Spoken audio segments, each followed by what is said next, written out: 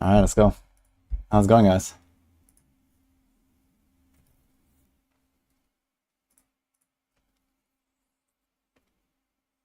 $4K by now. Yeah, almost.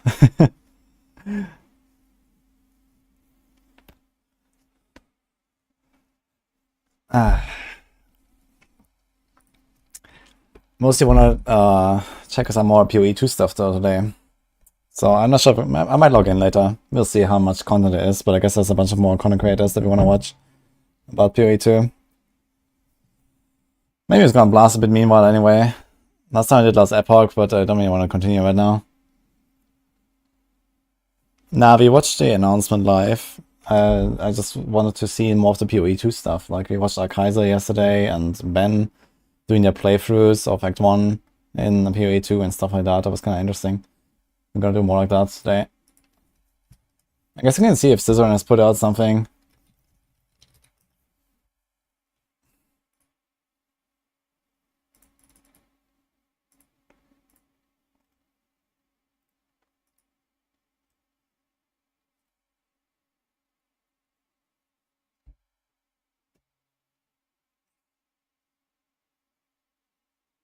He also has an interview actually with Jonathan Rogers. So there's this. Bosses in PoE2 are fantastic. This is oh, he has multiple videos.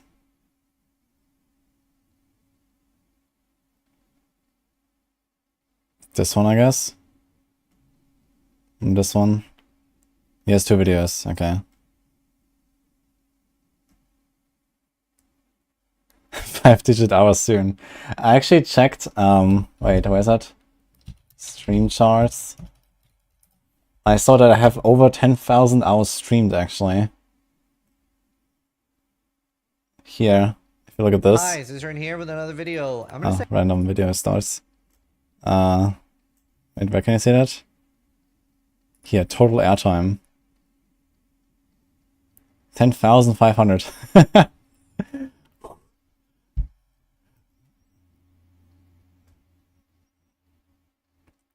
Kind of interesting. It's actually pretty steady. What is the PoE2 release date? Yeah, I guess it will be like late spring or summer next year. Like 14 months maybe.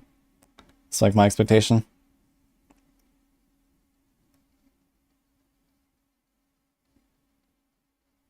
look at that follower graph. That looks kind of wild, actually. Yeah, it's just like straight up doubled in like 1 month. It's kind of crazy. Peak viewers.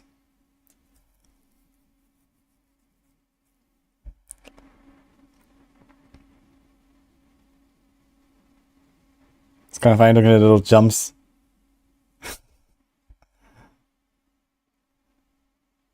But yeah, this kind of like was an interesting thing to watch here. That's total airtime, 10,000. Actually, I think there's also like a way to see like how many hours of those I streamed in which category. I'm not sure if I can see this on this side as well. I guess it must show somewhere like which categories. Overview, streams, here.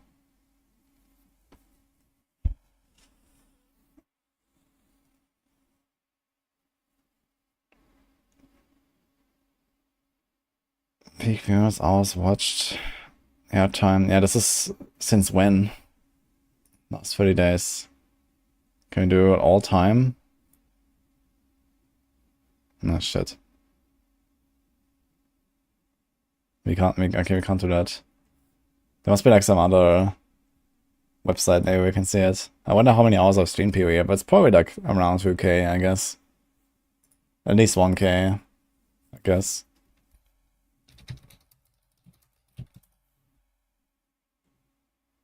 Let's see, there's some other websites if they can have it. Games.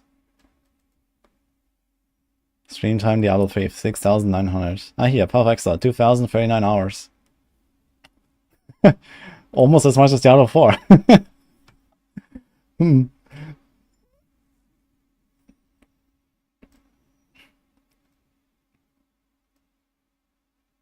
Yeah, it actually has everything, yeah, pretty much. Everything I've ever streamed, pretty much. Like he has all the like sponsored things. 2 hours, 4 hours, etc.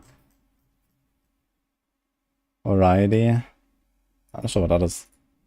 League of Legends, Lost Ark, Warcraft 3, Raid Shadow Legends.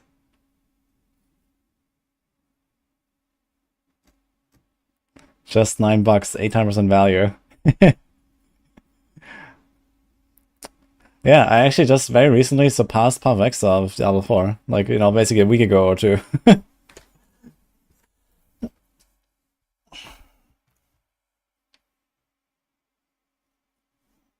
Yeah, I wasn't really doing a lot of YouTube content. Like, in Path of Exile, if you want to be a content creator, you have to do YouTube. Like, no one cares about the streams, really. So, I just didn't do that very much. Yeah, Sorc was sponsored when I streamed that. To be honest, I didn't like it all too much. It's a fine game, but not for me, really.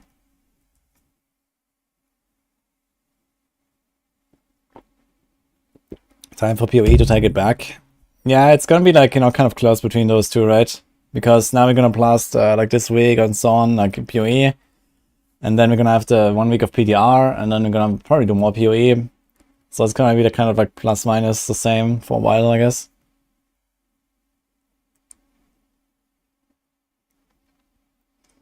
But yeah, I also see here, like, you know, average viewers, 2,000 hours streamed, average viewers 180. So, you know, I was just not really up there with like the other guys, so that's also why a lot of people didn't know about it, I guess. Although somehow max viewers 6,200 on PoE, what happened there? I guess on like a leaks out announcement at some point.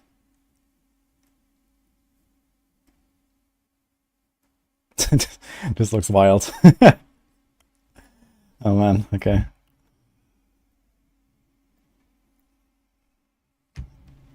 My 5th most streamed game, guys, Diablo Immortal. 315 hours. Look at that.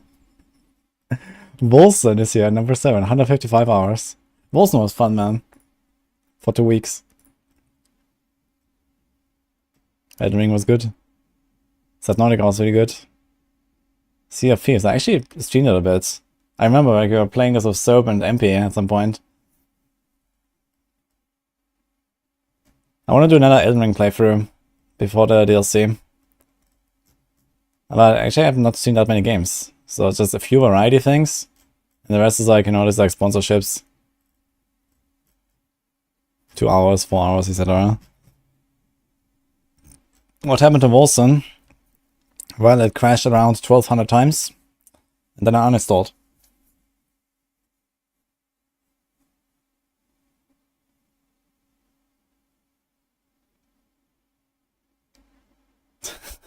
You got a wind force, huh? Good luck, Fenrir, with the wind force.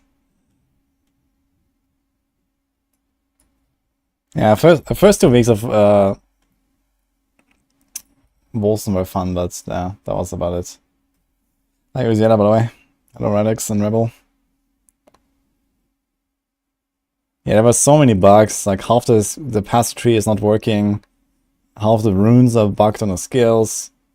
Like the game crashed all the time. Like it was a mess, man. I gotta be a nice show of this here, guys. Yeah, Wolsen is dead as fuck. Let's see, Twitch, Wolsen, let's see. Lords of Mayhem. Oh, no results found. Okay. What about the videos? 4 days ago, 2 days ago. Okay, wow. Wait, this is not even Wolsen. This is some random games here. And this is Wolsen, and this clips. No clips in the last 7 days. Or the last 30 days. Okay.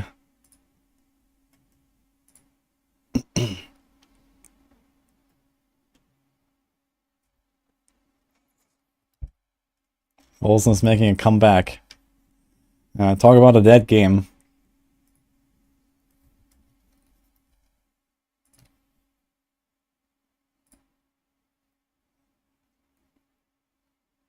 Wait a minute.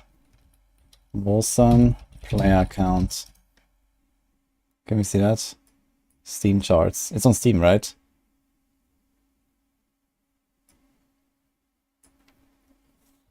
230 playing 4 minutes ago. 242, 24-hour peak.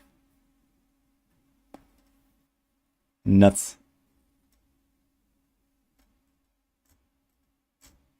When did it come out? Wait, 2016 is like what? No, the release was 2020, right? So it was like early 2020. Yeah. Wait, the peak was only 31,000 for Wilson, really? It's kind of like small peak, actually. I thought the release was way bigger. Ah, yeah, 120. Okay, wait. I guess... Ah, here, this is the peak. Peak players, average players. Okay, this is average, this is a peak, 127. It's like half of like last epoch. Yeah. Going into the Wilson Discord is pretty eerie. You got that game, never played it. Yeah, I mean, the game itself is actually fairly decent. The problem is just that half of it is bugged. And they never fix all of that, it seems. And that kind of like just ruins it. They lost more than half in 1 month. I mean, that's expected. It's the same for last epoch. Last epoch, Steam charts. Like, I mean, this is just how it works. Yeah, if you look at, let's say, 3 months. So here they had like 258k peak. And, you know, now it's like, you know, a quarter of it or so. It's just how it works, you know. These are probably the weekends here. Yeah, Saturday, Sunday, always goes up. There's always more players. But yeah, of course it goes down, right? It's like the same. Exile, Steam charts. You can see the same pattern in these games every time. If you do like 3 months. Or let's do 6 months. When was the expansion launch? But then you see the same thing here. It's like, you know, there's a little bump on the weekends, but it slowly goes down basically after league start, and then comes the next league start, and you have like, boom. It's gonna be like this again. You see? Or we do all. Yeah, it's like always, you know, league start, goes down, league start, goes down, and so on. So this is just normal. LE has a higher peak. Yeah, because PoE still has a standalone client. I'm not sure how many people still play on a standalone client. I guess these days there's probably more people on Steam, but there's still more people that are not represented here. So PoE is still bigger, but not really by a massive margin, turns out. But the thing is that PoE, you know, we know people will always come back to it. And last epoch, I mean, you know, this was the big 1.0 launch, and let's see how it will be in 1.1, 1.2, 1.3, right? So they really have to kind of like up the game and make sure to stay relevant somehow. So we'll see how this will be for last epoch. Of course, you know, the big launch is like, you know, crazy. And PoE didn't have that, right? PoE is like a decade-old game. It wasn't even on Steam in the early days and stuff like that, you know? So they never had this like launch event, basically. Yeah, D4 is on Steam, but you know, Steam is like minuscule. But there's this website that I have bookmarked, which is, well, D4 is still by far the biggest out of these, but obviously a lot more casual people. It's 40% standalone and 60% Steam. Okay, yeah. So if like basically like multiply the numbers from Path of Exile by like ×2 almost, or so, times 1.5, I guess. So like maybe Path of Exile peak is like 300, 350k. Yeah, it'll be interesting to see like what happens here when it's on Game Pass. It's in 5 days, right? Path of Exile release peak. Can we see that somewhere? Is that like the all-time peak? Live player count here, June. 7 million. Average monthly players. September. It's holding up, even though they're losing quite a lot. But you still see here like these upwards. I wonder how it's gonna be in Season 4. Like, I guess a lot of people will come back in Season 4. Average daily players. Interestingly, the average daily players has not really changed all too much. From June until now, basically. It even went up. What is this red line? Monthly gain, loss? What is this? Ah, so this is, okay, this is like the change graph, basically, the red line. So it started here, like, you know, this is where it launched. 7 million gain, basically. And then, you know, this is like, okay, lost 1 million, gain 500k, lost 1 million, gain 500k. Yeah, so it's like slowly going a bit down.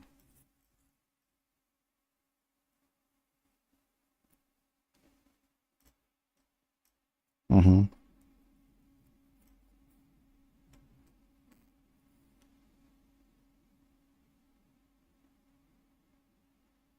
When does the game launch? I mean, PoE 2?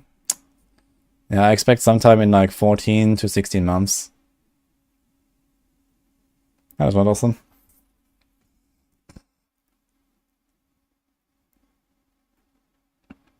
What do I think about Grim Dawn? I've not really played Grim Dawn. I want to try the expansion when it comes out and stuff, but yeah, it's like something I might want to play for like a week or two maybe or so, and we'll see.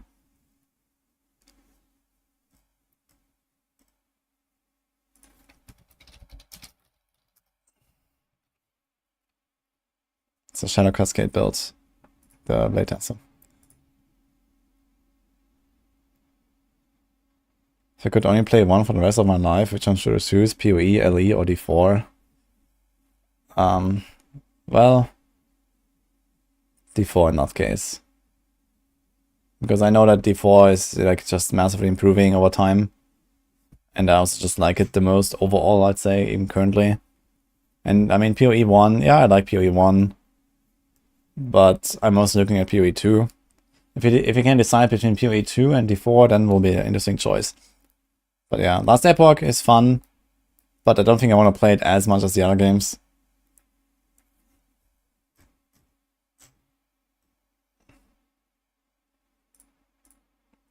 Yeah, the thing is that D4 has like pretty constant updates. And we'll keep those, you know, for years, right? We're gonna get like, I don't know, probably 2-3 expansions, and you know, like they always have like this mid-season stuff even. Like, you know, if I only had to play one game all the time, then I guess D4 is really the best bet, because basically every month or so there's like some patch. Win backpack battles. I don't know, I watched that game and I don't really like the looks of it.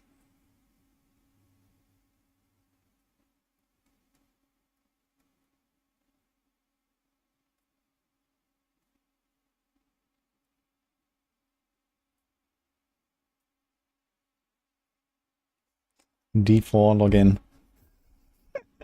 Man, I'm really excited for the PTR, man. Can't wait to try the new bosses and the pit and the builds and everything, man. There's gonna be so much stuff. Gonna be blasting 24/7.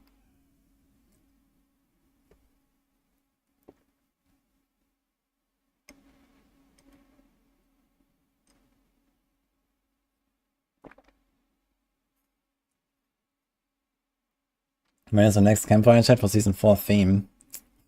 This will be in like, I don't know, 5 weeks or something, I guess. Like they just pushed back the season to mid-May. So I think they're gonna do like PTR, and then maybe they're gonna have some follow-up blog posts, I imagine, and say, okay, we're gonna do this and this and this. And I guess then they're gonna have like the, you know, the hype machine with like season 4 theme and all that coming like end of April, maybe early May. So that's what I would expect.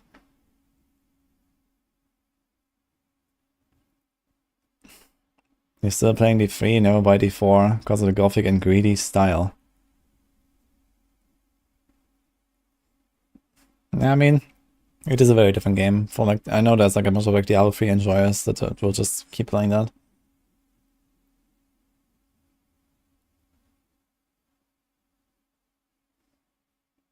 LE will have a player base for a while. Yeah, I mean, LE will be fine, I think. You know, they made so much money now. They're like a pretty small studio, and I don't know, they sold like 2 million copies or something, or nearly. Like, that's a lot. So, you know, they're kind of like set up for a while, even if basically nothing happens anymore. Of course, I guess they want to like update the game and make it succeed and stuff. But they do have the means to do so now. They could even like hire more people and you know, up the stakes a bit with the patches.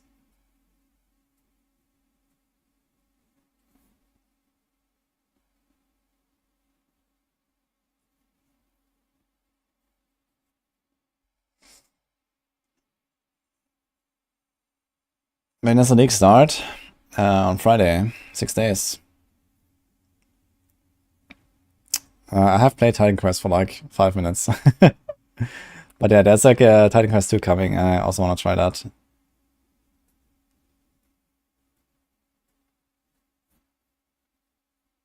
I think no rest of the wicked can outramp these larger RPGs. Mostly because of the huge like Souls like fan base, right? But these are not the typical RPG players. So I don't think that No Rest for the Wicked is gonna be like a real like threat for like existing RPG genre. But it's more like a lot of people like Dark Souls and Elden Ring and stuff, and those people will also like No Rest for the Wicked most likely. And there will be a bit of overlap from like, you know, people that like really tough games in RPGs and going and playing it. I definitely want to try No Rest for the Wicked. It seems kind of fun. I've not gotten to play it yet, but it would definitely be cool to try.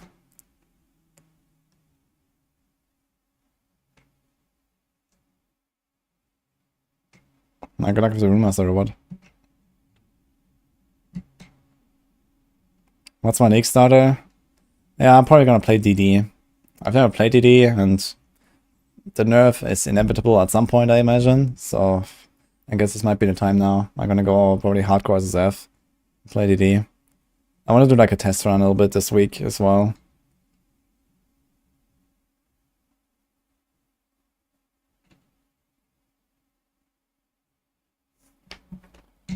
Minion Necro looks OP. Yeah, I have no interest in playing minions. Yeah, DD is Ignite build, no?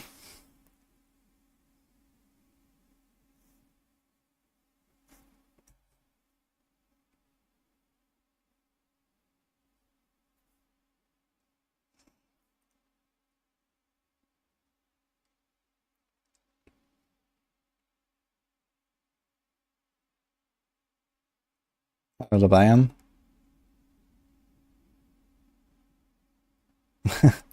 I'm glad you enjoyed, man.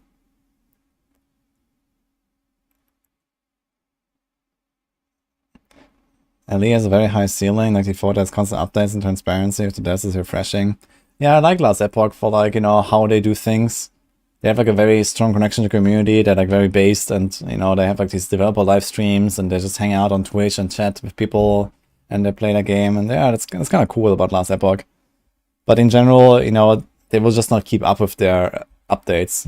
Like for someone like most people have not seen Last Epoch like before launch, but I have. You know, I've played it a few times. You know, at various stages of the development. Like first time like 3 years ago or something. And then again, like, you know, a year after that, and again a year after that, and then again before launch. So I kind of like saw at least like some snapshots of the progression of the game. And I gotta say, it generally has not really progressed all that much. Like if you compare Last Epoch 3 years ago to PoE 3 years ago, even D3 3 years ago, to some degree, like, yeah, D4 didn't even exist, and you know, look at D4 now versus D4 9 months ago. It's also a completely different game. So I feel like they're just kind of slow in Last Epoch. Like, yeah, they're making cool stuff, and you know, it was fun and everything, but if you compare the pace at which they go, it's like so much slower than D4 and PoE. So that's kind of like the biggest concern I have with Last Epoch.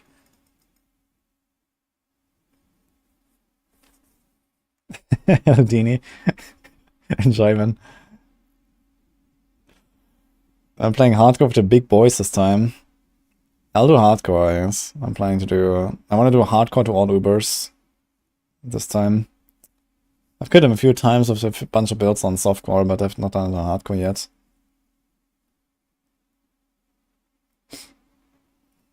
Hey, brother.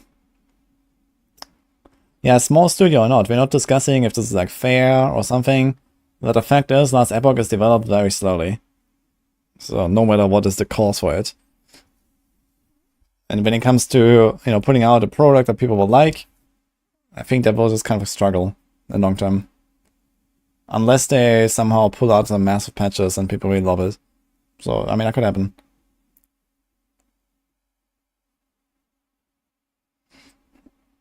Do you know if there's a roadmap for future cycle? There's actually a roadmap. It's an unofficial roadmap, but I can link this.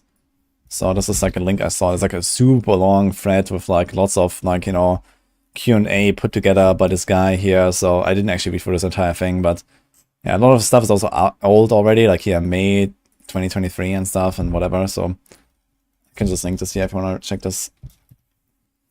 So there's like a lot of like little like, you know, details on stuff that they're planning to do and when, and yeah. So they do have plans, you know, they have a lot of plans, and it definitely sounds cool, and you know, what they have done with last Epoch is a really good result. But yeah, as I mentioned, it's somewhat slow. PoE2 is not going to be hardcore friendly. Yeah, that makes it very exciting actually.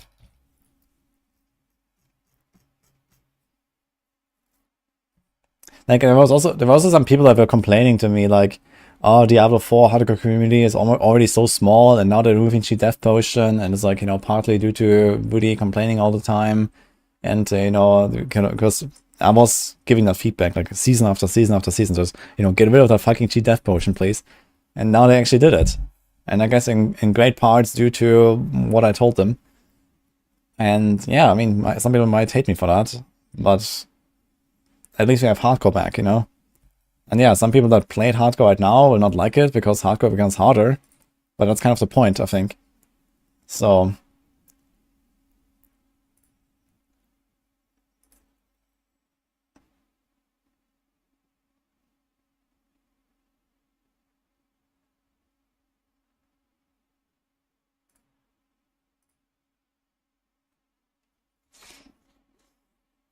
the hardcore community is small in every game, yes.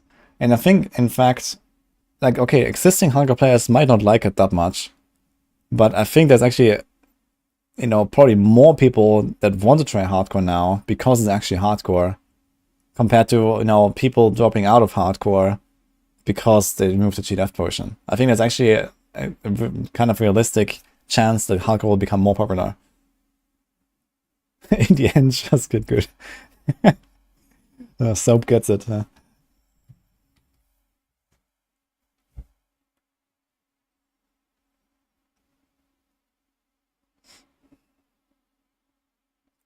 Yeah, you lose a character forever in D4, but I mean, it has always been like that in Diablo. If you die in hardcore, your character is gone. This was just something they introduced in Path of Exile, where, okay, your character goes to standard. But yeah, I mean, technically you can still play a hardcore character in standard, but practically no one does that. I mean, who the hell actually logs back into their dead hardcore character in Path of Exile? Outside of like, okay, I want to practice a boss fight in advance, you know, or something. So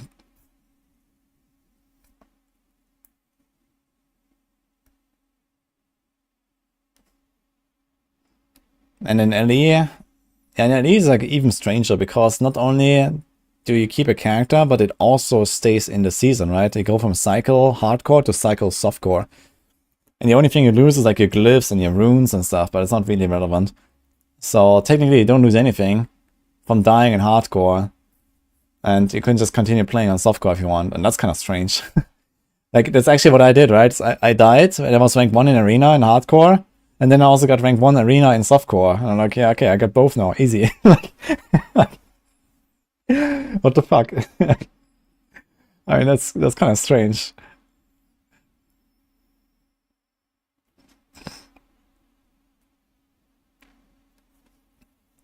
In a few years, everyone will abandon LE now.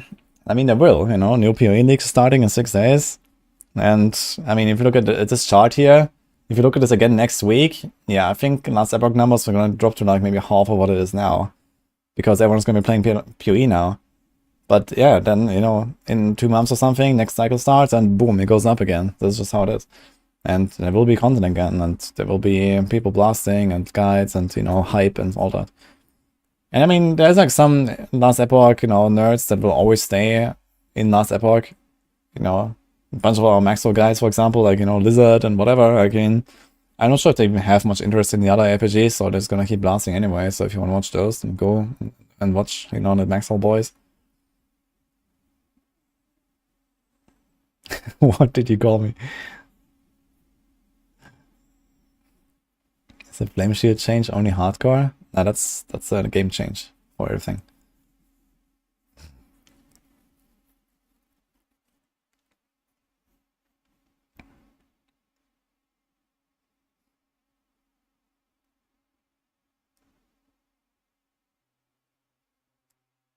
Like I was said, cycle 2 for LE will say. Yeah, cycle 2 will be important. Apparently they have pretty big plans for like the first few cycles, and they want to like add onto the game and like, you know, add permanent systems to the game, kind of like how they did with like this faction system in this Epoch. And then in cycle 2 there's going to be like the pinnacle boss system they want to add, and then I don't know what else comes after that. I guess they're going to start putting like stuff into echoes, because the echoes are just like very like bland and empty most of the time, right? We just go in, rush to the objective in like 20 seconds, and that's it. And there needs to be more stuff, you know. There's like already stuff like the Exiled Mages, which is kind of like a good start. It's kind of like a nice little thing, right? I really like fighting these Exiled Mages. And if there's like more stuff like that, or, you know, let's say in PoE terms, something like Legion events, or, you know, a virtual, or I don't know, expedition, or, you know, something to do basically. That would definitely spice it up a lot and make it more interesting. Please do some practice run. Yeah, we're gonna do practice run. I want to do at least probably through the campaign and maybe white maps or so, just to kind of get the early game down a bit, because I've never played DD actually. So I definitely want to do that, but yeah, this will not take much more than like probably 10 hours or so of like trying stuff. And then we're gonna be good, I think. But yeah, maybe I'll do some practice, like we're gonna start with practice maybe later today. I wanted to watch like 1 or 2 videos though. Here. So we have this video. He has 2 times 27 minutes video. Is there anything else?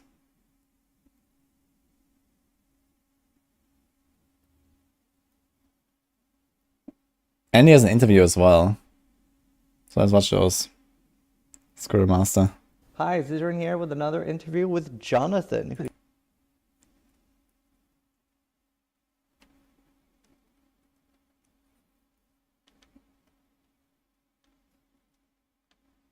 Yeah, that was funny, ma. Young's video. Ah, Young, I guess. Yeah, I wanted to watch Young as well. Where can you find him? Young Roan. Oops. Oh. There we go. Yeah, it'll be interesting. He's also like one of the biggest PoE badasses around.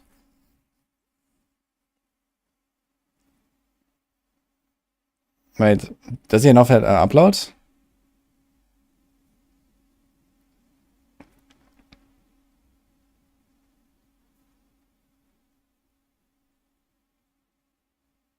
Yeah, we watched Kaiser yesterday. It was really interesting. He uploaded like a 2.5 hours playthrough. It was kind of nice. So you can see a lot of stuff. I think that before I ever get to touch the game, I'm probably gonna go back and analyze Kaiser's footage one more time. And like, you know, see the different monsters and like, you know, a lot of the details and stuff.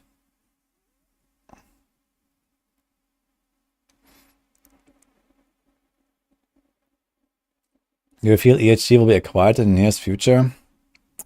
I don't think they will be acquired by anyone. I think they already have like some huge backing from somewhere. I'm not sure what exactly though.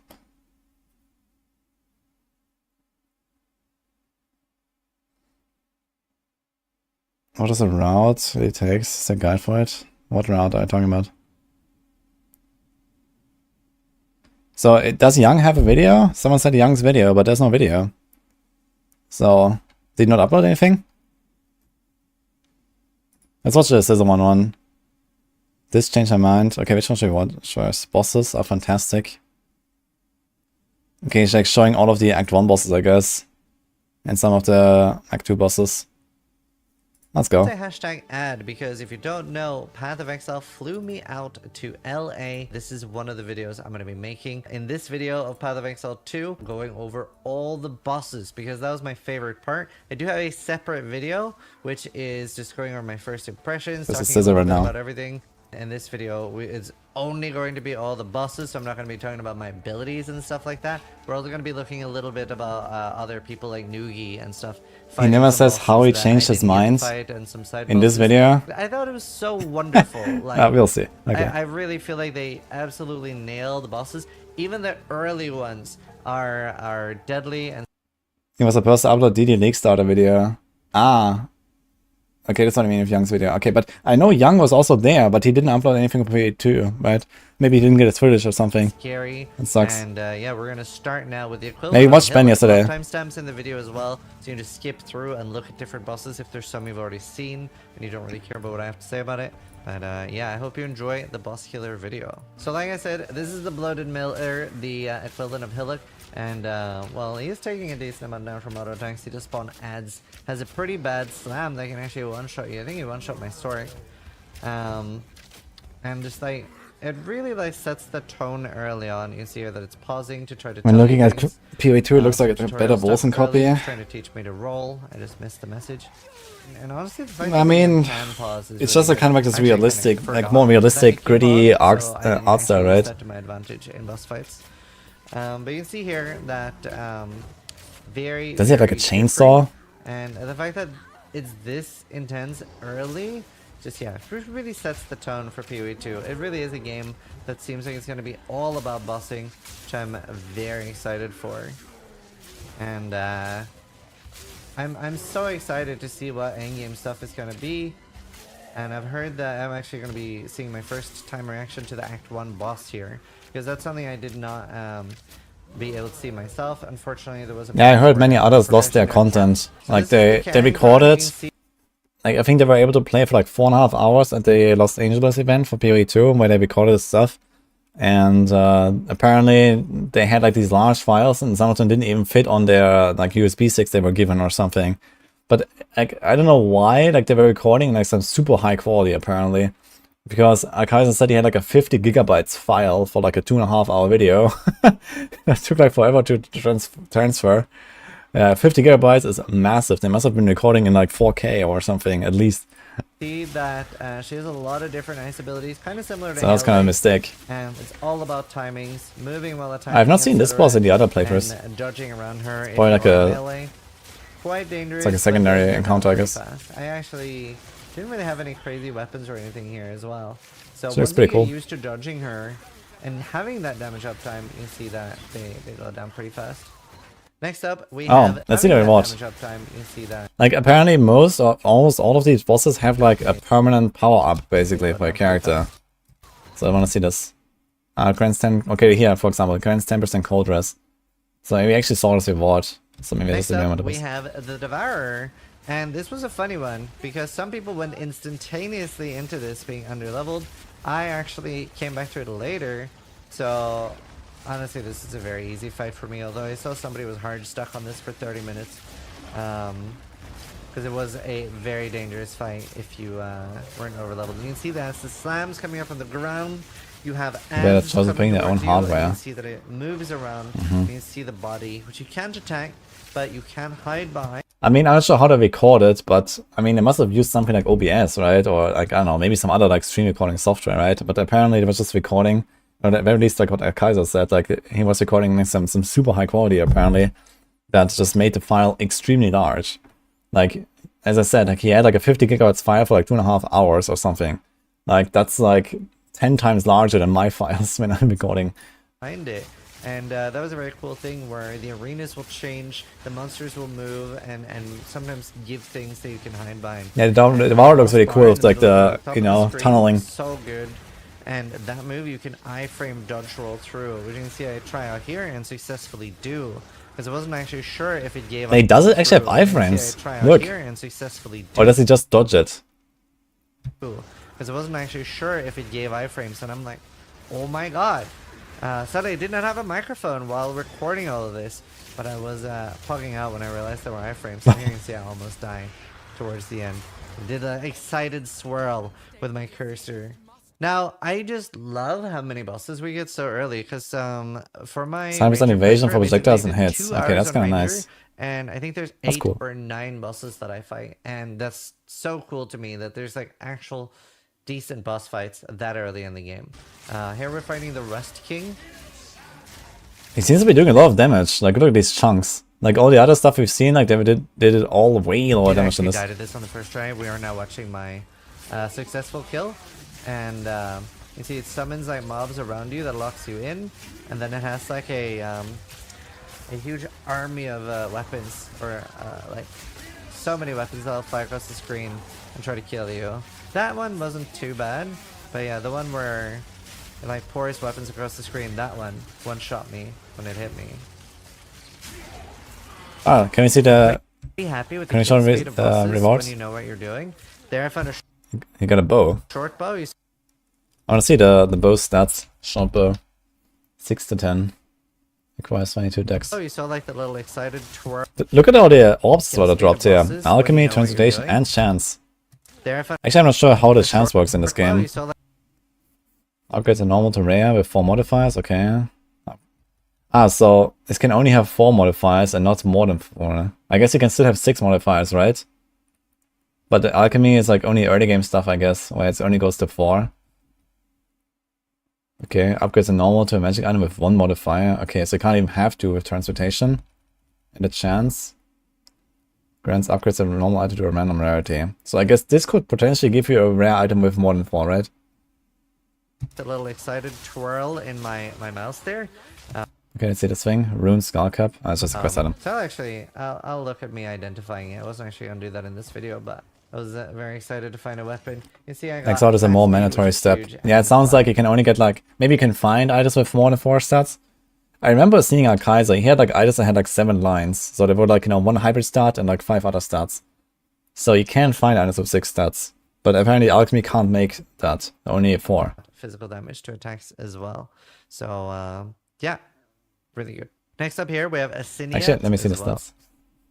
Increase event length of... Okay, that's weird. Attack speed. 16% attack speed, man. That seems so large. Compared to all the other stats on this thing, 16% attack speed seems kind of crazy. Like a bit of dex, whatever. Okay, 2 to 5 fizz is kind of good, I guess.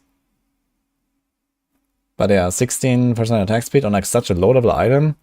You're gonna get a lot of attack speed later, I feel. So yeah, really good. Next up here we have Asinia, the Predator Consort, and there's like 2 similar bosses here, and we have this one and Draven. She is a lot more dangerous than Draven, but quite a dangerous boss. Action speed up is gonna go crazy. Yeah, it might still exist. On the Ranger, it was Like there's probably like some affixes that you can only start appearing on like higher level items or so.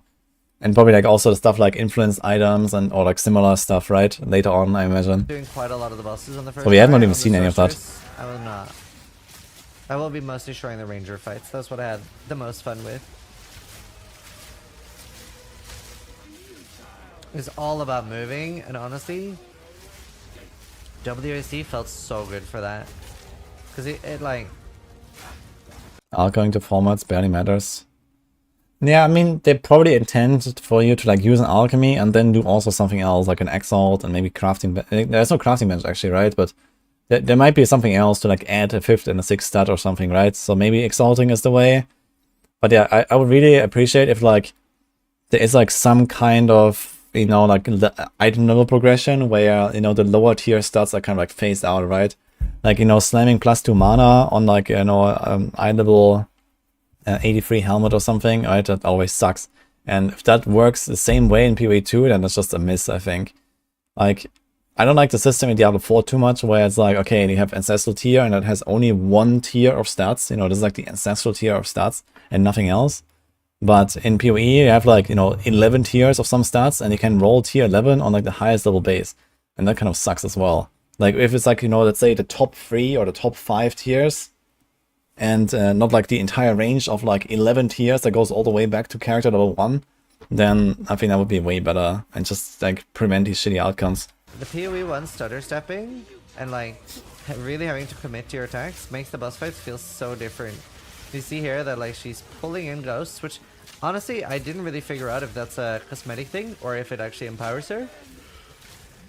But she summons ads, she has the bone prison, she has the slam, so already here she has like a similar amount of abilities to our Ubers in the current game. Like it's a little bit crazy how advanced the bosses early on are. They all have like 10 plus abilities.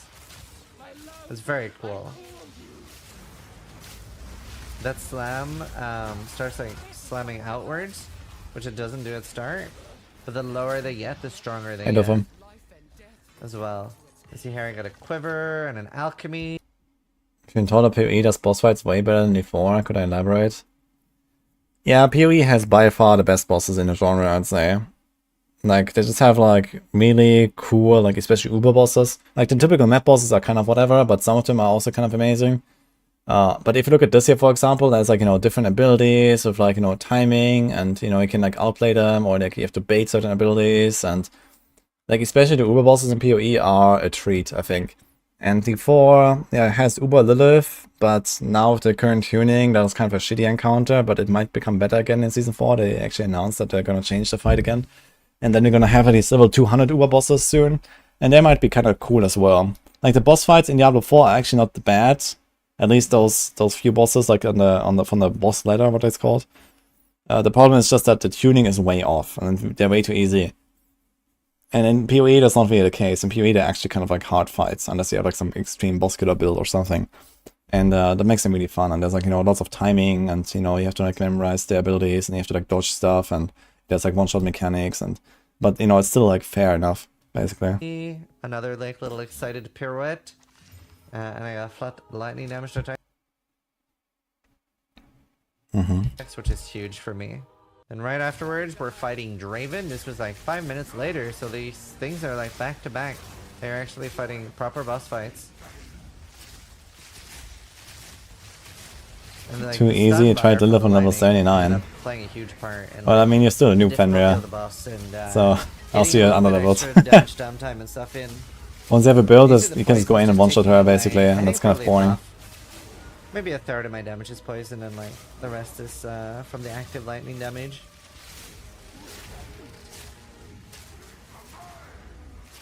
Very cool. So this is fairly similar theme to the other fight, but like very different moves. And it's like very aggressively after you. You have to dodge a lot more here. I do actually try to use the hole that he came out of to get him stuck on it and like hide behind it so that he couldn't attack me as much.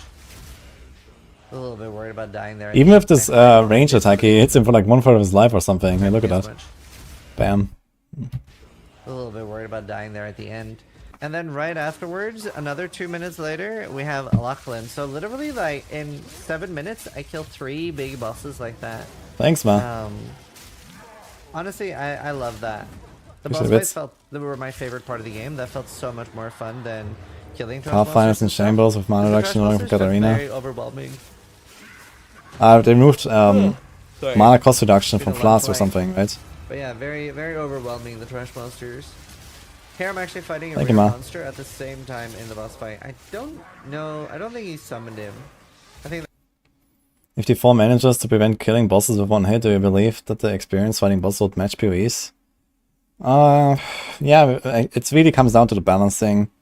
But yeah, if they reduce player power enough, or like make these bosses just like tanky enough that they actually fight, that the fights are actually kind of cool. Like, if you have ever done like Grigor or Varshan or Lord Zia or something like really underleveled, these are actually pretty cool fights. But if you're level 100, they're just a fucking joke. So as long as like these level 200 bosses are like, you know, really tanky, and the boss is actually hurt, and maybe even have a few one-shot mechanics or near one-shot mechanics, yeah, there will be pretty cool fights. So I'm really excited to try them. that was accidentally pulled. Is LA Deadeye going to be viable for T70 maps? Very high damage you can see here. I honestly was expecting boss fights to take a little bit longer. I mean, Deadeye is not necessarily like for high-end stuff, right, and bosses and so on, but yeah. Dude, what the fuck is going on right now with the follows? Is someone follow-botting me? Yes. Can you stop? I haven't found what the that fuck is crazy going on? stuff yet. Look at those guys. And this is something we like theorized what the fuck? at ExileCon as well, because the characters we had at ExileCon had nothing good. Like, we all had bad stuff. And I remember Crypt got a weapon, and that like tripled his damage. So I think this hopefully helps like put some people to reverse. I have my button on the sub-only chat, just in case when we're actually making something is happening soon. And this is still like, we're very new. We don't really know what we're doing. We're not over leveling much. So I think that's pretty cool. Here we have the Executioner. This was a very cool boss fight. Very hard. Execute some poor person there. And then, yeah. Very scary moves. A lot of slams. Some fire slams. Does take quite a lot of damage, but it does summon a lot of adds as well. I thought this move was so cool. I just The love Executioner way, looks like a cool carves up fight, the man. ground, makes it molten. We've seen this yesterday on like It Ben's stays as there well. for quite a while until it fades out. You see that I'm like trying to keep my poison drop on the ground. Summons that anvil. I know that killed quite a few people. See the stun there is like quite impactful. Very, very impactful, like stunning them as much as you can. I know the warriors were stunning the bosses quite a lot.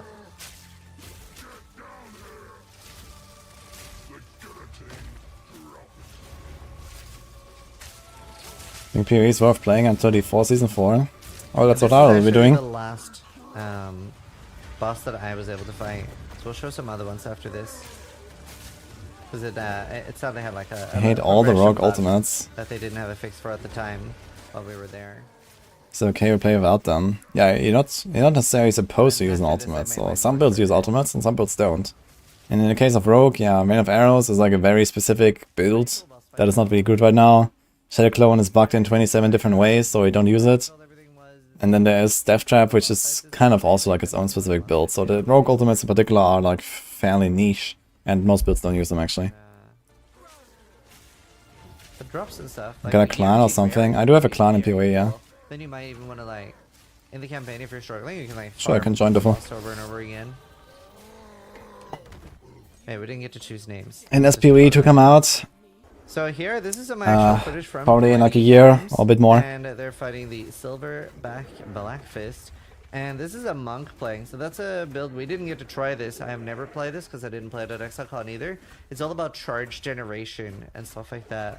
Yeah, the monk looks really fun, man. And Like I'm really excited for Huntress, Mercenary, and Monk. It's probably like one of my top 3 classes for PoE 2. a few of the melee players said I was worried that like how are the bosses gonna feel for melee because they're so scary, but they said it was like Alk and Karn said the bosses and Darth I think as well as playing melee, so the bosses felt pretty okay because it's kind of similar vibes to Dark Souls, where when you are close to them and they do act differently and you can like dodge under their attacks and stuff. But very it's just so cool bosses in this game. That's definitely my favorite part. I'm just really looking forward to also see like the end of the Act 1 boss, which we're going to be looking at Noogie's footage later. First season ever, 400 hours, 4 mirrors. Dofo Gaming, all about, man. like, using utility things like freezing.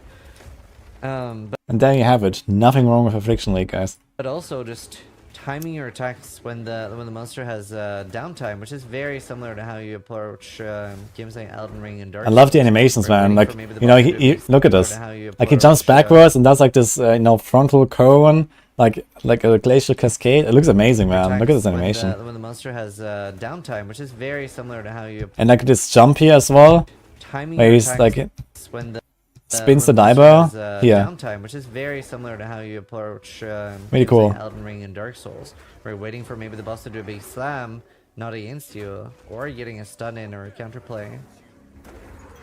Boom. Here we have Big Predator guy. Epoch, the Bog Witch. I think this one's supposed to be quite hard, and this is playing on a Sorcerer. If I remember, I think Octavian was fighting against this live, and I think he ended up dying once too. Oh.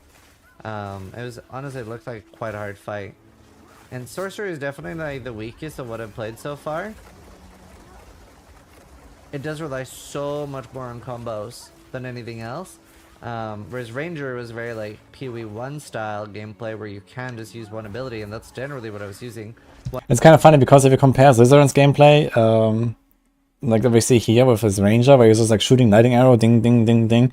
And then yesterday we watched Ben, and he was doing this entire combo, like put down the lightning rods on the ground, and then activate barrage and shoot like this multiple projectile lightning arrow into it, and get like 15 explosions, and he would kite them into this stuff. Like it's kind of funny how they actually played it completely differently. One for clearing and one for busting. I like this which Unleash felt Meteor more order, like it's you really need to cool. set things up and use combos, and you weren't like as much rewarded for it as what I would like to see. You see, there's just so much happening. This is literally like the only difference between our current Ubers and this is like the damage levels, you know? Like there's so much complexity in the moves. There's so much going on. Fire looks good though. It's very easy to get bursted down as well. And remember, even if you get the boss to 10% and then die, you start completely over. It's a very big difference. So close. Nice. Next up, we have the Blind Beast on a Warrior. And the warriors, from what I heard, they were actually, honestly, like, I heard people were literally 20-second killing the bosses on warrior. It was, like, a little bit clunky to attack and stuff, but it really had the damage. And apparently leap stun was insane. So I'm really looking forward to see, like, footage from Kaiser and Karn and stuff, and see what that ended up looking like. But I've heard that it was quite fun, with some room for improvement still. But this boss gets stunned incredibly fast, Blind but Beast. doesn't get stunned. We actually saw this in like one of the trailers somewhere, I think. Blind Beast as well. You can see that like armor breaking. Do the jumps doing animation have remember there was iframes? something There are no iframes currently, but I think they want to add them. Like for example, there's like some of these jumps where like you jump up in the air, like there's an escape shot, for example, for Ranger. You jump up in the air and you escape. And you can actually get stunned currently, but they want to add iframes, I think. Stuns in this boss. Also looks a little bit like Kitava. It's also kind of silly, right? If you get stunned mid-air or something, so... Maybe it only had like a mini stun, like not like the full stun that other bosses did. I'm really excited to play with Perfect Strike. Perfect Strike is like an interesting ability that you basically charge it up, and then you have to release it at the right time for like big damage. That looks very clunky to me. And like your hammer glows or something when it's at the right Here time. we have Wrathbreaker. I think I fought this at Exile. Wait, this is not... This is old footage. This is not from the LA event. Yeah, with Huntress, which is what he's playing on. Yeah, this is Huntress, because they weren't able to play Huntress. Now I actually, this is the Huntress, this is not a Ranger. And both the Huntress and Ranger really felt like you could use one skill. So I used the Lightning Javelin that they do end up using here at some point, I think. I see it on the so much bar, damage. at least. That one. That's what I use. Pretty much only that. And it was really nice having that like one button ability. And you can see here the clear speed and stuff is a little bit better. Isn't that class of a revolver? There's a mercenary that has crossbows that are basically guns, yes. But you can see that But it there's wasn't so available much more in this going on. event. And this is the pre-approved footage from GGG. We're actually going to be watching Nugi fight a lot of bosses after this. But I did want to like go through all we had here. And Graphics look amazing though in this fight. so much going on. And I love that. It's so hard. Like there's just so much going on. The bosses are pretty tanky. And yeah, just the like crazy diversity of skills. It's putting like different things in the arena. And you can see here that both freezing and stunning bosses is super important. Like a very big part of the game, and it really like gives you some leeway, especially for things like energy shield recharge. There you have like a, honestly that might even one shot. And you see that's kind of similar to some of the No guide can, expedition bosses you know, we have, you know, help you dodge these like warriors that mechanics, show, man. like the webbing before it attacks. You still have to dodge. Quite a lot of damage. Sorc seems pretty decent at like bosses that have like big hitboxes. And things like that, and really like getting the damage out there. And honestly, what like stood out to me the most, like the Sorcerer is mostly like it has it needs number adjustments, but like the abilities and stuff like felt really good and very fun if they get some love. And I did mention I had an unfortunate bug that messed up with my progression, but Nugi has been so kind to share his footage of bosses like the Act 1 and boss and everything. So we're now going to look through the bosses Nugi was fighting. A lot of these is going to be my first time seeing them as well. So I'm really excited to see what kind of like different bosses the further I've heard the Act It's a 1 black end dark boss mage like is Necro. really spicy as well. So let's Well, take a look at they that. have Witch, which is like the base class, and then there's gonna be 3 ascendancies, and one of them is gonna be Necro. One of them is gonna be Occultist, and then I'm not sure what the third one is gonna be, but something along those lines as well. I have no idea what this does. You do notice like so But I many don't of really have like those- darkness Was that a skill type or fake? something. Like a They have fake chaos and cold and Oh stuff. my god, look at Nugi having his poison. map open. Wow, that was a lot of damage. Elementalist is gonna be ascendancy for the Sorc, actually. The Like future they're changing Elementalist to be a Sorc ascendancy, and they're making a new one for the Witch. screams of people saying like, "Wow, he's got the map up." So I removed my map in all of my footage. Well, unless I really needed it. See, like we don't. Need to Thanks fight TK the boss, for it's the just 3 months. sitting there Appreciate anyway. that. We're just disturbing this poor boss. Now, Sorc and Witch are not the same. They took all of the classes from PoE 1 minus the Scion, and they made a second one for each attribute combo. So there's 2 strength classes, 2 dex classes, 2 int classes, and 2 hybrid strength int, strength dex, and int strength. So it's the total of 12 classes. If you're wondering why so many people have the For example, the 2 dex classes are Hunters and Ranger, and then the 2 strength classes are Warrior and Marauder, and then the 2 int classes are Sorc and Witch, and so on. overlay on, it's just How's Necro in this game? Non-existent mostly, apparently. we're so used to it, we don't. They haven't made any minion stuff yet, apparently. Because that's usually what you look at to like move your character. I know a lot of people hate. Isn't this the first boss in Sanctum? Yeah, it's a Sanctum boss. They took it from PoE too. Meta pit. But when you play it for so long, It's basically the same fight, I think. it's like your nose. You don't see it, even though you always see your nose.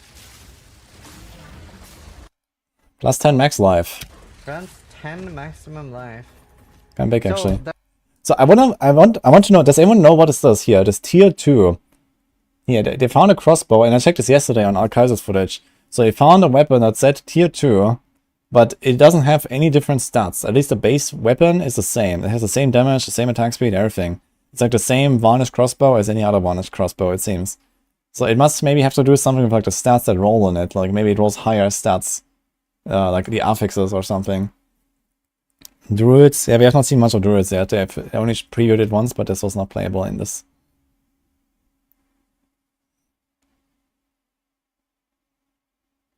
That's actually like a thing that a lot of the different bosses drop you like that type of like quest item that will increase and give you some powers. It's like a nice checkpoint that you really want to hit. Gems can roll in different tiers. Yeah, that I know. Like there's like up to I think 12 tiers for the gems, and when you get like an uncut skill gem, you can like, you know, if it's like a tier 1, you can only use from the first line. And if it's like a tier 3, you can do like 1, 2, or 3. So yeah, that's I understand, but I'm not sure what this tier 2 means exactly. I guess it might have just like at least one higher affix or something like that. Alright, here we're coming up on a new boss. It's not a tiered base item system like in PA1. Yeah, PA1, there's not exactly tiers of item bases. It's just like, yeah, okay, I mean, okay, there are tiers. Like there's like the T1 bases and stuff, but yeah, it's the thing is this is still the same item base as any other. Like, you know, I remember like, for example, yesterday I think Akaisa he found like some bow and it said tier 2, but it was the same like short bow that you can find at level 1. So there was no difference. So I'm not sure what it means exactly. Tentacles? Tentacles in my Path of Exile? It's like eating stuff. I can't bulk salvage ancestral items, Blizzard please. Yeah. I wonder what happens if you go close to I've been complaining about it for a year, so. Maybe you don't want to get too close. Yeah, I have no idea what this tier system actually does. Maybe you can ask someone. Is this a snack for the boss? Maybe you have so many support champs. This is the Act 1 final boss here. It's a really cool fight. Huge Elden Ring vibes. The Nugi's like full lightning. He doesn't seem to use any poison stuff or very little poison stuff. He's using one something that poisons. Wow! That's cool. Wait, let me see that again. He just fucking grabs him, man. Look at that. Like he stabs him with his sword, man, and rams into the wall, man. How amazing is that? That's cool. Oh wow. Oh, he doesn't have a thawing potion. Maybe he didn't find one. Wow. Ancestral charge. They're very like on you. Wow. It just blows me away that if we're seeing this type And that's kind of interesting. Look at the health bar. So it's like the big boss health bar, and it's always active. And then under it, you have like the target health bar. I kind of like that.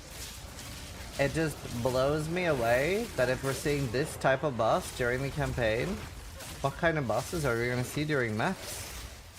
And like, imagine like our current equivalent of like elders and stuff. I do love that we have iframes. That does feel so good. Imagine getting caught like that in hardcore. I really like the one Unlucky, where I it pushed him up guess. against the wall. Go again. I wonder if he's gonna do Deathless first try. So Jonathan did say that he didn't actually want people to do most fights Deathless. Like, you're supposed to like die and learn a move and be like, oh, okay. Wow, that looks so cool. That looks so Souls-like. That looks so Souls. That's so sick. Look at that boss. The deeper voice. How do I compare WSD in D4 and WSD in PoE? Stunning him there, interrupt Well, in D4 it seems optional, right? Like I mostly use it for like his move like with the, inventory management and skill tree while I'm running and all that stuff. But here it's like part of the gameplay. And I've been talking about this like quite a bit late yesterday and the day before. Like I think that might actually be kind of bad. Like, okay, WSD is nice and all, but it seems like they kind of like force you to use it in a lot of classes or in a lot of builds. And I think a lot of people will not like that very much. And if you don't use it, then it's gonna be weaker. And you're gonna not be able to dodge stuff that well and stuff. You can click and move and shoot, but it's like much more scuffed than doing WSD. So you kind of have to do WSD, it seems.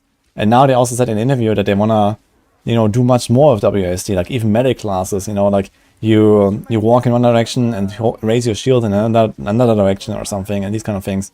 And this will become the kind of important part of the gameplay. If we don't use WSD, then, well, you get fucked, I guess. So, I see that as a potential problem, but we'll see how it will be. Man, the stuns are so big. Is this getting released in 2024? Nope. That's such a cool fight.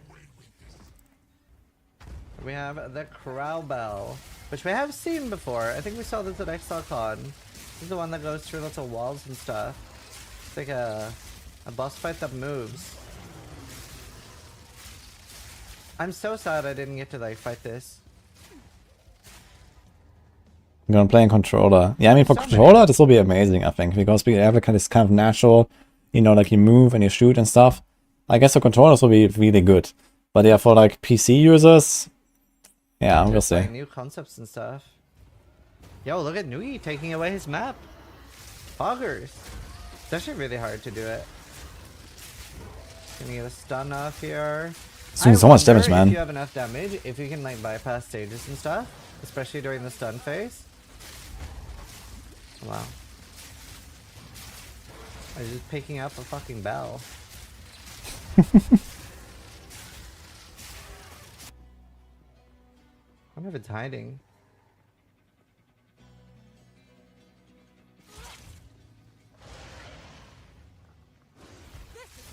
Before I can slowly move back.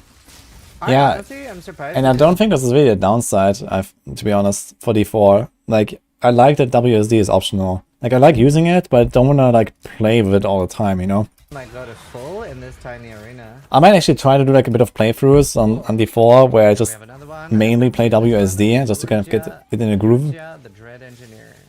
But yeah, I think it might kind of bite them. I think there will be, like, a lot of people unhappy with that design, but we'll see. I wonder how strong things that, like, let you put things down in advance will be, so you can, like, insta-burst the boss. Jesus. Who's the NPC who sells all the skill gems? It's Lily. If you haven't done it, in Act 6, in the town, you have to go to the left to the Twilight Strand and do a side quest there, and then you get Lily. You can invite her to a hideout. He's doing so much damage as well. Wow. Yeah, this is the combo here that I think Ben was also using. He has like the things on the ground, the lightning arrows sticking in the ground, and then he shoots into them and they basically shock them. Wow. Ding, ding. Clean first try, Noogie. Oh. Same face? No. Once it drops loot, you know you're good. So here, nothing says like tier 2 now or something. And this is the same crossbow, varnished crossbow, you see? This is like what he found earlier, but that's not tier 2. Should make a boss drops the loot in the first stage. Just like a little bit, just to like trick people. Alright, we have Lim the Impaler. Wow. You see here that Nugi's really gotten some sick damage down. Yeah, can guide the pivot MFTS. Yeah, wrong league for that, I guess. We did actually see, I was looking at Sneaky a little bit, and he had a lot more damage even. So there are some builds, like, Sneaky was literally running up to bosses and insta-killing them. Although I do You don't have to think something like craft that would flasks. be, I'm not sure what they said better. about flasks. What? Does anyone I know? was so lucky with the stun on the boss at the end there. Wow, that was a sick clean kill. Next up, we have the Yeah, I mean, it's just Omega Perennial nerfed King. both MFing and Dude, it's just TS, different, so like, everything from PoE1. gonna play Ranger. Oh, I mean, for this league, I'm not planning to play Ranger. I want to do the DD. you really notice I'm gonna go hardcore or hardcore is is death, and I wanna do all the Ubers. So I wanna do something that is good against bosses. And Ranger ain't it on big hardcore. difference. It makes it feel a lot more like PoE again. Hey, Now, bastard. remember, this is the equivalent of Act 2. Maybe the equivalent of Act 3. So it's still pretty Thank you for the early in 27 months, game. bastard. Nice to see you. Like, this is like maybe at the point you're starting to get like your library support gems and things like that. Maybe even earlier.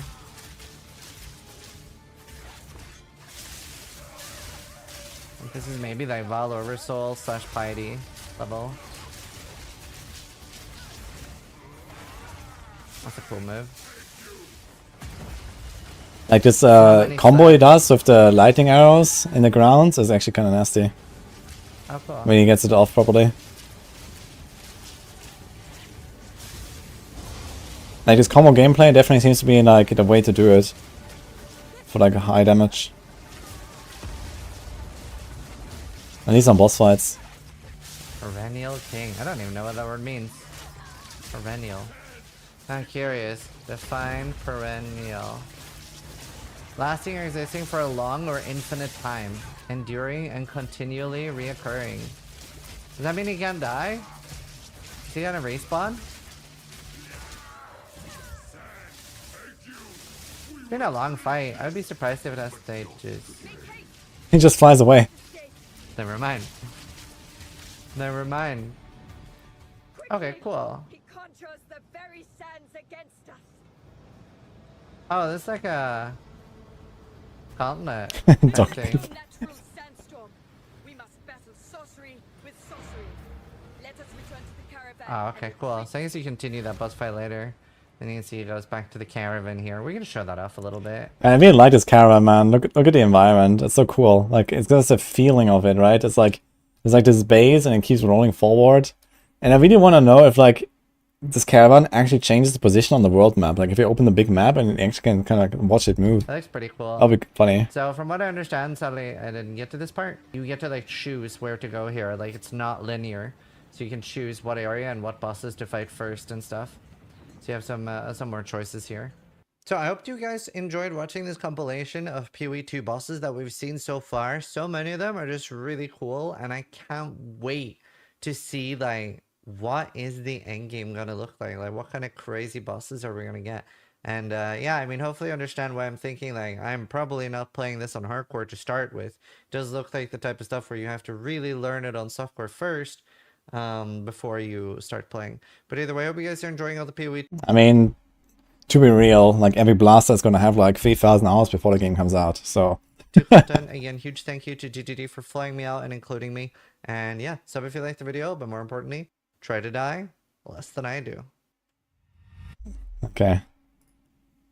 Fresh off the flight This changed from our mind about LA, PoE 2 and, completely, so watching I this guess one. This is the sponsored video because Grinding Your Games flew me out to LA to try Path of Exile 2. Let's see what I he says asked here. for permission. I didn't just steal this, Chris. Okay, I asked for permission. They said I could take it. I got to try Path of Exile 2. They flew me out. This was unlimited time. We got to play, I think I got to play 3 or 4 hours. So I tried a little bit of the Ranger, a little bit of the Sorceress. We started from level 1. We had access to the skill tree, and we actually got to play the game. This was in a predetermined demo that started at to the skill tree. Okay, showing Sorc gameplay, but the Ranger skill tree.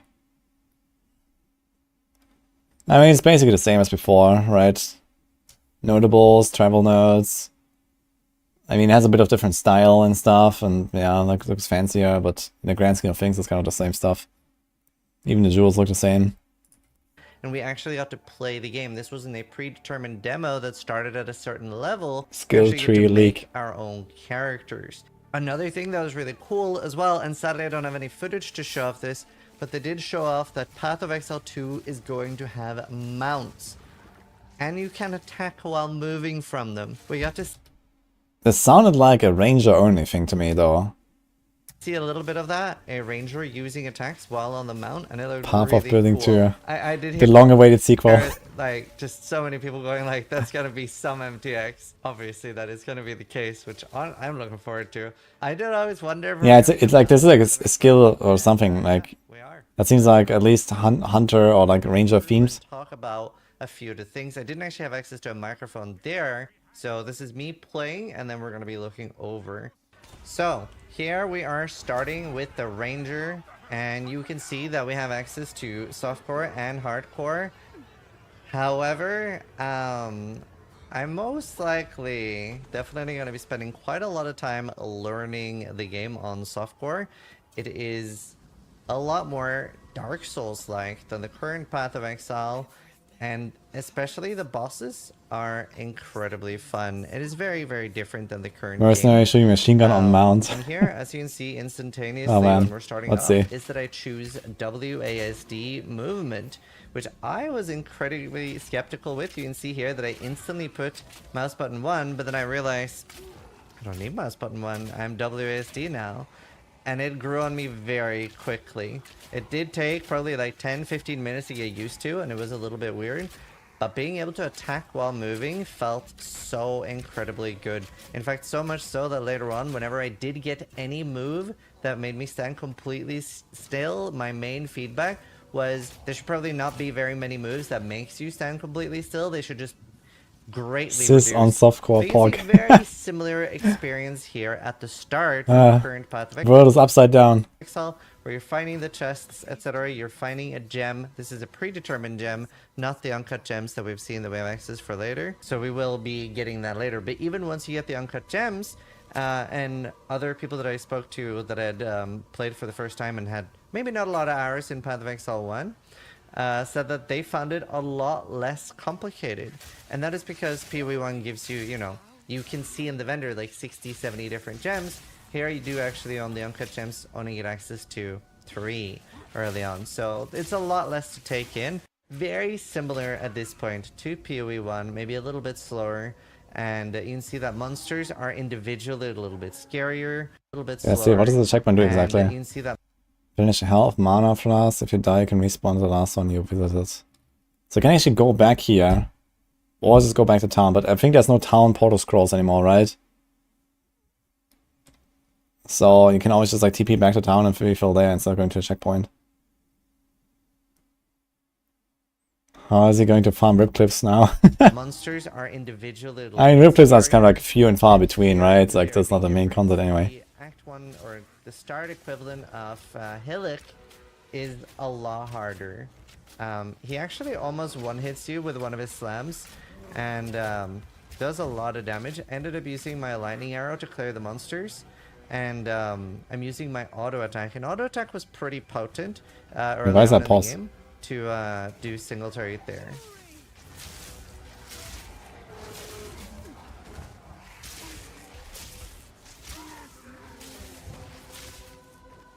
Town portal should be a keybind. Yes, it's a keybind. You see here, this is the portal on the bottom right. Is that it has iframes, so you'll see that later with one of the bosses that we are literally iframing through like volleys of attacks, keeping me safe. But here, yeah, very, very dangerous boss early on. Oh, they improved the graphics so I will well. have a separate video going It's crazy what it can do when you through create a whole bosses new I game. fought and stuff like that. And spend 6 And years even on the it. campaign bosses are borderline on levels of Ubers that we're currently facing in the game. So I think bosses are going to be a lot more interesting, and I think we're going to see a lot more softcore than hardcore. I think we're going to see a lot more. Yeah, and these notables look very similar to what we know in terms of like power and stuff. softcore Yeah, this looks like, you know, very usual. than hardcore. The skill tree is not finished, but you can see very like similar vibes. I will not be going over the skill tree and showing everything as well. The reason for that is it is mostly changing. Like there are going to be a lot of changes, so there was simply no reason to like make like a full go over the skill 3 video. But you can see that I am allocating skill trees and trying to figure out where to go next and stuff. But they have something similar for 2COF for SSF players. Honestly, I don't think that's really a good idea, because at least in PoE 1 you can, you know, transition from SSF to normal. But if you give SSF players a boost of some sort, then you would have to disallow this option. And I think that's not necessarily good. Here you can see the first uncut skill gem. So now when I'm right clicking that, you can see what I'm talking about here. You can even see that I'm trying to fetch a little bit of lore here by skilling through it. But the uncut skill gem, what this does is I can right click it and it lets me choose. And if I pause here as well, you can see that I'm able to even see what I'm going to be able to make in the future once I'm higher level. So early on we have Stormcaller Arrow, Escape Shot, and a Lightning Arrow that we already have. And Stormcaller Arrow, honestly, it is like Explosive Arrow, but lightning. And actually ended up being my main single target for the entirety of the run. Later on I'll be Yeah, there's a very nice overview here. I'm very Like you can see excited what's to coming later, but you can't access it yet. You have like this 1, 2, 3, and then, you know, it doesn't overwhelm you with many choices, it was right? a lot of fun. So Now, it's kinda nice. the big thing in this, when you die, the boss fully resets health. In fact, if you die to a zone, the monsters respawn as well. But as you can see here at the top of the screen, there's the blue checkpoint. So you can see I'm fighting kind of the equivalent of Hail Rake here. I've seen this area. And they definitely have some moves that you do need to like learn. You also want to just learn the patterns of the Gives you fight something to look and forward to. the ads. Yeah, for sure, right? Like you can look at this skill screen here and you're like, oh man, this electrocuting arrow sounds really cool. Let's check it out. And then you read it and you're like, oh yeah, this is really something I want to get later. And then like, okay, like later on you're gonna unlock it and like you kind of feel good about it, right? I think this looks pretty nicely done here. And they definitely have some moves that you do need to like learn. You also want to just learn the patterns of the fight and the ads. So that's what I mean, that it's a little bit more Dark Soulsy, and early on you don't have that many more abilities, and you're getting stuck on things, and you're getting stunned very quickly. You can actually see a health bar or a bar above my health potions, and that is a stun bar, so when that one fills up, you get stunned. But yeah, this is the Karen Crone, and even early on, the bosses are quite difficult. And obviously, like, we will learn a lot more about how variable hardcore is in the beta. Yeah, we'll figure things out there. Maybe with over-leveling and knowing exactly what the bosses can do, you will be okay. But it is quite scary. A lot of things are like almost one-hitting you and stuff. And we can see here when I kill the Karen Crone that I'm about to get a quest item that is increasing my cold rest. And you do get like less items than early on in PoE. And I do actually quite early in this playthrough find a rare bow, which helped me a lot. Now, one of the things I really want to show you is a little bit further in when I pick up Vine Arrow. And they did show us a little bit of a live demo with Octavian playing before we got to play. And he showed off Vine Arrow and like the utility and how that worked. Learning Like, SC is pushing out. It's like Toxic Rain. It slows down every... I mean, as I said earlier, so everyone who's like serious about like World First Race or something on launch will obviously have like, you know, at least 1,000 or 2,000, maybe 3,000 hours before the game comes out anyway. So my favorite skill. I think I started using that with Poison just from the Burst beta Arrow and stuff. later for additional single target, and then I had my Lightning Arrow as well. So I had like a fun rotation there. Another thing as well, you might have noticed, I have made great efforts to not show the minimap as much, because I know people don't like that. That was very difficult for me, but I persevered. Now, I've skipped a little bit. We are an hour in, and I wanted to show you my playstyle a little bit. So now we are, I think I'm around level 10. Beta apparently lasts like half a year. Plus there's gonna be an alpha before that. So yeah, if we have like, you know, 9 months of like alpha and beta together, yeah, we definitely have people that will accumulate probably up to 2k hours. I was terrified of. Maybe not 3, but 2k is probably realistic. But honestly, from what I'm feeling about this, is that it comes down to the fact that it's in true GDD fashion that almost everything they've shown off so far Beta's in has December. been with a like one link with no damage supports, with no movement speed, etc.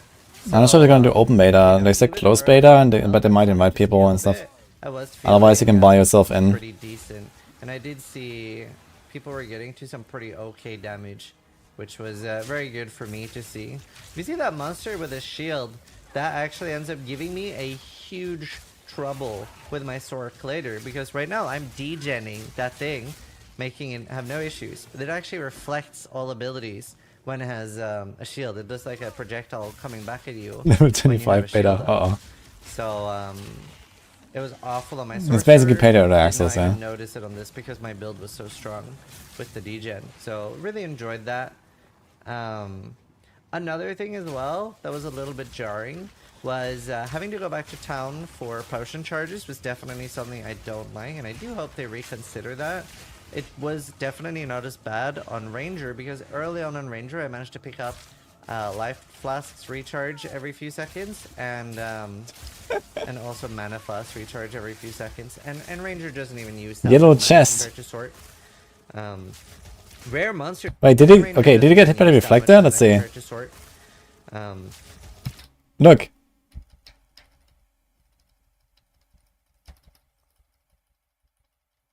But it's not exactly the arrow that he shot. It's like something else coming from the shield.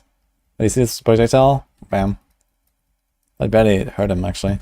Rare monsters here, you can see as well, are actually a little bit of a battle. They are a lot more like mini bosses.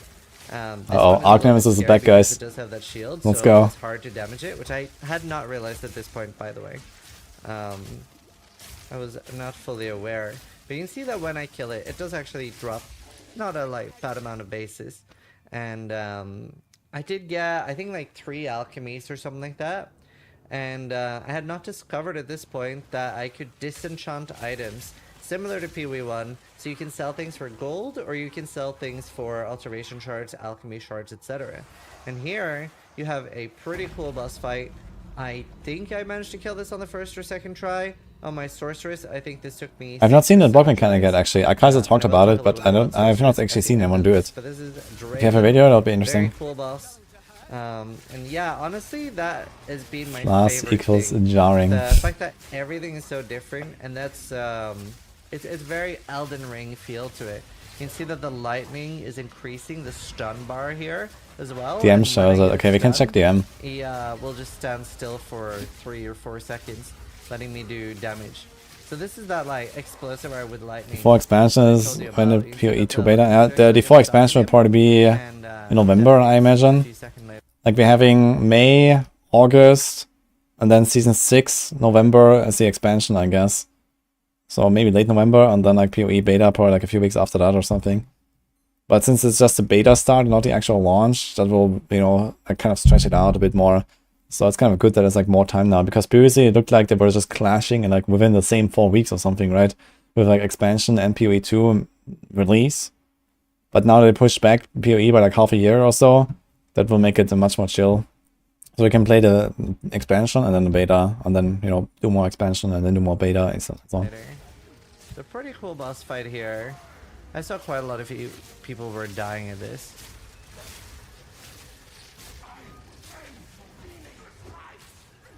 Now some of the bosses do start getting different abilities the lower they get as well, or their abilities will become more. Okay, speaking of DM, by the way, we're gonna have podcast tomorrow. DM, Rax, and subtract them. So boss fights aren't taking that long, and this is also early on. I don't have any like crazy items or anything. They have changed the way portal and stuff works as well. You're about to see that I'm portaling out. Oh no, actually this is a anti-backtrack feature. Yeah, it's gonna be like that they have. ARPG in general, like, you know, a bit But before, a maybe bit I of do have PoE, a the bit of portal. Last I can't Epoch, exactly you know. remember, 'cause this I guess was everyone years has ago. played Last Epoch, There, yeah, so... create a portal to town. It's no longer something they have a scroll. It's an infinite resource with a channeling time. And then you can hit the well. You also instantaneously get full flasks by engaging with the boss. So you can see here that I'm like IDing things to sell them. I completely missed the fact that I could disenchant at this point. And, you know, just looking through some item upgrades. I think I am using a short bow at this point. I'm just vendoring everything, and I'm going to keep the thawing flask in case I get frozen. So that is a utility flask that helps you not get frozen. Some of the cool things that we saw on flasks as a roll, I didn't get one, but somebody did get a flask that had passively recharges fast charges. We're actually going to keep watching here because now I'm about to fight another really cool boss. I do want to make a separate video going over all the bosses just because of how cool they were. And I am 90% sure I died to Lachlan because he has a pretty scary slam. You can see here my damage is pretty good already. Like, he is going down pretty hard, so I'm scaling poison, and then while my poison is ticking, I'm attacking with that lightning to get that stun off, just for a little bit of safety. I'm trying to ignore that other monster. They do hit for a lot of damage. You see that I'm shocking him for 30%, giving myself a lot more damage. And this is very early. This is still the equivalent of Act 1 in the normal game. I would say this is probably the equivalent to Brutus. So the pace of the game is pretty okay for how I feel. Did I not die? I feel like I died here. I guess I just killed him first try. And then Maybe here it we was get just an like second unlit attempt they're support showing. gem, so we'll take a look at that. And that was a rare that I'm killing here. He always gets one shot on this guy, man. Look. That I'm killing here. Bam. So you see the rarest do Do you regret not going to LA? No. actually like drop decently. I mean, I would have really liked to play, of course. You know, I was actually kind of hyped for this.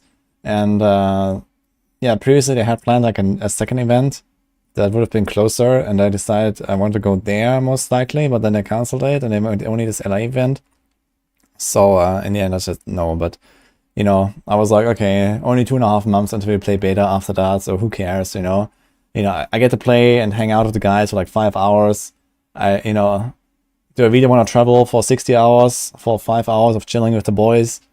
And the answer was no. So That's like the map. I mean, I can play it for like 2,000 hours, the rest of the year anyway. The support gem. And I'm trying to get like a rough idea on where to go, how to figure out how to traverse the zones. You can see we get Ink, AoE, or Conk Effect. However, I told him I would really like to go to Exile, so that's what I said. I did not actually get one of those support gems.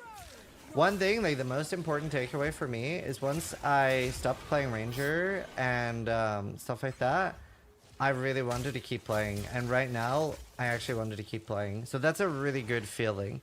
I will be showing Sorc later. I did not enjoy that, so we'll talk a little bit about that as well. I think I'd like to have shock damage bonus, have a build like the shock stun. And it's a very similar. Actually, we saw it earlier on the where Sorc. It was like 10% shock and then 15% shock, but maybe this was just like, bigger hit or something.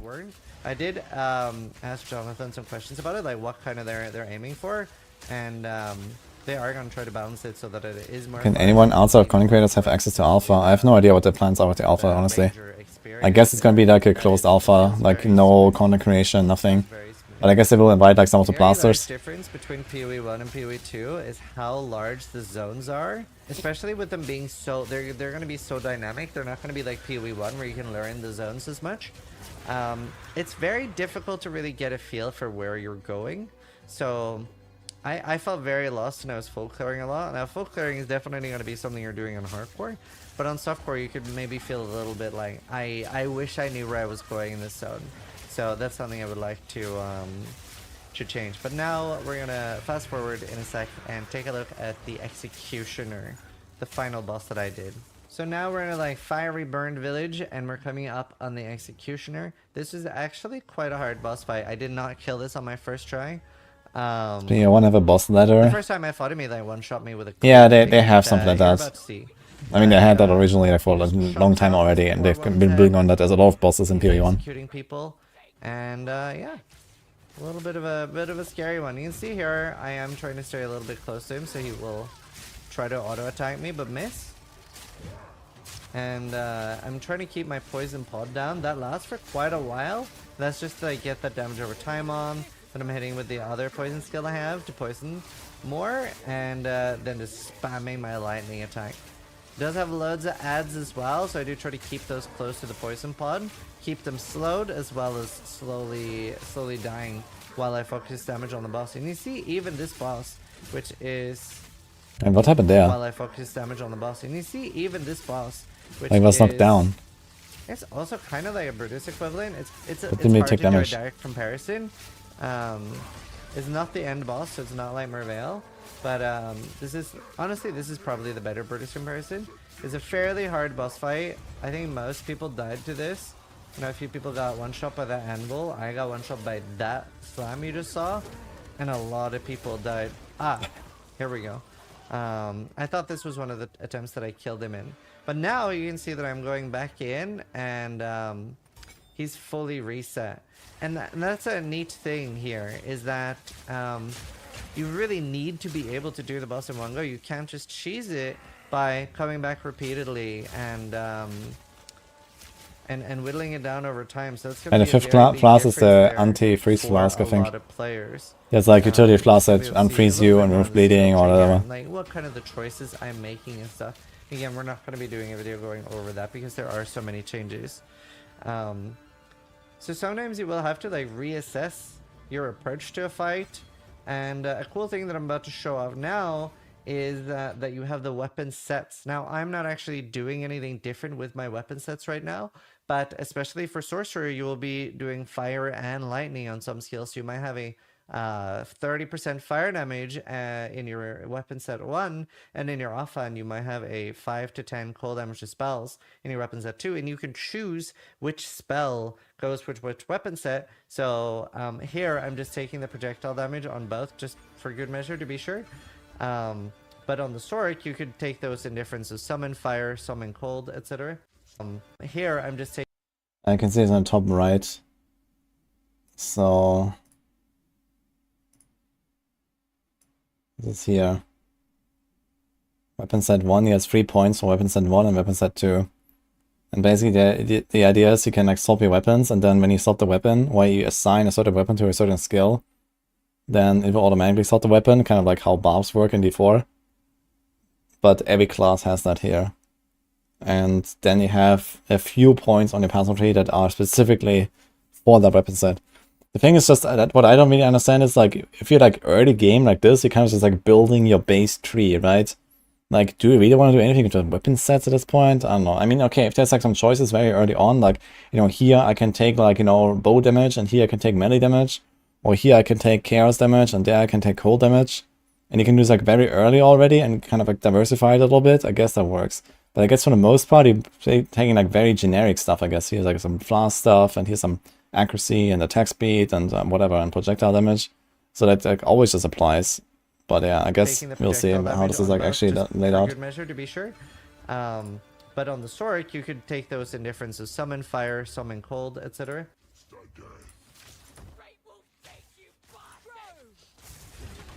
Almost getting one shot there. That is what. Yeah, early on you just won't have the weapons for it, I guess. You have one weapon as your weapon, and you don't bother with it. Yeah. Didn't there. I definitely think. So it would probably make sense if they actually unlock this stuff a bit later, maybe, because it seems like you get this from level 1. It's a bit like, yeah, it's a bit early. Should buff the life of the characters. There's so many one-shots early on. Now, obviously, there's going to be a lot of people having different feelings about that, whether they feel it's a good thing or a bad thing, but a lot of us that were there was feeling like characters were very squishy, particularly the Sorcerer, which you'll see after this fight. You can see I am absolutely shredding the Executioner with my lightning move here. I'm a little bit scared here. That one-shots, absolutely. And I'm trying to keep that pod down for that nice damage over time as much as I can. Also want to keep the ads off me. So a lot more going on here than PoE 1, and honestly I gotta say, I was having an absolute blast. I think I was the second furthest on progression at this point, and just having so much fun. The speed running, blasting. So here the Executioner goes down. I could actually imagine that, like for melee class, you have like a shield, and he's just like, especially for speedrunning strats, there will be like some zones that are kind of like really slow to farm, really shitty monsters, and you kind of like just like swap to your shield, just run through the zone and block the shit. That could be a strat actually. And I did continue trying WSD here. Definitely just, I really like that. I don't know if mouse move will have that much of a place in PoE 2. Like WSD definitely felt like the way to go. And you'll notice here the auto attack of the Sorc is very strong. So much so that later on it actually used to be, or would be, my main single target, because I managed to buy a pretty high auto attack basically, because the way that works, you later on will get wands and staffs Yeah, I'm that excited, have of course. a higher level of firebolt as an implicit. So if you get one of those early on, that'll actually be insane single target compared to your spells. It doesn't use mana, and you can move so much while casting them. They're maybe a little bit too strong compared to your spells. Now, part of the reason for that is also because the sorcerers, you have to be in melee range for a lot of the spells to really be effective, and the combos and stuff. Here you can see like the damage of the auto attack early I gotta on. say, it looks a bit weird, like, you know, everyone moving at WSD, and it always has like this 8-directional movement. You see the damage It here? doesn't really look that, you know, nice and smooth, I feel like, you know, compared to like regular mouse and click kind of movement, right? Not always. Because they only have those 8 directions maximum. One So it's thing always I like a bit like this like noticed as well, zigzag. game It looks a bit changer, weird. Being able to freely assign my skill points while standing next to monsters and the game pausing felt so good. I absolutely love the pause feature. Tighter killer and I shambles. did experience quite a lot of crashes, and coming back in with monsters around me and everything being paused, it's actually quite nice. So, really enjoyed that. So, we're just going into town here, and we'll fast forward a little It's bit. based off the relative location of the cursor. Wait, the WSD is not like fixed, like it's not fixed direction or what? Wait, Nice. And coming back but in, it looks like he's always going either up or down or left and right or like, you know, the in between. with monsters around me and everything being paused, it's actually Look, he's going quite exactly. nice. Absolutely Look at his movement. He's going exactly to the top left. He's going exactly to the left. He's going exactly to the bottom left. And I did experience quite a lot of crashes. He's going exactly down. Coming back in. Nah, this has nothing to do with the mouse direction, I think. Monsters around me and everything being paused. It's actually quite nice. So, really enjoyed that.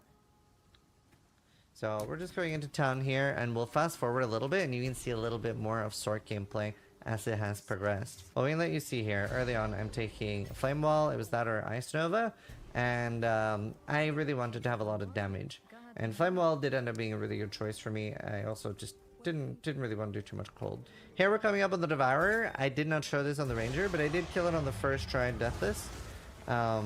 It's actually quite a hard fight. They had a different array of people. Some that had played PoE 1 a lot and some that hadn't. Wow, it This looks is good. actually a quite difficult one for people that had never played PoE before. So it was interesting seeing different approaches and where people were dying a lot. And people were dying quite a lot here. So decent single target, especially with the firewall up. See, I'm trying to take out the Cursor affect the direction the character is facing. Yeah, you can see that the character actually looks at the cursor, yes. But you don't walk in a different direction. It's still fixed. You see that I am doing quite a lot of damage here. Now that poison ability. Honestly, it would be cool if like the ignite, for example, would show you like how much ignite is on the target. Like, you know, what is like the total ignite or like the ignite DPS or something. Because you see this with like chill and shock and all that, but like ignite, it just tells you, okay, there's an ignite on it. But we don't know how much, right? It would be kind of nice if you could see like maybe the DPS of it or so. But I mean, in general, you don't really see any damage numbers, right? We only see the damage numbers in like the actual skill tooltip, but here you don't see nothing. You don't see HP, you don't see damage, nothing. So it's a bit, yeah, Now that okay. poison ability was quite scary, and you can iframe through that. And you Right. can doing quite a lot of damage here. Now that poison ability was quite scary, and you can iframe through that.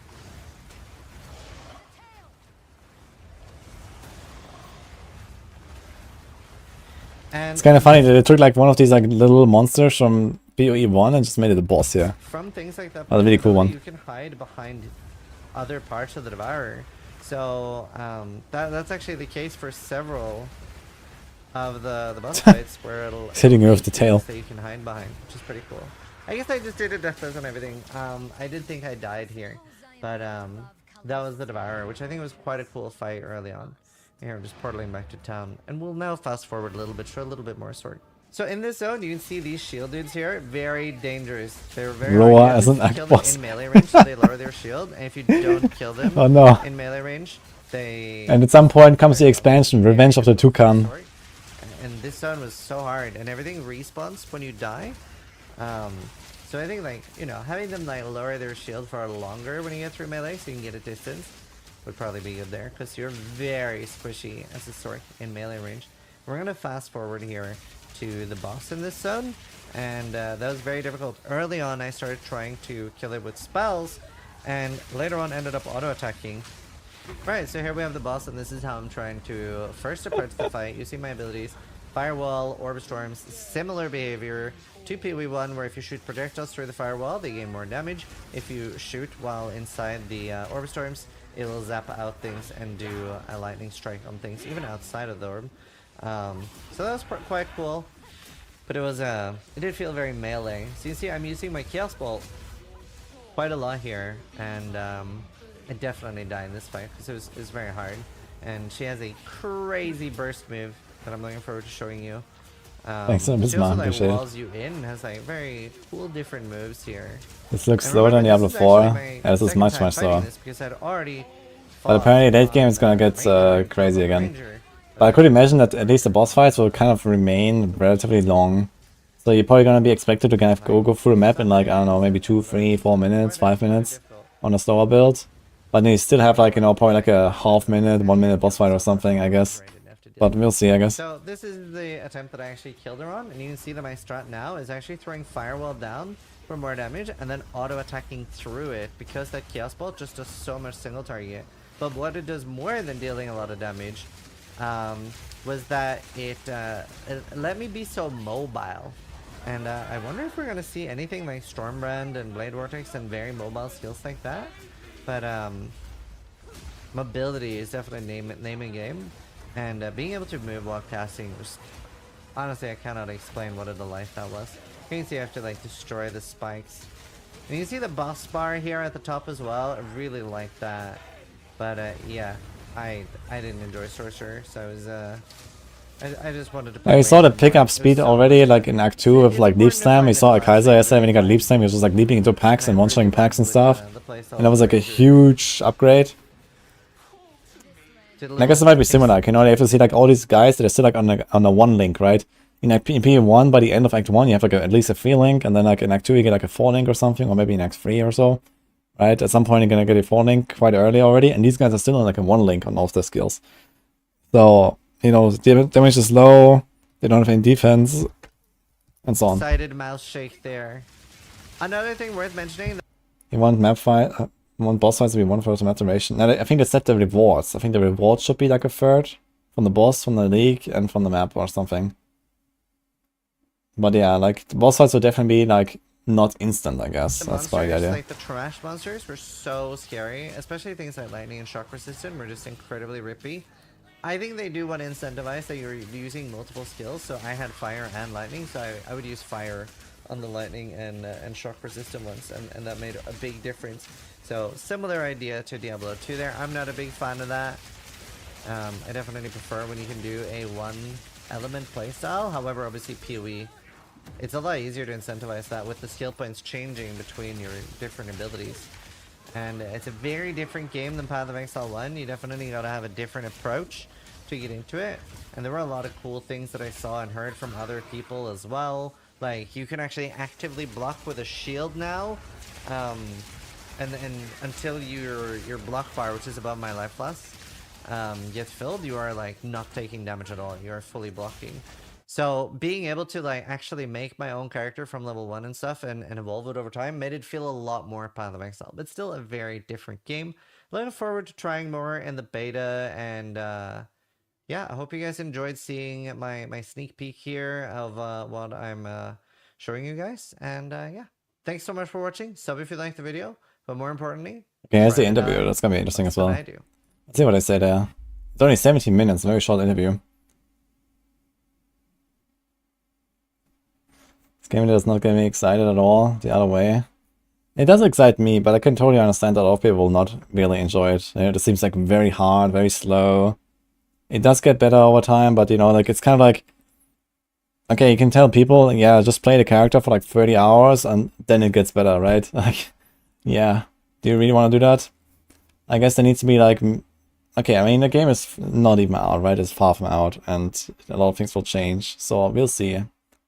And, you know, people will also learn.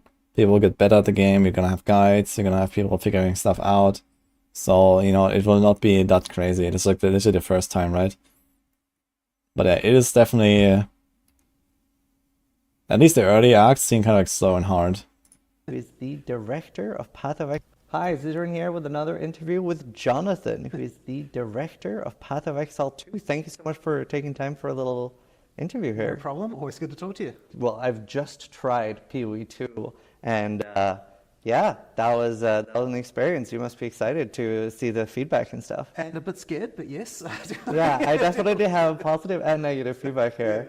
I want to start off talking about WASD. That was, wow.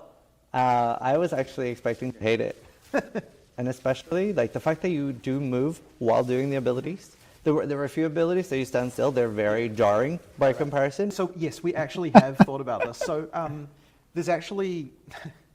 So one of the things I was talking about at the start of the day was the fact that when we added WASD and started doing moving while shooting stuff, that it immediately changed like everything about every other class. Yeah. Oh, absolutely. And I think there's still more And in that where's the direction. comments? So here's the thing, though. I think it's 41 still comments. You have abilities that stop you. Okay. But one thing that we should be doing is rather than having the player stop and then just use the ability, is have them like slow down into it and then stop and then speed up into it again. Yeah. And I think that would help a lot. I was going to suggest even like a 90% reduction, so that you're still like barely moving. Right. It's just that the full stop is very jarring. The problem is that, especially for melee attacks, you need to have some level of Right. animation taking over in order for it to feel like the right. Yeah, I didn't try that. So, I'll say the sword. Hello, thank you. So on the Sorc, actually, you are right though that so we're actually planning on having it so that all of the spell animations are done using the moving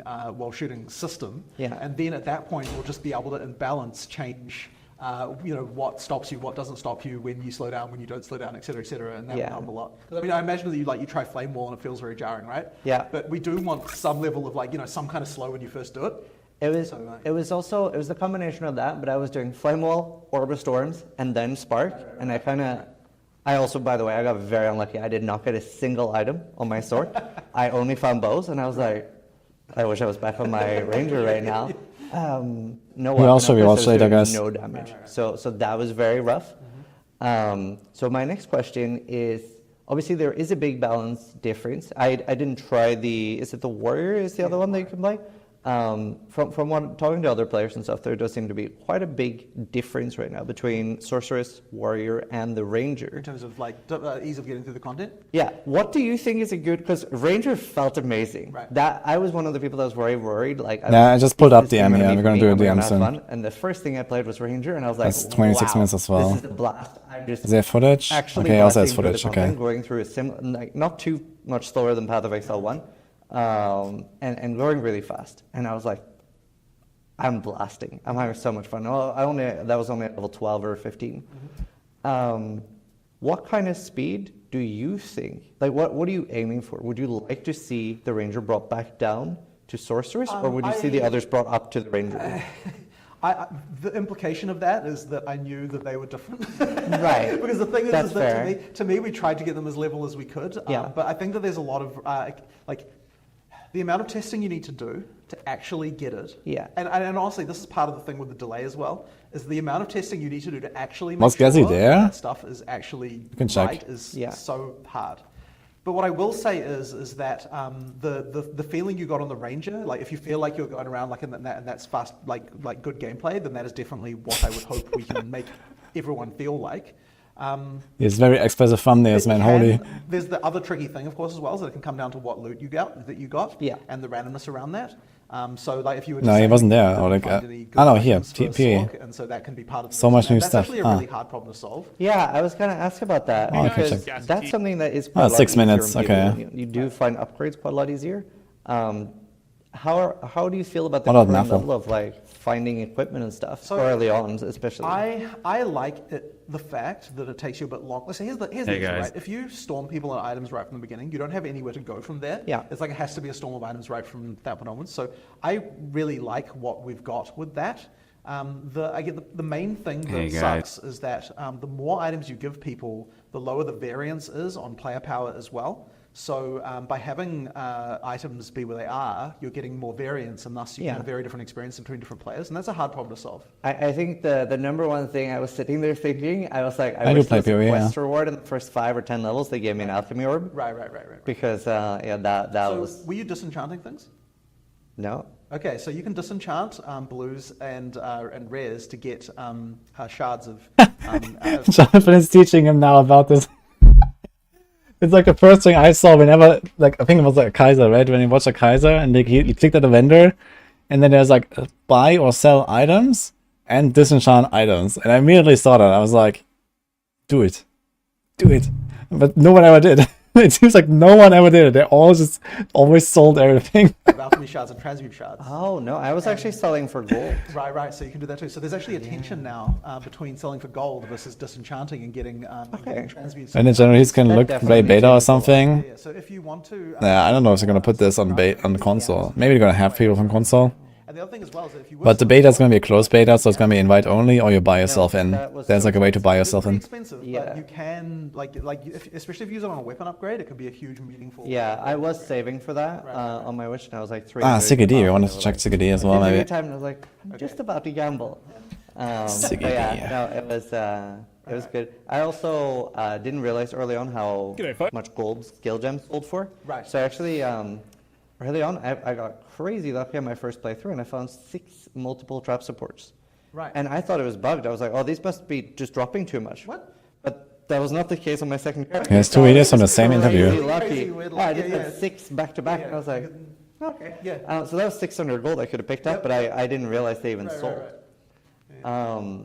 Now, one G'day, of the folks, ZD questions here. that I had thought of ahead of coming here, I was going to ask, how do you, because I was watching your preach interview, and you were saying you wanted people to die at every boss, and it sounded like very Dark Soulsy, and obviously now I've played it, so I'm still going to ask the same question. How do you feel Hardcore's place is going to change in PoE 2?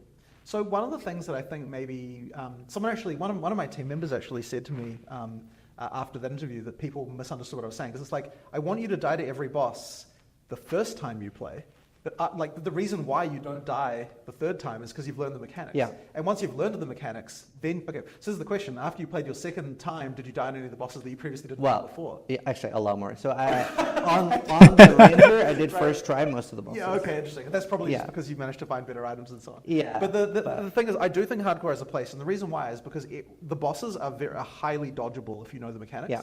Like if you know how to play them, you really can avoid all the damage pretty effectively. And so, I do think Hardcore has a place. It's just that I don't think your first character should be Hardcore because you're probably going to die literally in G11, that's the code name, in the first area of the game. Yeah, so it's fascinating. So in PoE 1, I have never played a softcore season. Really? Ever. Okay. I've only joined softcore events, like BPL and things like that.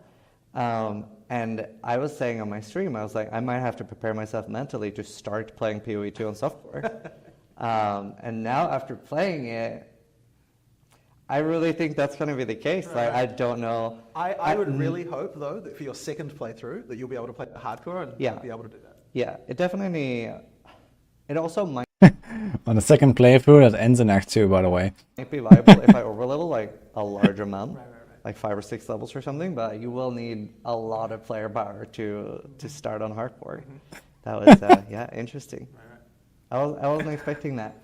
And we're seeing a huge visceral difference in bosses. Like the bosses you're fighting during the campaign now feels very similar to Ubers in PoE 1. Sure. Well, but this is the reason, right? Because we've got the guy who is designing the universe, designing the level 1 boss now. You know what I mean? Yeah. So Path of Exile 1's campaign bosses are certainly weak compared to what we're able to do now. And effectively, yes, there's no reason why the mechanics of a low-level boss should be any, I suppose, different than an Uber boss as such, right? Yeah. It's just entirely down to balance. Yeah. And so, we want to make sure that the bosses are engaging. And, a friend of mine he's seen me play the game quite a lot, just at home, because he comes over all the time. But when I got him to actually play legit the first time, Act the thing 1 he said that Uber was kind of Roa. interesting to me was, "Oh, you're so generous having so many bosses early on." And that's kind of a weird way to put it, like the generosity in giving people Yeah. like cool bosses. But yeah, at the start of the game, there's like a ton of bosses. And the funny thing is that not even all the bosses that Act 1 have are even in, because every area will have a boss when we're done. And currently there are Yeah, I a few mean, some areas had that two. have one. Yeah, and there are some areas that that currently don't have one in there. Right. And those will have more. And the thing is, like, yeah, they're all like crazy bosses. Like the one I showed you today on the Ranger, that's just a random side area optional boss, and we didn't even show you all the phases that it has at the time. So yeah, we really are going crazy with the bosses. Wow. That's one of my favorite things. Dive beam that's from the another roar. thing I wanted to talk about. So Imagine from everything how scary it would be if the so far, roar suddenly just more shouts approachable die, for and new then players. Now, I don't know. like would you say the that eyes that's glow and just shoots lasers. for us? I would not. Because if not, then is it more approachable? I think it is. And the thing is, this was actually something I was really afraid of. And I think I talked about it in the Preach interview as well, where when we did first-time user experience testing, what I was worried about was that all the feedback was, oh, the game's too hard. But it actually wasn't. So you can actually make a hard game. Yeah. Okay, the fact that Elden Ring is as popular as it is, Absolutely. right, tells you the fact that you can make a mainstream game that is hard. It's just that you need to make sure that it doesn't feel unfair, and you need to make sure that Log in, I guess. recovery from death. I mean, recovery you're from listening. death in Here We Won is like pretty heinous when you have to run back all the way. Yeah. The ability to just restart from a checkpoint and immediately fight the boss again is like a definite quality of life upgrade that makes it Yeah. possible to make the bosses harder.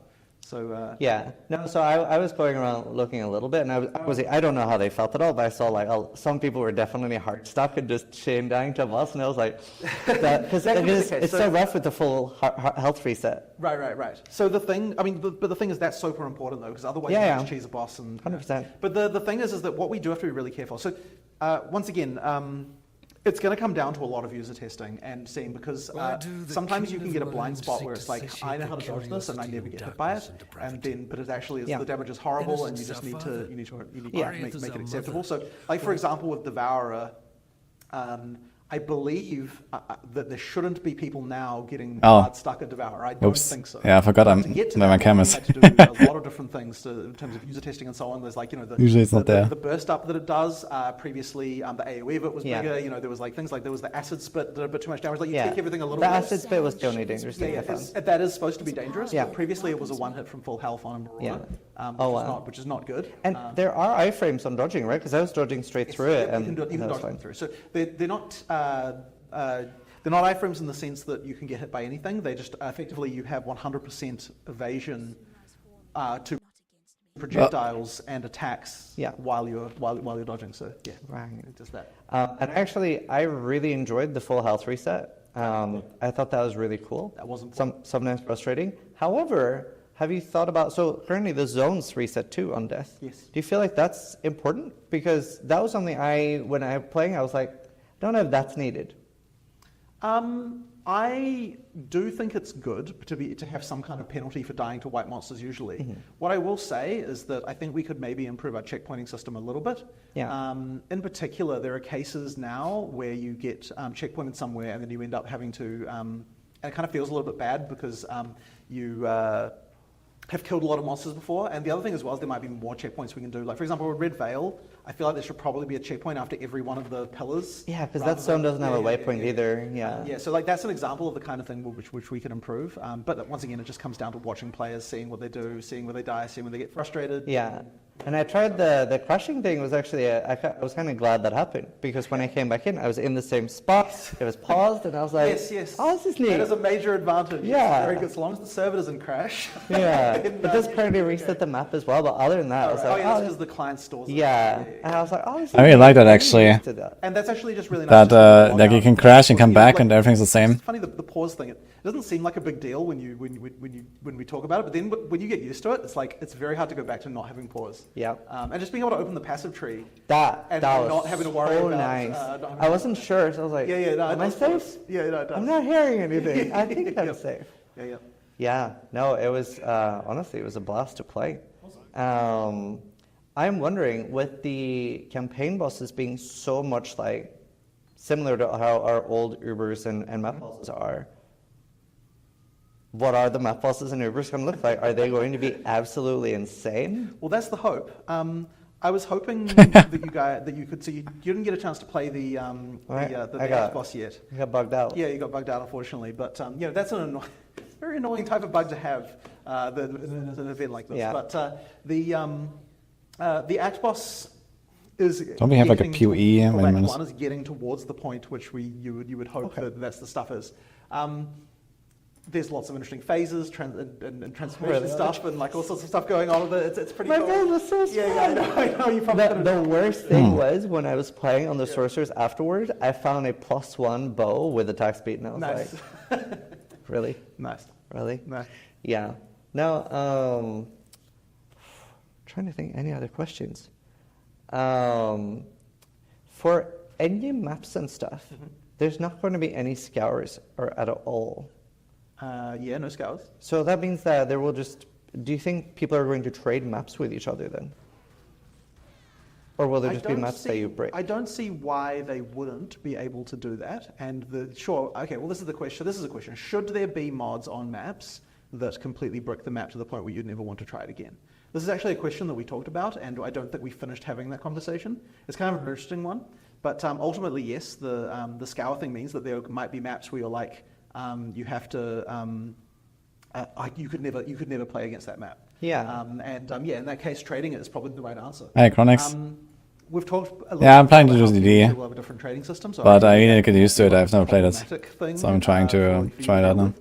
But yeah, like that is something that I could imagine. Yeah, I kind of think that, you know, if you can't scour, like also like the way that works currently in PoE 1, like it's just annoying. Like if your map breaks and you're corrupted and it has like reflect and you can't run reflect, yeah, there are ways to outplay that, and there are ways to outplay like no regen and all that, but there are also like things that you just literally cannot play.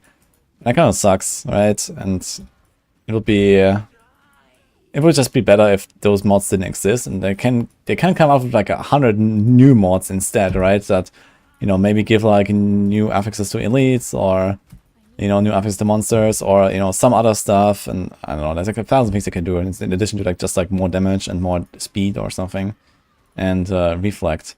So I just hope that they're gonna change that a little bit. Imagine people doing. Yeah. Yeah, I'm very. Map sustain is honestly one of the trickiest things in the universe to balance. Like, it is so easy to go over the line one way or the other, and Yeah. to completely destroy the feeling of how things are. So Yeah, Dude, this fucking roll magma goes too far, man. I can't. preferred, this is a very unpopular opinion. People would lynch me for saying this, but I actually love map sustain when it was in Tempest, where you would be mostly around tier 11s and 12s, and sometimes go up to tier 15s as a treat. I agree. Yeah, agree. and then that now when you're perma-sustaining tier 16s and have 200 spare, I'm like, but I do see the other side of the argument too. Like, is there a need? Kiss Wings, I made a video about that actually the other The day. exciting part of the argument. There's a bunch of think that it topics. was healthier back then. Yeah, I think it There's, was. there's a lot more There stuff they were can less add. exciting things in the game back then. Sure. Yeah. But it was healthier, I think, in that regard. So yeah, Yeah. That is like, look, like, I don't know where we're actually going to end up, because there's going to be probably like 14 hours of arguments about this in the office, about this particular topic. But at the same time, like, I definitely like. There's just this thing, people really don't like it, and they have to go back to it. Yeah. And it's very hard to convince someone to like that. Yeah. Even though I think it is ultimately healthier, but you know, it's a tough one. 100%. I think I'll have a last question there with the gambler, because I can't remember what the answer was, and I was looking at it a lot. Can you get unique items from the gambler? You can. Okay. You can. Awesome. Well, honestly, I did That's have a kinda blast interesting. on the Ranger. Did not enjoy my time on the Sorceress as much. I definitely hope to see some balance changes there. For sure. And honestly, like, that's the thing. Like, it was entirely a numbers thing, and not having items. So very fixable issues. Yes. And yeah, thank you so much for inviting me out here. Thank you so much for doing an interview, and looking forward to see more of PoE 2 and all the stuff coming. Well, thanks for coming.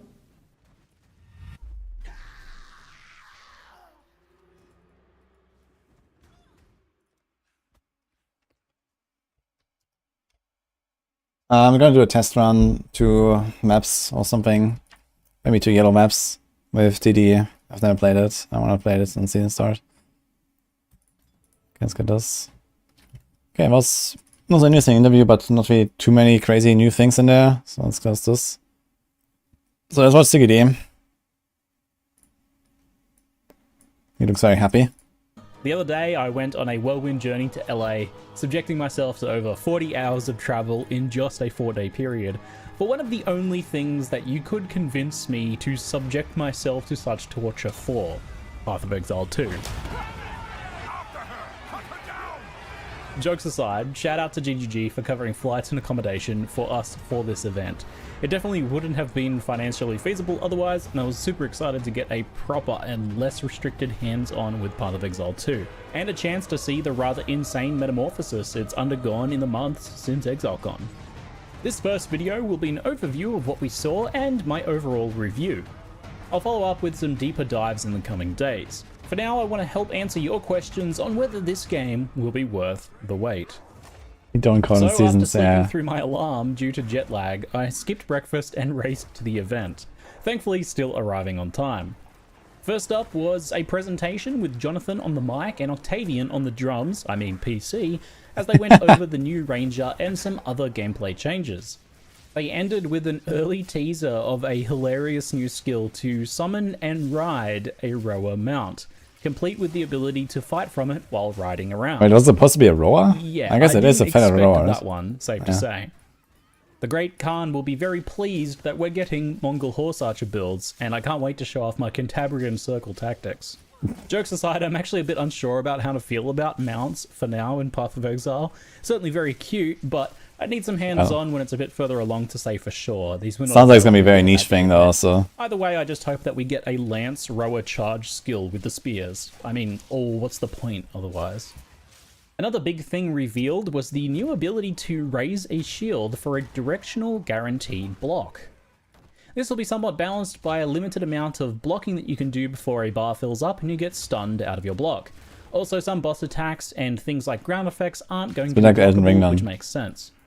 But, all the same, this seems insanely powerful. Unfortunately, I didn't get a chance to try it out as I focused all my time on the Ranger. Though now that I think about it, I could have bought a shield from the vendor to just test it. I keep thinking of things I wish I'd tried. But by all accounts, the block is effective and quick to use, so I see this being extremely powerful in the hands of skilled players in boss fights. Whip it up for a certain attack that you know you can block and then dodge roll or sidestep the others while keeping up the attack. It actually sounds really cool, to the point where I really struggled between running Ranger or Warrior at this event. It was a tough choice. I love shields in general in RPGs, and they're always a little bit underutilized, I feel, so it's awesome to see that they'll be having a bigger gameplay impact. It sounds There's very even fun the actually. potential of using the auto weapon swap system to whip out a shield to use a defensive skill, and then automatically swap back to your bow or whatever you're dealing damage with. I'm definitely more than a little intrigued by this concept. And by the way, how awesome does this B-roll footage look? I especially like what looks like a molten shell block that explodes in retaliation, and the awesome looking armor and the chunky shield look incredible, the explosive war cry, the uppercuts with the mace, it all just looks so flawless. I'm dying, it looks so good. So anyway, after the Jonathan talk, we got a solid, I want to say 4 hours with the game. Yeah, let's see it from the end. I'm gonna full screen it. Second, it would take me to glance at my phone. I was all in. We were able to take Warrior, Sorceress, or Ranger through with no restrictions from level 1 to whatever we got up to through Acts 1 and 2. And we were able to record our experience, so that you'll see some examples of my run on Ranger in this video. I really wanted to try out the other classes too, but we had to reset our account in order to take a new class, so I decided to stick with the Ranger to deep dive as much as I could on the new movement, the controls, and I just love me some bow action. I don't regret my choice, because I really ended up enjoying the Ranger, but I also wish I just had another 2 days. I gotta say, I'm kind of surprised by how many people played the Ranger. So many people actually bow enjoyers. Kind of interesting. To play the other classes as well. Now, I actually only ended up getting a bit of the way into Act 2 by the end, which is a bit crazy as it's about 3 hours of footage, but Act 1 was seriously meaty. Easy to spend a few hours there, especially as most bosses take at least an attempt or two. Unfortunately though, I did also have a few crashes and a progression bug at one point, which held me up for the better part of an hour, so I didn't quite make it as far as I would have liked. This is unfortunate, but these things happen, and it's kind of the cost of getting an early hands-on like this. Naturally, technical issues are frustrating, but despite them, I overall just had a very good time. I was entranced by the zones, We were trying to get footage. Yeah, true. Ranger was the first time, right? The Ranger gameplay in general, and most of all, the bosses. The boss fights are brutal, but for the most part, they feel fair. For example, the Devourer is really tough, and I died a few times for sure to it, but once you learn to either use the body as cover or dodge roll through the breath rather than with it or away, it starts to actually kind of click and the fight comes together. Even the minor zone bosses scattered around have designs and mechanical interest levels that blows any Path of Exile 1 map boss away. The pinnacle of Path of Exile 1 boss fight designs is kind of the bar they seem to be aiming for here, it seems, especially for the Act bosses. Like, if they release the PoE 2 Act 1 boss fight as a new pinnacle endgame boss in PoE 1, it would not feel out of place. Like, it could be an endgame boss. I love good, tense, and exhilarating. Wait, am I not supposed to have I'm supposed to have a movement skill, no? And quality of what we're getting here in terms of boss I forgot to go back. Now, that all said, while Path of Exile veterans seem to have a challenging and great time with the bosses, there was some other journalists and whatnot there that have a bit less Path of Exile experience. Yeah. And this isn't a slight against them in any way. They represent most gamers who will give PoE 2 a try. And, well, some of them really struggled. So there's definitely a concern there that there's a bit of a barrier to entry, even as early as Act 1, when Path of Exile 2 really wants to be pulling in some new players. Okay, no movement skill. I don't know how they're going to resolve this, okay. but I do plan on asking Jonathan what he thinks in the Q&A, and I'll share that later. I do have one idea for Flask, for example, that I think could help some of these players, which I'll talk about later potentially as well. But for now, mostly, I'll speak to my experience as someone who's been playing Path of Exile for, you know, a decade. So more on bosses, because this is really the highlight for me. The final boss of Act 1, and spoiler warning obviously, the Iron Count. This guy was a real spicy boss. Now, I didn't focus too much on the story because I didn't really want to, like, spoil that too much for myself just yet. Just wanted to focus on that gameplay, but my understanding is that this is the guy who sentences you to death, right? So it's a pretty cool, like, final Act 1 boss, I think.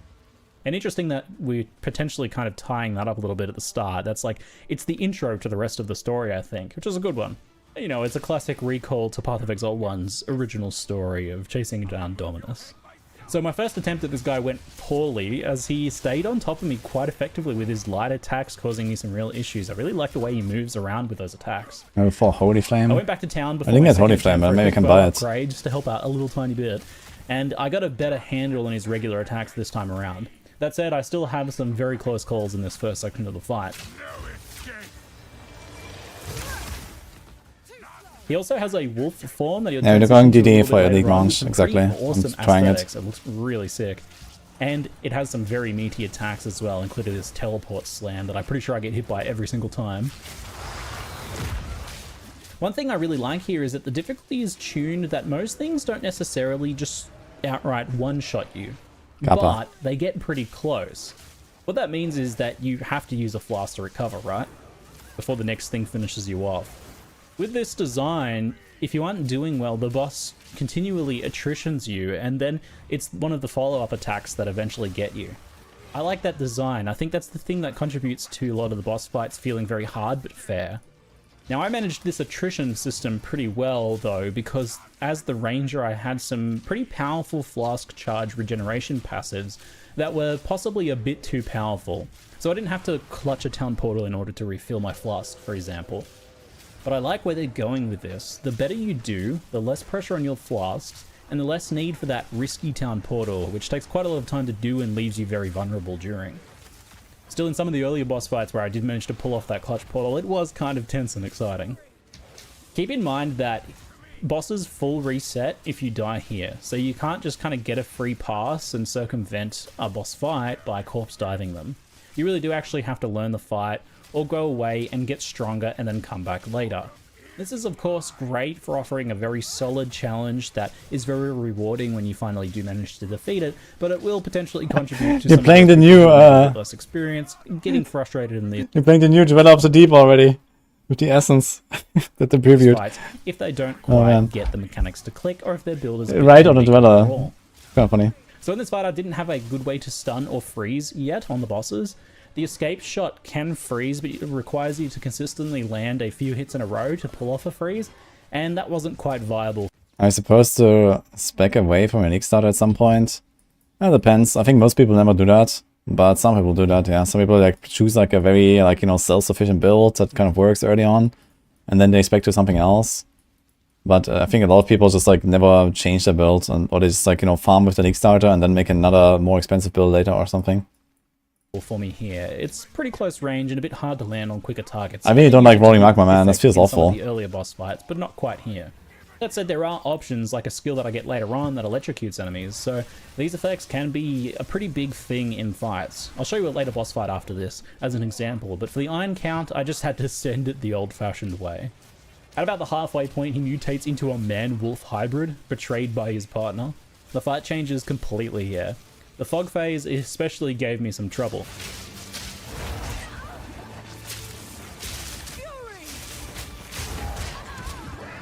But like I said, it's balanced to attrition you and not just outright one-shot you. And if I'm being brutally honest with myself, if not for that flask charge generation I'd built for, I'd have been in real trouble here. The ranger's mobility while attacking was really fun in this fight, but I definitely need more practice to reliably do it without those extra flask uses.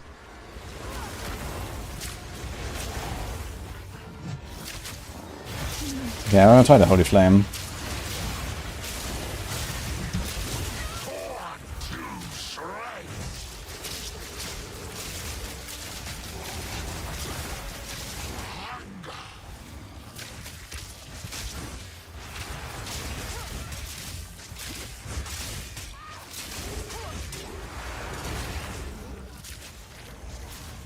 By the end of the fight, my heart was racing, my hands shaky, and I noticed I'd been holding my breath at the end, so I had a pretty big exhale of elation when I defeated the boss. And when I saw that unique drop, I actually couldn't stifle a little This game's cheer. still full HP, man. What? It might sound a little lame to some of you, I'm sure, you know, feeling feelings and whatnot. And you got a unique. It elicited a pretty strong What did you get? adrenaline and dopamine response in me, and that's just like not happening all that often these days, especially not from Act 1 bosses. Of all The raid was damning. I was actually trying to plug my hard Wait. drive in to try. Does anyone even have a curse in this game? No, right? No one had a curse at this point. It's kind of funny. But it's 14 auras, I guess, and 29 mana, and 5 mana on kill. It's like the same point in PA1, right? Transfer footage after, and I was kind of struggling a bit from the shaky hands. If I could get that feeling from us for each act boss in this campaign, at least the first time through, then GGG have something special on their hands. I don't think I can actually really remember feeling that in PoE's 1 campaign for quite some time. Maybe like when they first released Katava or something. Overall, a really fun and scary and cool and well-balanced fight. Super impressive for this early before release. So I mentioned the importance of effects that like stun, stagger, or freeze or otherwise crowd-controlled bosses. And you can see that in action here with the electrocute skill that I get my hands on later. You leap over a target, impaling them with a conductive rod, and then when you hit it with lightning damage, it builds up an electrocute CC. It's very fun and powerful, and combined with boss staggers, you can buy yourself time for big combos. Like I was using Sniper's Mark to get a frenzy charge, and then barrage lightning arrow for some big damage. But if you're in a worry, you might build up like a big slam combo or something like that. Sometimes though, the real threat is those normal monsters, and this fight here is a little bit cheap at the end.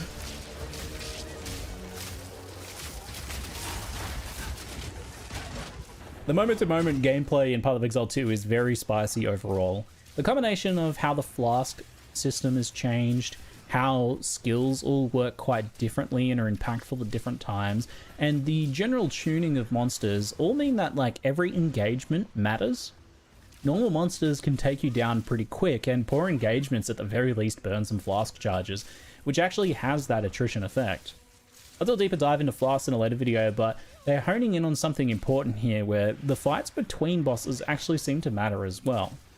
I certainly think you're going to be getting strong enough to feel like you're really owning monsters, but when you get to that point, you're actually going to feel like you have to kind of fight for it a bit, and not that monsters are just by default something that explode. I think that's really important in the end for having a very solid sense of progression, right? Like your build will feel much more rewarding if you went from just getting owned by Thanks, Pablo, for 9, boy. Appreciate the to subs. starting to devastate them. That's what gives you a real big sense of progression in the end. Not just that you got faster and more explodey than you were at the beginning, right? I think the life changes play a role here too. There's no life on the passive tree now, which means everyone has a bit of a more consistent life pool compared to monster damage. And you can't easily passive spec to make the monsters just straight up non-threatening, at least not in the early stages. Any gear you managed to find that had life or a bit of ES definitely felt like it had a bit of an impact, that's for sure. Especially as you started to get strong enough where some things that stunned you and took away half of your life before, I'm making Dark get Souls down to a certain ARPG, or something that don't basically. really stun you consistently anymore. It's kind of funny because back when I played like Diablo 4 like the first time, the way back, I kind of got the same vibes from Diablo 4. It was like, you know, they had a dodge roll, like everything was hard and slow, and you had to like, you know, kind of like play strategically around like every attack and the leads and the bosses. And you know, look at what Diablo 4 has become now. And now they're doing the PoE 2, and I feel like I'm just reliving history. Like, it's kind of funny. So Actually ended up finding the most impactful thing was having decent evasion gear, though. When I found later on some nicer rare gear that wasn't evasion based and switched into it, I did really notice that loss of the evasion. I think just naturally when monsters are hitting so hard, something that completely mitigates that damage, even if it's a bit inconsistent, definitely like you feel it, you notice it triggering effectively, you notice that you evade. can see a Holy Flame Totem. Interestingly, strength kinda nice. as an attribute did seem to give like 1 life per point, which is a pretty major boost. So I imagine characters like the warrior and the like that will naturally have a bit higher strength will feel quite a bit beefier. Though by all accounts, from what I'd heard from warrior players, without some good gear, normal monsters could still mess you up. The passive tree is very much a prototype for now, and they said not to focus on the nodes, for example, too much, as it's really not ready for public consumption yet. But it did feel nice to only be thinking of how I wanted to scale damage or what useful utility I wanted to get from the tree, instead of just looking to chain life nodes right as a mandatory checkbox. Yeah, Adastir is already out of Maxwell. To this in You much can, detail, but that can seems use to be it. what they're going for, and I already noticed that. Now, WASD movement and attack while moving were a big part of the Ranger gameplay, and a huge impact on how it felt as a class. I think I'll do a deeper dive on this later, but for now let's say I went in as a skeptic, but I ended up playing the whole event in WASD, just testing click to move to see how it works. You can still attack while moving without WASD, your character just keeps walking based on the previous movement click command. Yeah, I watched that yesterday on Ben. He was actually not using WSD, but he was more using just click to move. And it seemed really awful because he would click in one direction and then he would start shooting in another direction, but sometimes he would like click back to like keep moving in another direction, and then accidentally his character would turn to that other direction and shoot in that direction because he was still like in an attack animation, or he was doing like some barrage multi-attack and one of the arrows would fly in this direction, one in the other. So if you don't use WSD, it just seems kind of really while scuffed. you attack with another button. But honestly, And especially like they don't really have higher attack speed or cast speed, it's gonna be really that scuffed was if a you don't use bigger WSD. change to adapt to as a long-time PoE player than simply just embracing the WASD and adapting to the completely new scheme. Overall, WASD felt really good and fun on the Ranger. I could see maybe the more static classes like Warrior could feel a bit better still on click to move, but I loved Ranger on the WASD controls. It felt fluid, WASD? fast, and really What? like a whole different playstyle compared to what I've played in the past. It's definitely the most Ranger that the Ranger has ever felt. Stalking werewolves in the woods and trying to sidestep attacks or backpedal while continuously sending arrows back was super cool. Jonathan mentioned trying to evoke that Legolas fantasy with the Ranger, and while I wasn't skateboarding any shields downstairs, my gameplay in Act 2 definitely started to feel like that what they were going for with that fantasy. It feels agile, and the physical act of playing the class really leans into that. I'm actually really curious to try the Mercenary now, as the crossbows and bows seem like they're going to feel quite different, with the crossbows being a bit more like instant, snappy, and explosive, and then the bows being a bit more fluid. I just bet the Merc is going to be a blast with this movement and control style with those burstier skills. Another big takeaway I have from this event is how the overall progression feels. Gearing, skills, and just the general power progression of your character. This is because we actually got this time to build characters. We had enough time and we could spend passives, and we started from level 1. The previous ExileCon demos were pre-built characters, and that's really missing half the point about what these games are. Character builders, right? So it was awesome to finally get into the meat on character building. Now we had limited skill options and only the first 2 acts to play around in, but I actually think we got a really good picture of what they're going for here. Firstly, the skills. I definitely felt the lack of skill options early on, and the first hour or so had the issue of incentivizing default attacks, which I don't necessarily think is a great idea. Lightning Arrow actually did less single target than a default attack despite costing mana, so I think we were like missing a Burning Arrow skill or something like that in that first stretch. But once I started getting a few more skills, like for example the lightning rods that lightning arrow could chain to, that would make it an actual decent single target. And once I get more uncut gems and things to play around with and had some Dude, this thing support actually gems blocks me. I dropping, can't things block over started it. really coming together. Without a movement skill. What the It's a hell? somewhat slow Look. and steady progress in the evolution of your character's skill package, where you get a pretty good chance to play with each new addition, and that gives you a real like feeling of the evolution of your build over time, I think. So I like that part of the progression for sure. I just think maybe that very early portion could be a little bit more interesting, where you have 2 skills instead of 1 for that first stretch of gameplay. I mostly stuck with a lightning build, but I incorporated the poison burst skill for some bonus damage while I moved around. It was pretty good on some of the energy shield monsters in the graveyards as well. The poison stuff looks very cool in general, but I ended up loving the lightning build. I really liked the gearing side of things on character progression. The amount of loot felt really bang on for what I want to see from the game, where you're getting like 1 or 2 rares from a boss, I and got that feels got like a practice pretty big DD, win. hardcore, And those holy. rares have a decent impact when they're right for you. It also felt cute how jewelry is quite rare and valuable. I always liked that in Diablo 2. I don't know why, it just makes it feel a bit more special. Getting a nice rare ring or amulet is going to feel really good and probably be a good character upgrade for a while. Crafting resources are certainly I mean, I think I wanted to trade hardcore, but we'll see. limited, but definitely exist. You know, I got several alks and a handful of transmutes through the run that I played. That said, I felt that there should be more augments and regals dropping. I might have just got particularly unlucky in that regard, but those give you those real satisfying upgrade slams, and I think a few more of those through the campaign would be nice. Maybe they don't start kicking in until the later acts, perhaps. Magic and rare items seem to vendor for a good amount of gold. 4 or 5 rare sales usually would give you enough gold to upgrade something from the vendor with one of their pre-rolled items that they have. These could be really impactful if it's like a better weapon, the next tier of bow, for example with a damage mod, or some move speed boots. You're also torn between the decision to vendor items for gold or actually disenchant them for transmute and alchemy shards. It takes 20 rares in the early game to give you an alch. CKD actually figured it out. You can disenchant items. He's like the first one. No one was really managing to do that in the demo time, I don't think, but a few transmutes were doable.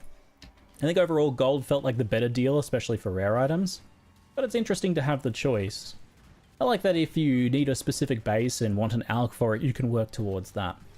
Obviously it's pretty early, and it's hard to put my finger on exactly why, but I really liked the gearing overall. My boots. Maybe they don't start kicking in until the later acts, perhaps. Magic and rare items seem to vendor if it's like a better weapon, the next tier of bow. Okay, so 50 gold, 140 gold. Also, we can see, wait. What's With not? damage mod. I cannot go back frame by frame. Okay. For example, with a damage mod or some move speed boots. You're also torn between the cards. 1,800 gold. It takes 20 rares in the early game to give you an alch, so 20 rares. You get 1 alchemy shard per rare. And you barely get anything, I guess. managing to do that in the demo time, I don't think. But a few transmutes Yeah, 1 transmutation shard. Wow. were doable.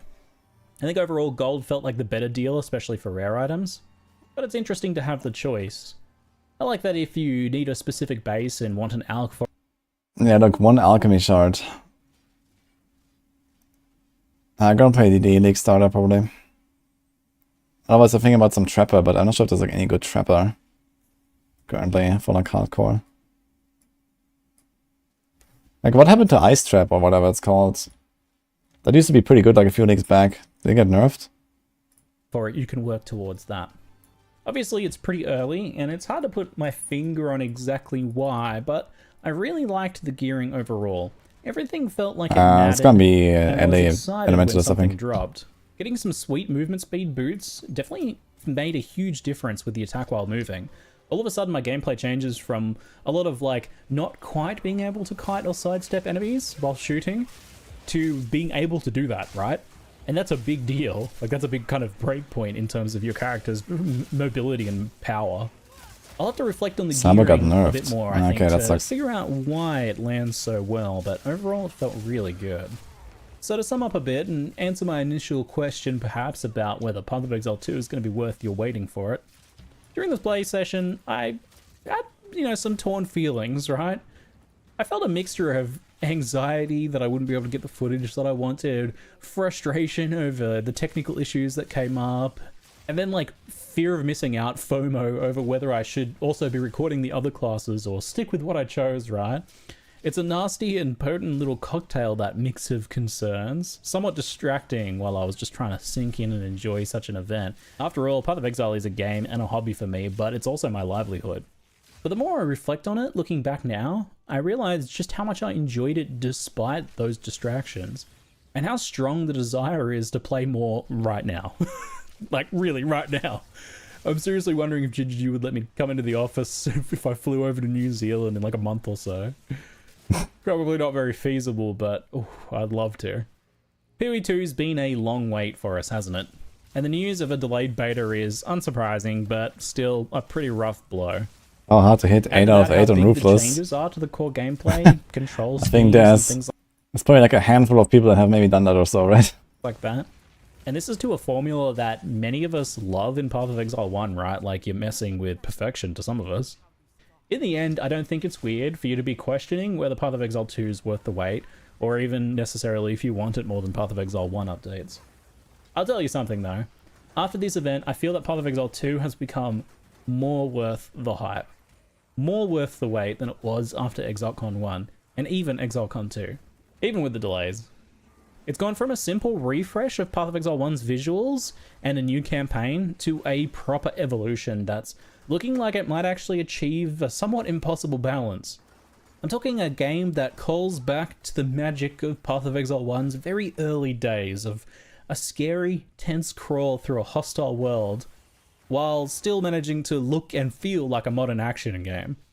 One with meaningful, impactful, moment-to-moment combat that still feels fast-paced. A game that looks slow but isn't, Dude, fucking because every action and monster counts. I'm more hyped than ever walking away from this event.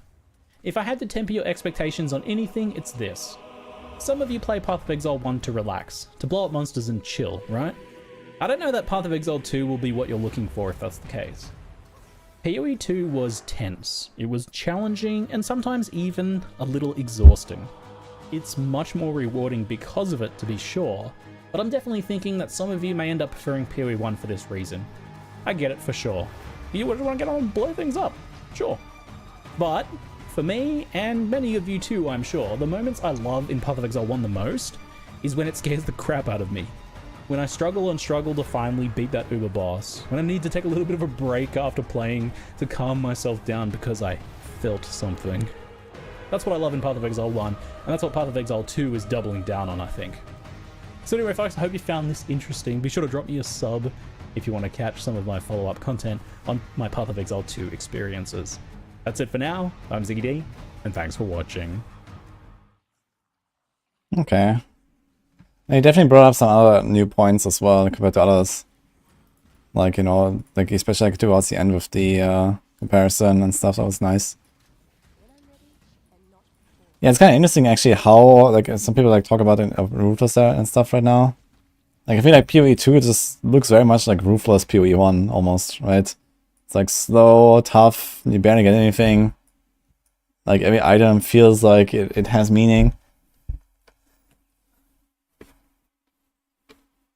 Yeah, I played the Ruthless beta before it was released a little bit, and it was actually kind of fun. But then I never continued with it because I didn't really play that much PoE anymore for the last like almost year or so. With D4 coming and stuff. So for Ruthless you need a lot of time, like, okay, if I can sink like 200 hours into Ruthless and then actually go all the way to like, T60 maps and stuff, it could be kind of interesting. Everyone hates Ruthless, yeah. Yeah, I guess if they like, make it like not as scuffed maybe, and especially like map sustain apparently is like a huge problem in these kind of things, then I think Ruthless would actually be kind of interesting. But it just seems like it has like so many rough edges that a lot of people will just not ever enjoy. Gonna play Ice Trap Trickster. Yeah, we're talking about Ice Trap. He's gonna play Ice Trap apparently. I was also kind of tempted, but for now I'm gonna do like a witch test run. I mean, I could also do like a trapper, maybe. But we'll see. Okay, what else do we have? So we had, this was CGD. This one, we watched this already. Here's Mathel. There's Gazi. There's the M. So those three are still on the menu right now. We'll start with Gazi, I guess.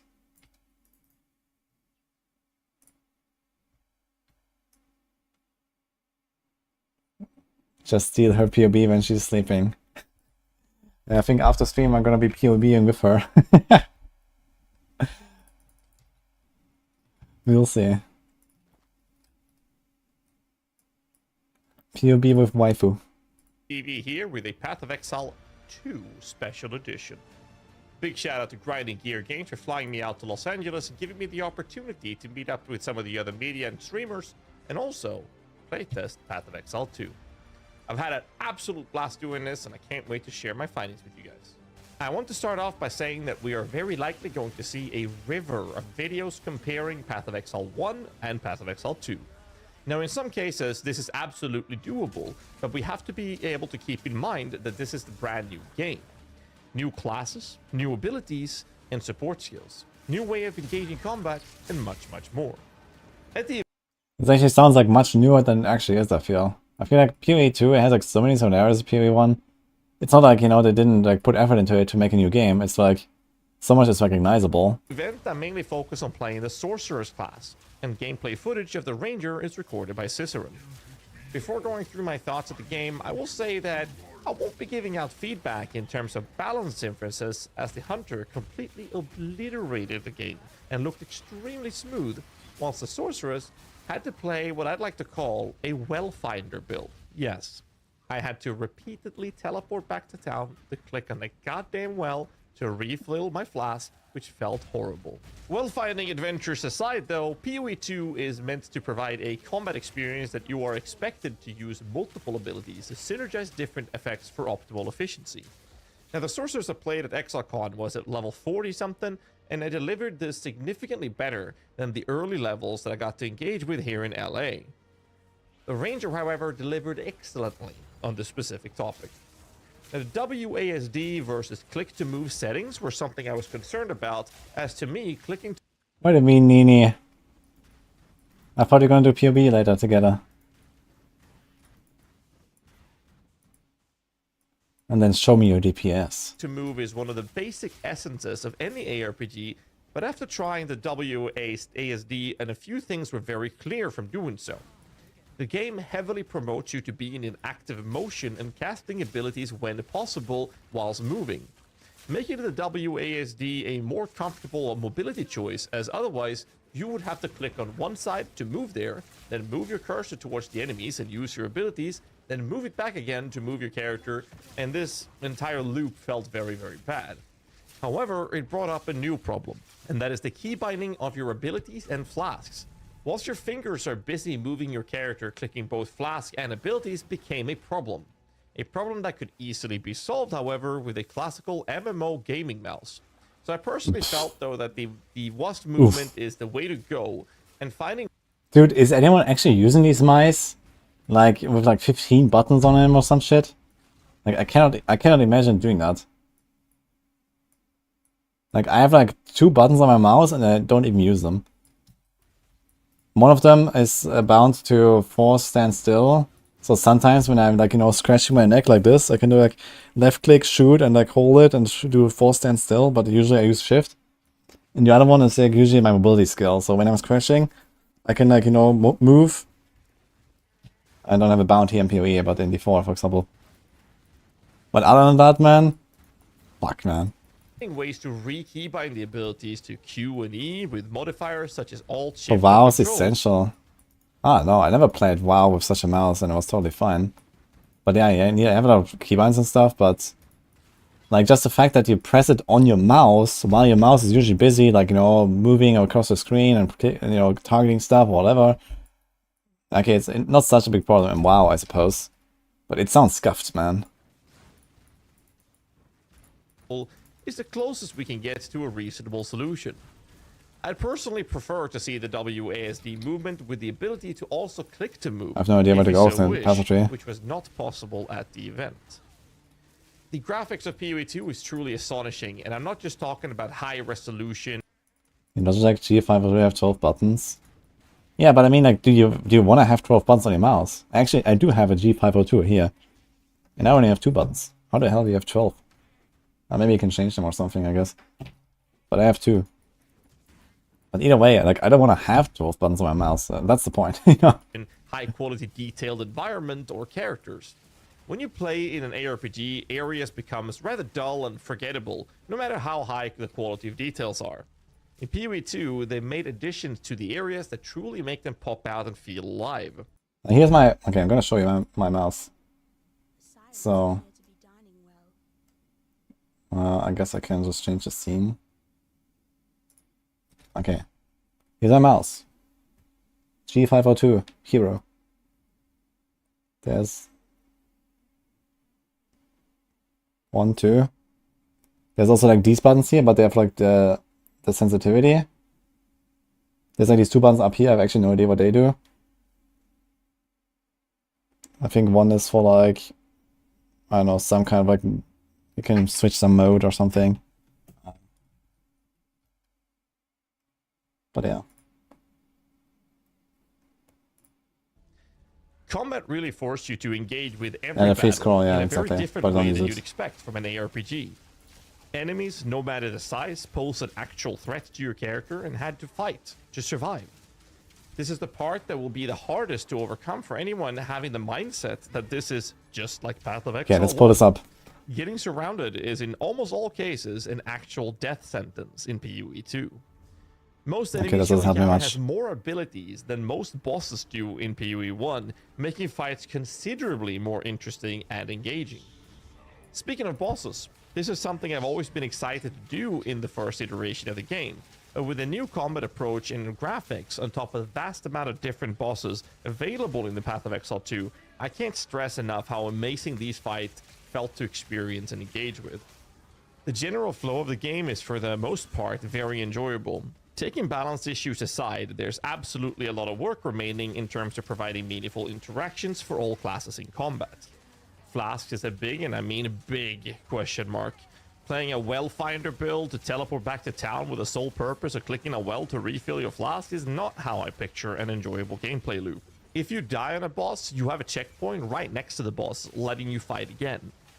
I believe that without proper information provided to the player, this can cause issues with side quest bosses, as the game is now telling you to kill this specific boss to progress further, which might very well be a skippable fight. And bosses are much harder in this game compared to Path of Exile 1. Dying before a boss, however, does not provide any checkpoints to respawn at. Instead, it puts you at the very start of the zone. Now, the zone is still explored, but all of the monsters are now respawned. Not the exact same monsters, but the area is literally refilled with enemies, if you will. I'm not sure how I feel about this one specifically, as if you die and have to re-clear an area again, you will get more loot and experience to catch back up in case that was the issue. But if you had died at the very end of a zone, the walk back felt extremely punishing, as running through packs of enemies is not an ideal or functional strategy in this game. The Vision is a bit of a meme in PoE 1, but I'd like to think of it as a nice painting, and how GGG are working on changes to reach the goal of this finished masterpiece. For PoE 2, it feels like the idea of this painting is not 100% finished. There are still empty spots that needs filling, and my hopes is that feedback from the community during the alpha and later in the beta will be the brushstrokes that puts those happy little trees on the painting. Again, a big shout out to Jonathan and Grinding Gear Games for flying me out to Los Angeles, giving me the opportunity to playtest PoE 2 and making this and more videos to come. All I need now is more classes to engage with, and specifically to see how the minions will feel to play in this game. Make sure you hit that like button, subscribe for more content, and leave a comment down below what you think of the gameplay you've seen here in the video. Until next time, stay safe and keep rocking. I think I mined all my transmutes, F. Okay. That was Gazi.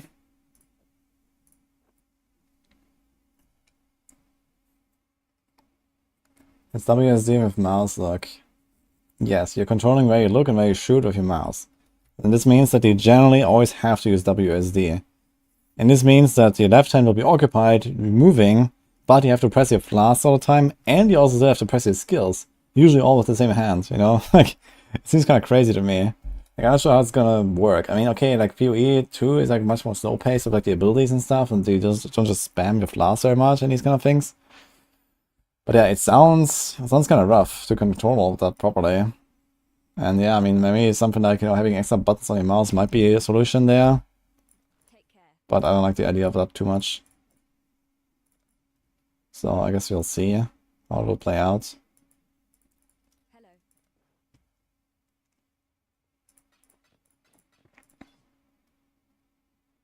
Actually, I think we're gonna keep the life boots. It's also feeling, but it's green, green, red. Okay.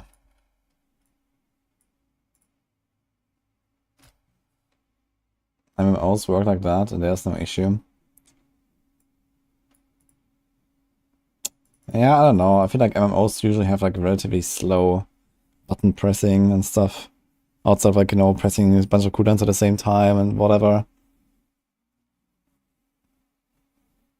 Usually have like global cooldowns and cast times and whatever. And okay, I guess PoE 2 might be somewhat comparable in terms of speed to those games as well. So it may not be such a huge issue. But yeah, I guess we'll see. Okay, here comes DM. It's 26 minutes video. It's gonna be with us tomorrow on podcast, by the way. We're gonna do a podcast of Rex, DM, and subtract them. That'll be fun. EA is lifted. You can put your questions related to Path of Exile 2 in there if you want. And I'm going to pull up the footage here. What do I think about parry? I didn't notice any kind of like major parry or anything in the game. I actually stopped using block because I felt like dodge rolling was just better, as I was able to maneuver better with my movement as opposed to just keeping the shield and relying on the shield. Because the thing with the shield is it doesn't stop you from like walking on stuff on the ground, obviously, and it doesn't stop things to go above you or around you or beside you or behind you. It only stops what hits the shield, basically, like you would think. Okay, because of that, the shield felt inferior to me over dodging, because I can literally roll out of a pool and I get iframes. Like, I don't get iframes with the shield, I get invulnerable surface is the difference here. When you'll notice the blue above my head that flashed there, that's because I'm out of mana. I noticed they try to do stuff in the game to teach you when your character is either poisoned or out of mana, etc. It does things like changing the color of your health orb, etc. They tried to make it a little bit easier to understand in what state your character currently is, which I think is pretty cool. Only WASD? No. You can also use the mouse standard if you would like. I used WASD because that is what I wanted to try out, and honestly, WASD felt really, really good to me. You'll also notice that my potions are not refilling for me killing ads. So what they actually did is they changed the way potions work. They made it where potions only refill when you kill like stronger monsters. ESDF. Like, I believe magic rare unique bosses. So just killing normal ads or like things that the boss spawn aren't going to be refilling your potions, which definitely made it more difficult. Or did they change that? I thought they were having potions refill in town or something. So it only refills when you kill stronger minions or in town, yes. So when you go to town, there's a well you click on, you will see that. And also, Portos no longer require a consumable. It is now a cask. So this is an example of pots. You can see I ran out of pots, and I went back. I had to go back to town, click on the well to refill. So it doesn't refill by going into town. You have to actively click on it, and you have infinite Portos to go back to town, but you have to do like the casting animation in order to actually be able to do it. And the casting animation itself can be interrupted. So I found it to be somewhat frustrating because when you're trying to do the casting animation, you can get hit and knocked out of it. So you have to be intentional about when you're going to go back to town, basically. It's not too long of a casting animation, but you can't get hit during it. Ghazi was sitting next to me and he was saying that the Sorcerer's mana, for instance, was a massive issue and that he was constantly running out of mana. I was constantly running out of HP, for instance, because HP in general for me, as a warrior, was sort of my bottleneck, where I heard sorcerers, for instance, was more of like magic potions was their bottleneck. I guess the smart thing would have been here to save up gold, go back to town and buy potions, but I had no gold and I was just bum rushing to the boss, so I didn't do that. I took Earth Shatter here. You're gonna notice there's like this orb on his head, and what that is if I hit them enough, basically, if I have an impactful hit, then they are marked, and I can use like Bone Shatter is actually what it's called, not Earth Shatter, Bone Shatter, and you hit them, and it procs extra damage on them, a little bit more stagger bar, and then it does like an AoE as well. So you'll notice me using that combo pretty significantly. Otherwise, that move kind of doesn't do anything. But you can see there, I kind of canceled the animation again. So this boss gave not only myself but a lot of difficulty. In fact, I heard that some of the gaming journalists that were there literally quit at this part of the game. They just didn't continue any longer. Yeah, the atmosphere, the sound, the boss design is really cool for sure. So, it's definitely like on default level, I'd say. You see here me In going PoE2. through it. Were you able to test multiplayer at all? No, but I did see other players in town, so I think they had the servers connected, but I wasn't able to play in a party. No passive tree. As far as I'm aware, the passive tree wasn't ready to be shown. It wasn't completed.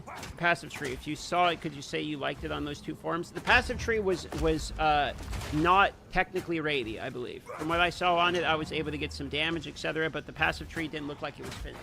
It looked like there was still plenty of things they had to flesh out about the passive tree. So I don't have too many comments on the passive tree because it's definitely not in the form that they're going to be releasing it as. This is mostly an early game gameplay test is what it is. There's a lot I like about the game. I'm looking forward to playing it more now that I've actually had my hands on it, because the combat itself felt interesting, and I like that. I like the combat more than PoE's 1's combat for myself personally. Did you see anyone try the game with a controller? I did not. Pretty much everyone was trying out WASD as far as I could tell.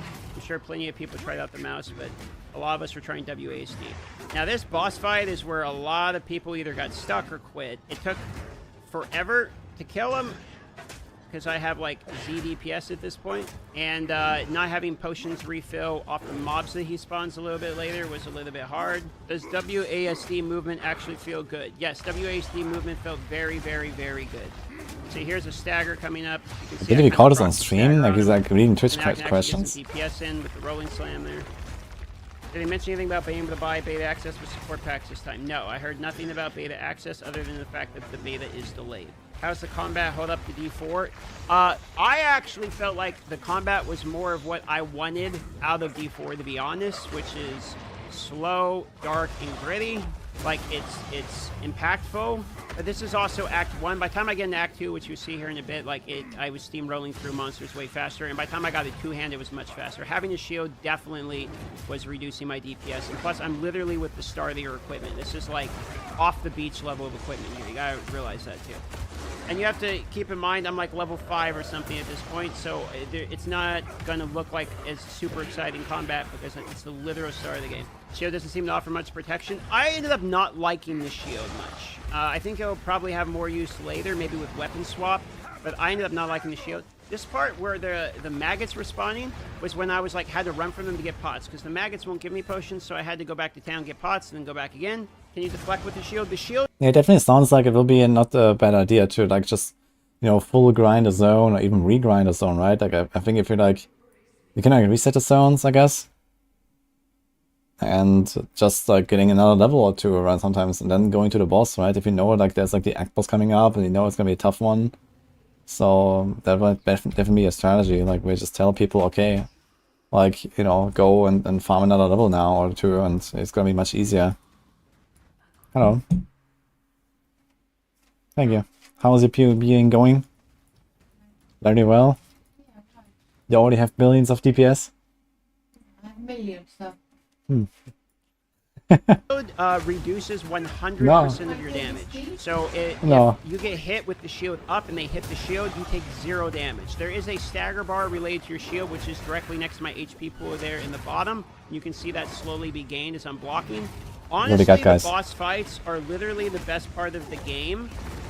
Instead of the bosses feeling like a stat check, it was like a theme, mechanics to avoid.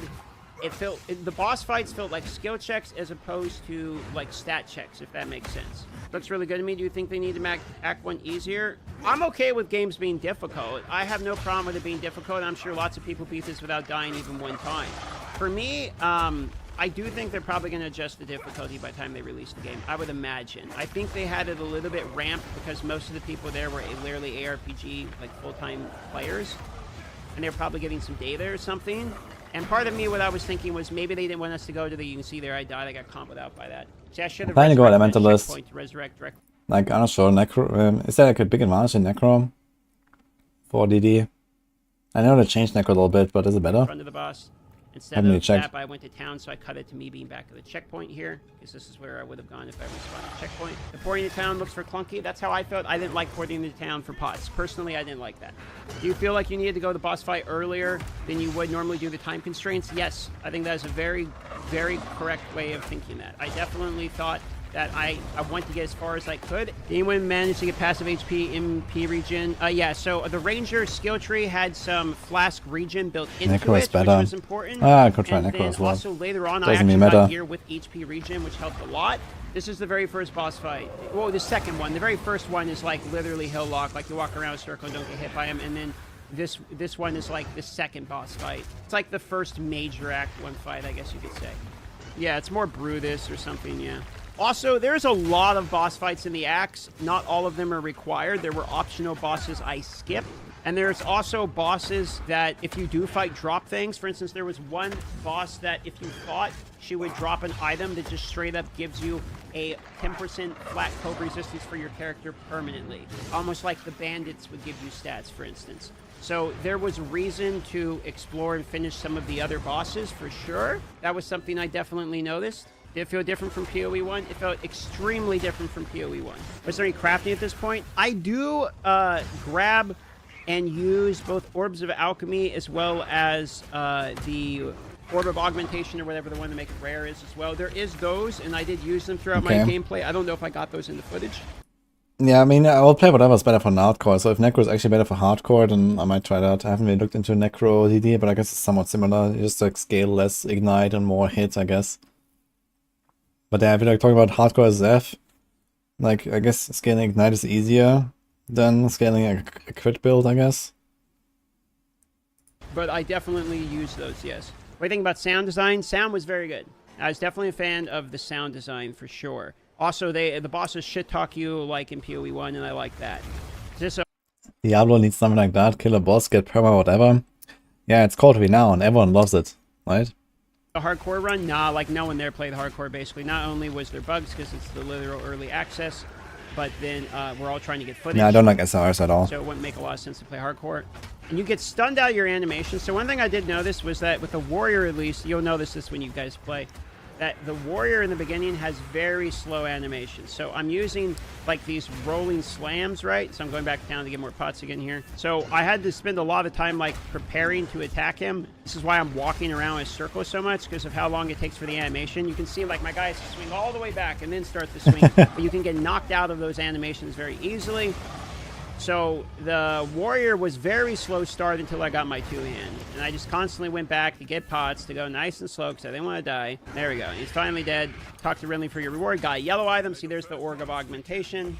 Is the game actually slow or just really hard? So it seems like the quality is really shit right now. Well, I mean, this is Act 1, like it's only actual 720. minutes off the beach, so it was definitely slow at that point. By the time I got into Act 2, which you'll see here in a little bit, I was walking through and like basically one-shotting everything. I was even destroying some bosses. I definitely think they're going to rebalance the two-handed mace. What I did with the two-handed mace, I went down the skill tree, taking everything that increased my stun duration, and then I was two-handed macing, just like stun locking the bosses, which I think for sure is going to get changed.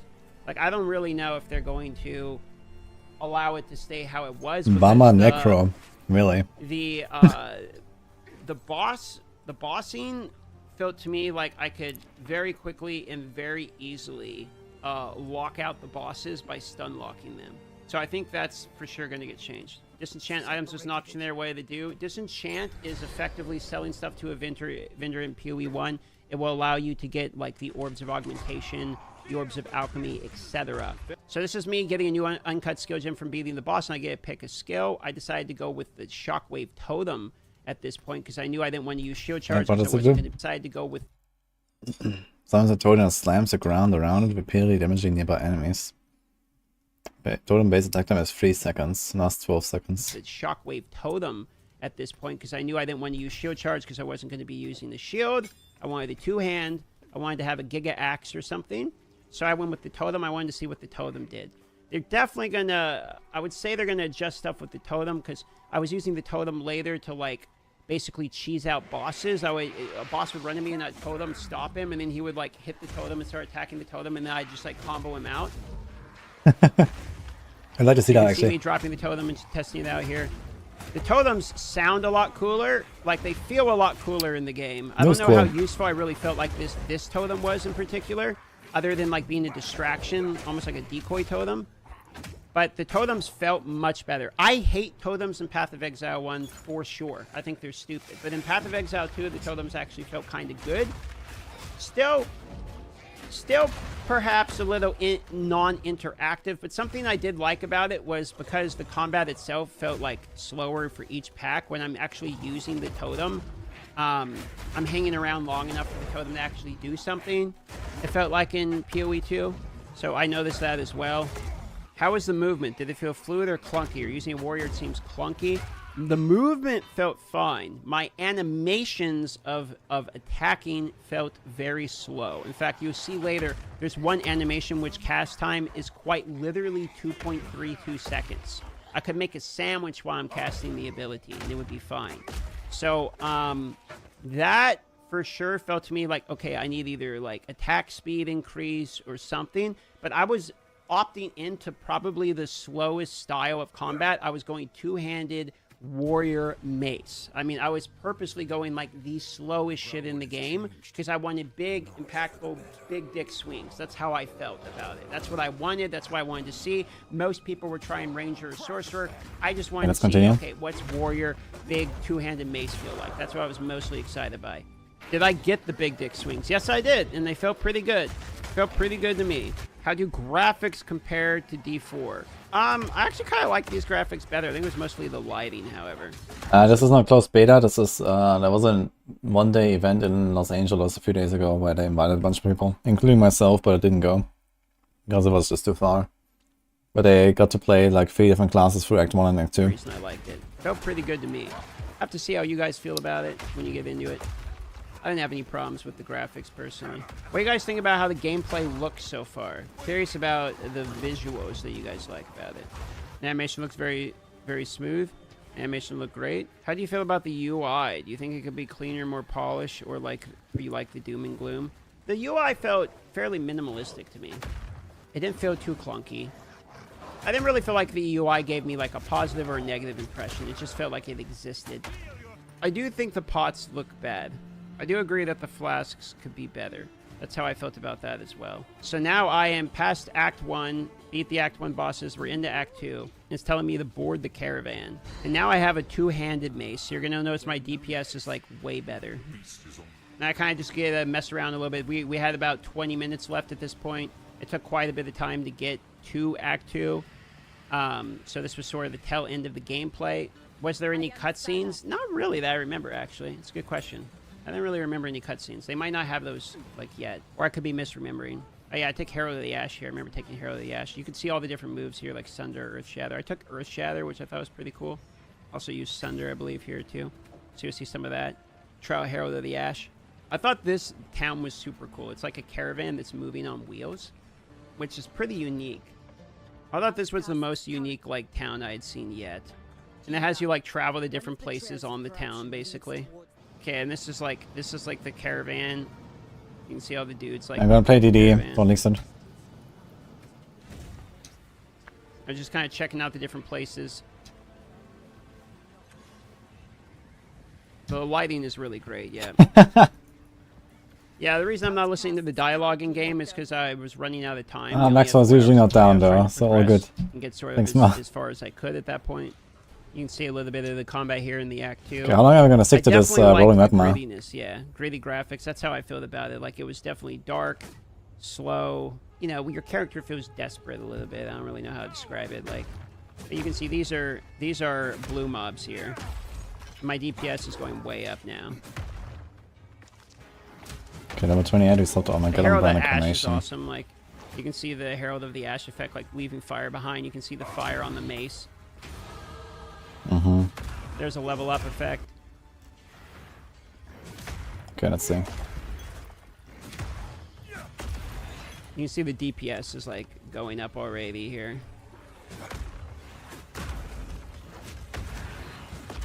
Yeah, my gun brand is pretty nice, I know. Is there a sign up for this? No, we have to wait for the beta, which is the end of 24. But yeah, see, those are rare mobs, and we're still like starting to one-shot them with the ability. So the damage is starting to go up here. Can pretty much just one-shot things. The boss was starting to fall pretty fast too when I was fighting bosses. The Herald of Ash was awesome too, the way it kind of exploded. Did I manage to get any unique items? No, but guys, we got some unique boots. Check out that animation. That was there. I wanted to show you how long that took the cast. Takes actually forever to cast the ability, and you can kind of see like wherever your mouse is, where your character stays here. That's the Bone Shatter. You can cancel out of the double slam, which I really like. You can go right. There's the Earth or Sunder. I guess we kill all the bandits on this class. Move. We know the crit build, so I'm gonna kill all the bandits, I guess. Yeah. Unique's gonna be better in PoE 2. I'm not really sure, man. I didn't get that many of them. You can see I got knocked out of my Sunder animation there. That's why I ended up using this same move over and over again, because it was the only one that could really get the animation off. The other ones took so long to cast. Are you immune during double slam? No. So there's a one-handed yellow mace. So you started to get drops later on. By Act 2, you started to get some yellow drops here and there. You can see I got like support gems, etc. in there. The damage is definitely gone. Again, those are blue mobs here, so we're starting to make some difference. It was interesting to see that the basic attack actually didn't feel complete trash. Like, it felt usable.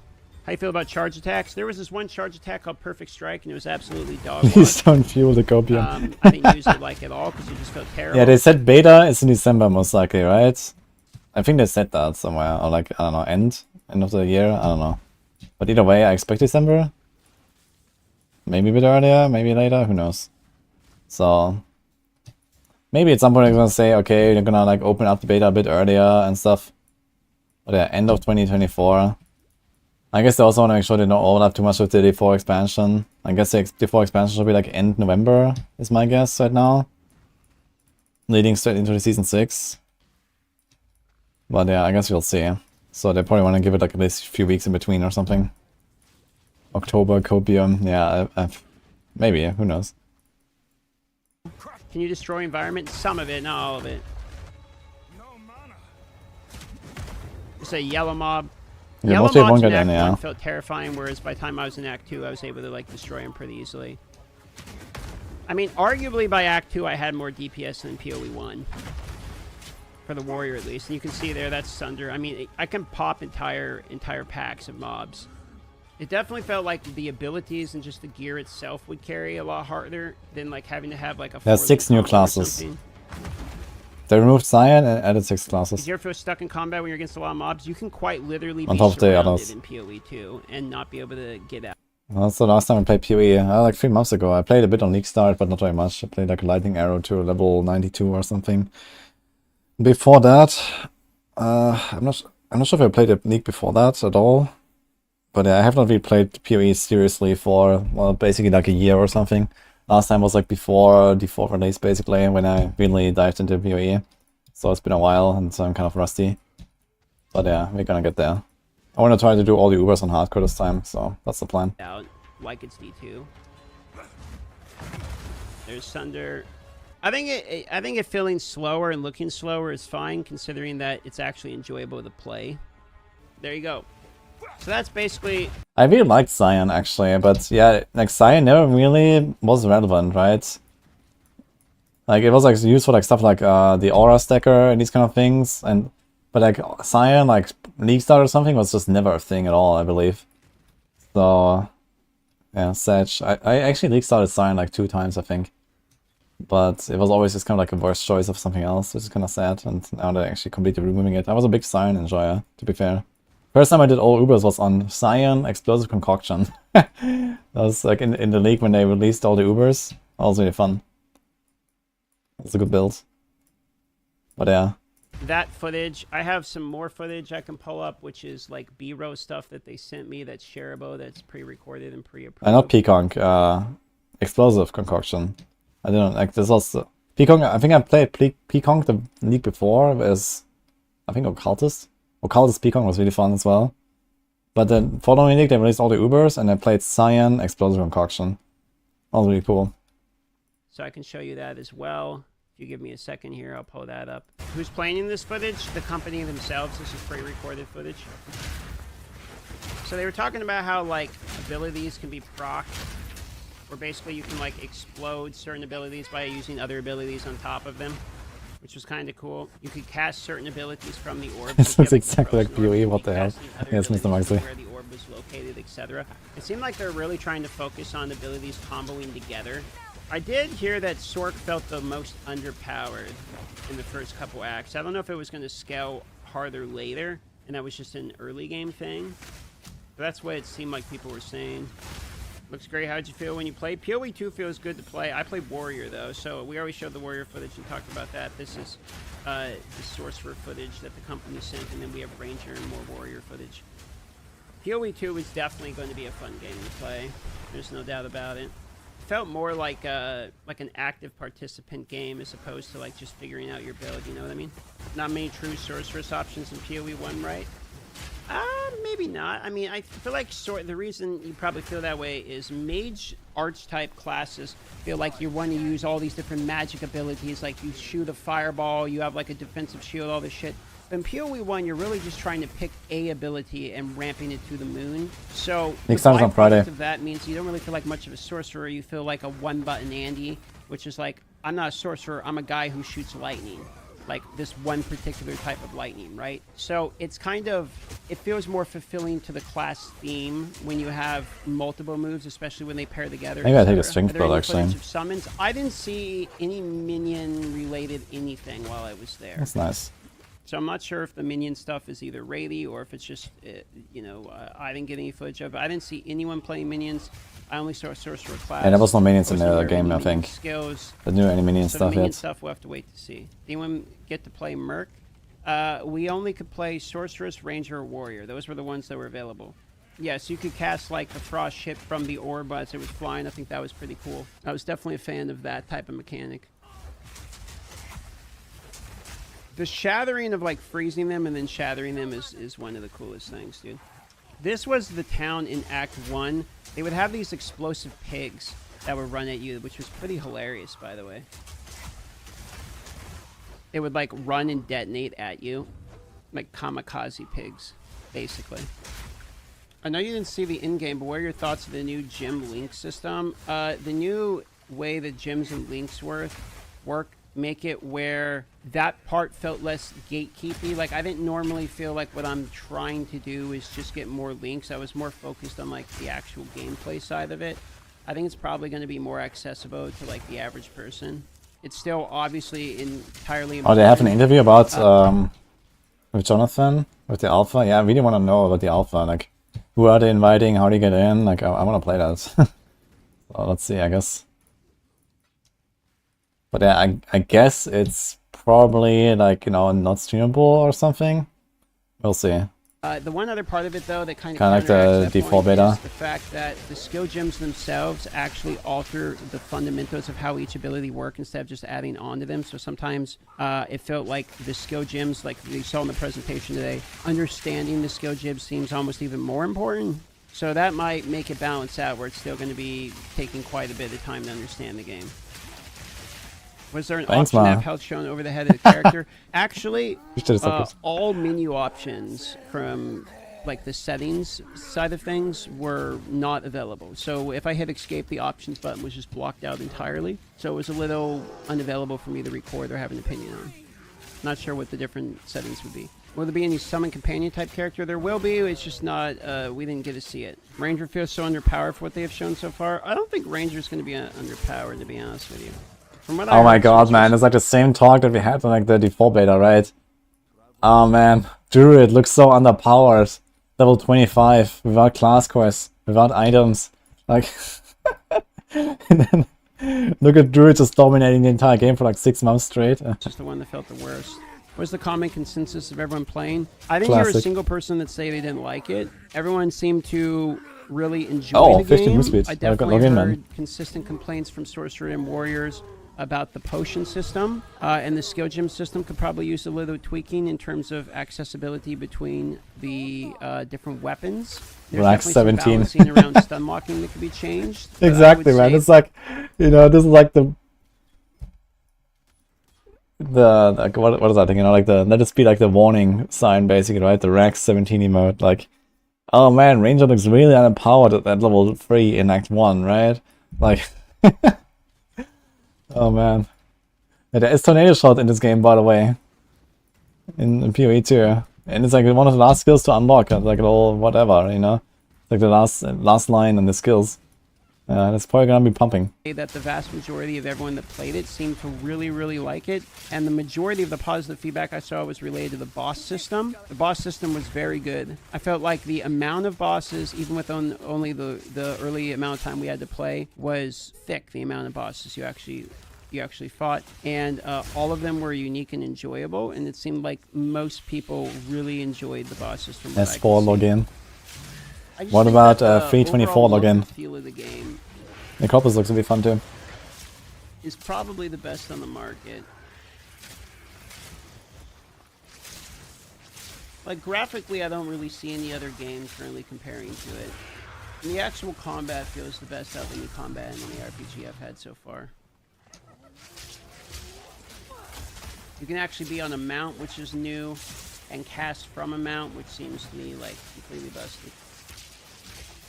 It's kind of funny, man, this mount thing. Was, like, surprising. It looks very weird though, man, this mount footage. Seeing the damage in this makes me realize how strong Warriors 2-handed Mace actually was. I'm one-shotting all of these. Yeah, we didn't see anything related to ascendancies, so we didn't get information on how to unlock ascendancies, etc. That is still news. We'll have to wait and see what comes with that. Yeah, I want to see the class trailers for some of the other classes, because there's quite a bit of classes we haven't seen yet. You guys only, hello. Yeah, I have no idea what items are good. Well, that is tough to explain. But usually one gets resists up, armor up, life maybe, and then resources cooldown, and something for your main skill, like extra skill ranks or so, or crit chance if you're playing like a crit build. That's usually good kind of stuff. Check out this. We have you can have the summon mount. So see, you actually have the mount like as a pet attacking. You notice that? It's kind of cool actually. The mount is like you jump off and it attacks and runs with you, and then you like mount it again. Itself. You can attack from the mount. It's kind of fun. Looks actually kind of amazing. You know, but I guess it'll be kind of like a niche thing. No, but I'm assuming we can be like cavalry and like swiping at people, else I don't get the point of it. Does the mount pick up gold and guaranteed to have inventory slots? We didn't unlock a mount while we were there. I don't know if it's a late game thing or something, but I definitely didn't get access to the mount to play with myself, so I don't know if that's like an inventory or can pick stuff up or any of that. Is that war cry? Yeah, there are war cries as warriors, yeah. The anti-X potential. Totems. You got all that. The shield does not block anything unless you manually block. Well, there's an active and a passive. Oh wait, the shield. Wait, the shield has no block at all.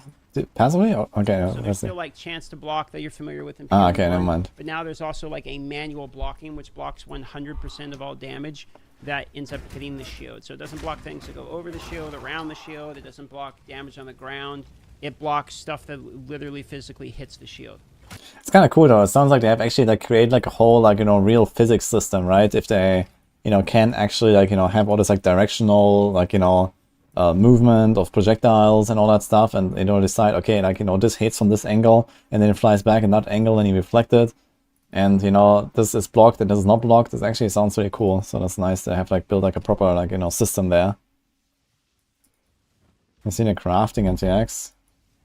Yeah, they showed it in the like preview, right, for the leak. That was like some funny stuff, like the ARPG chance, I think.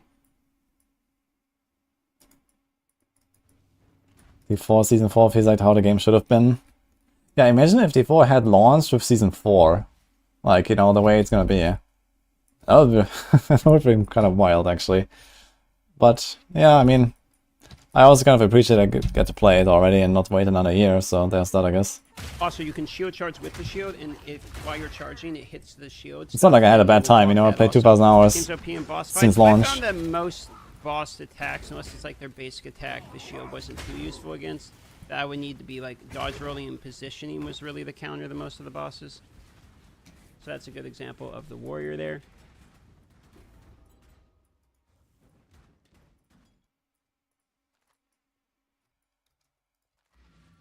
And it just ends there, what?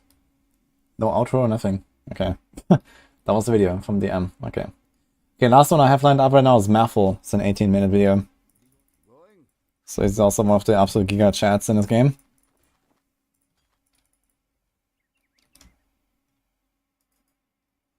Yeah, there are monsters, we saw this earlier actually, like some of them, they have like a shield and you hit them, and they don't exactly reflect your own skill, but you hit the shield and then it flies back in the same angle, and they have like some repellent, you know, like a projectile coming at you. It's not the same skill that you shot at it seems.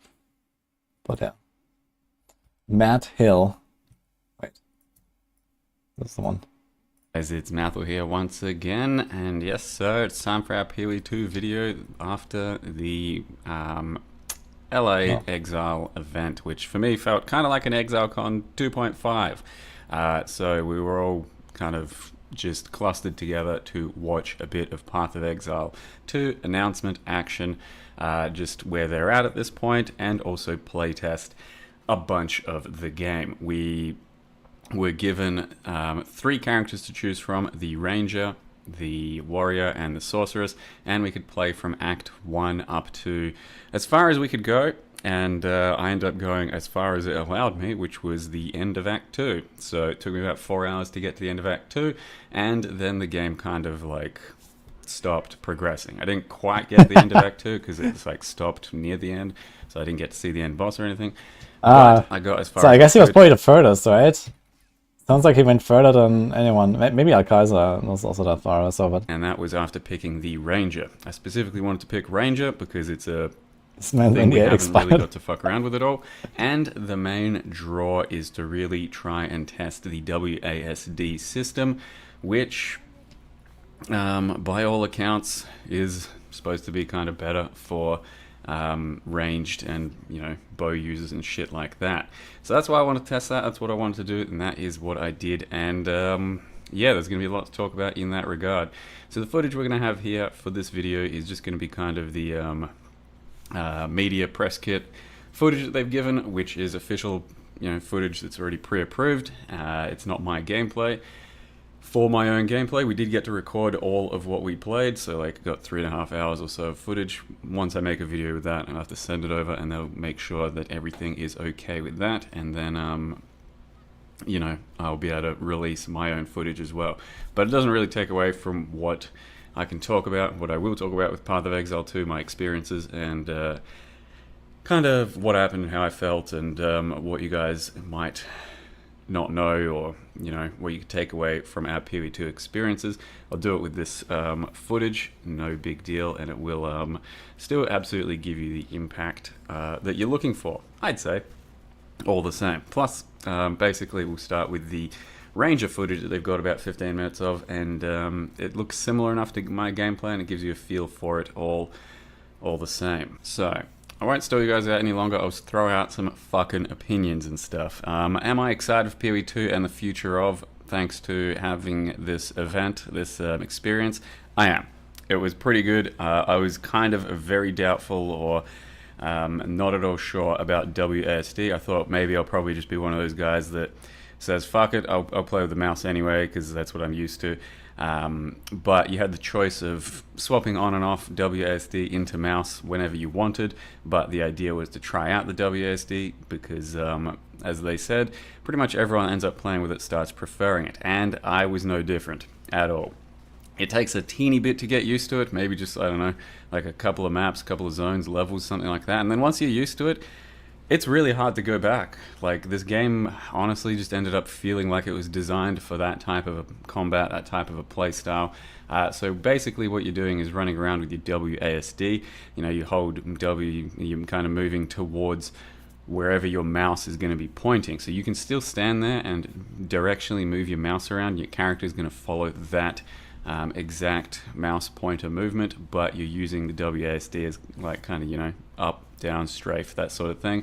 And it feels pretty fluid and intuitive. It lets you start moving backwards, it lets you start strafing around while still doing your ranger attacks and shit.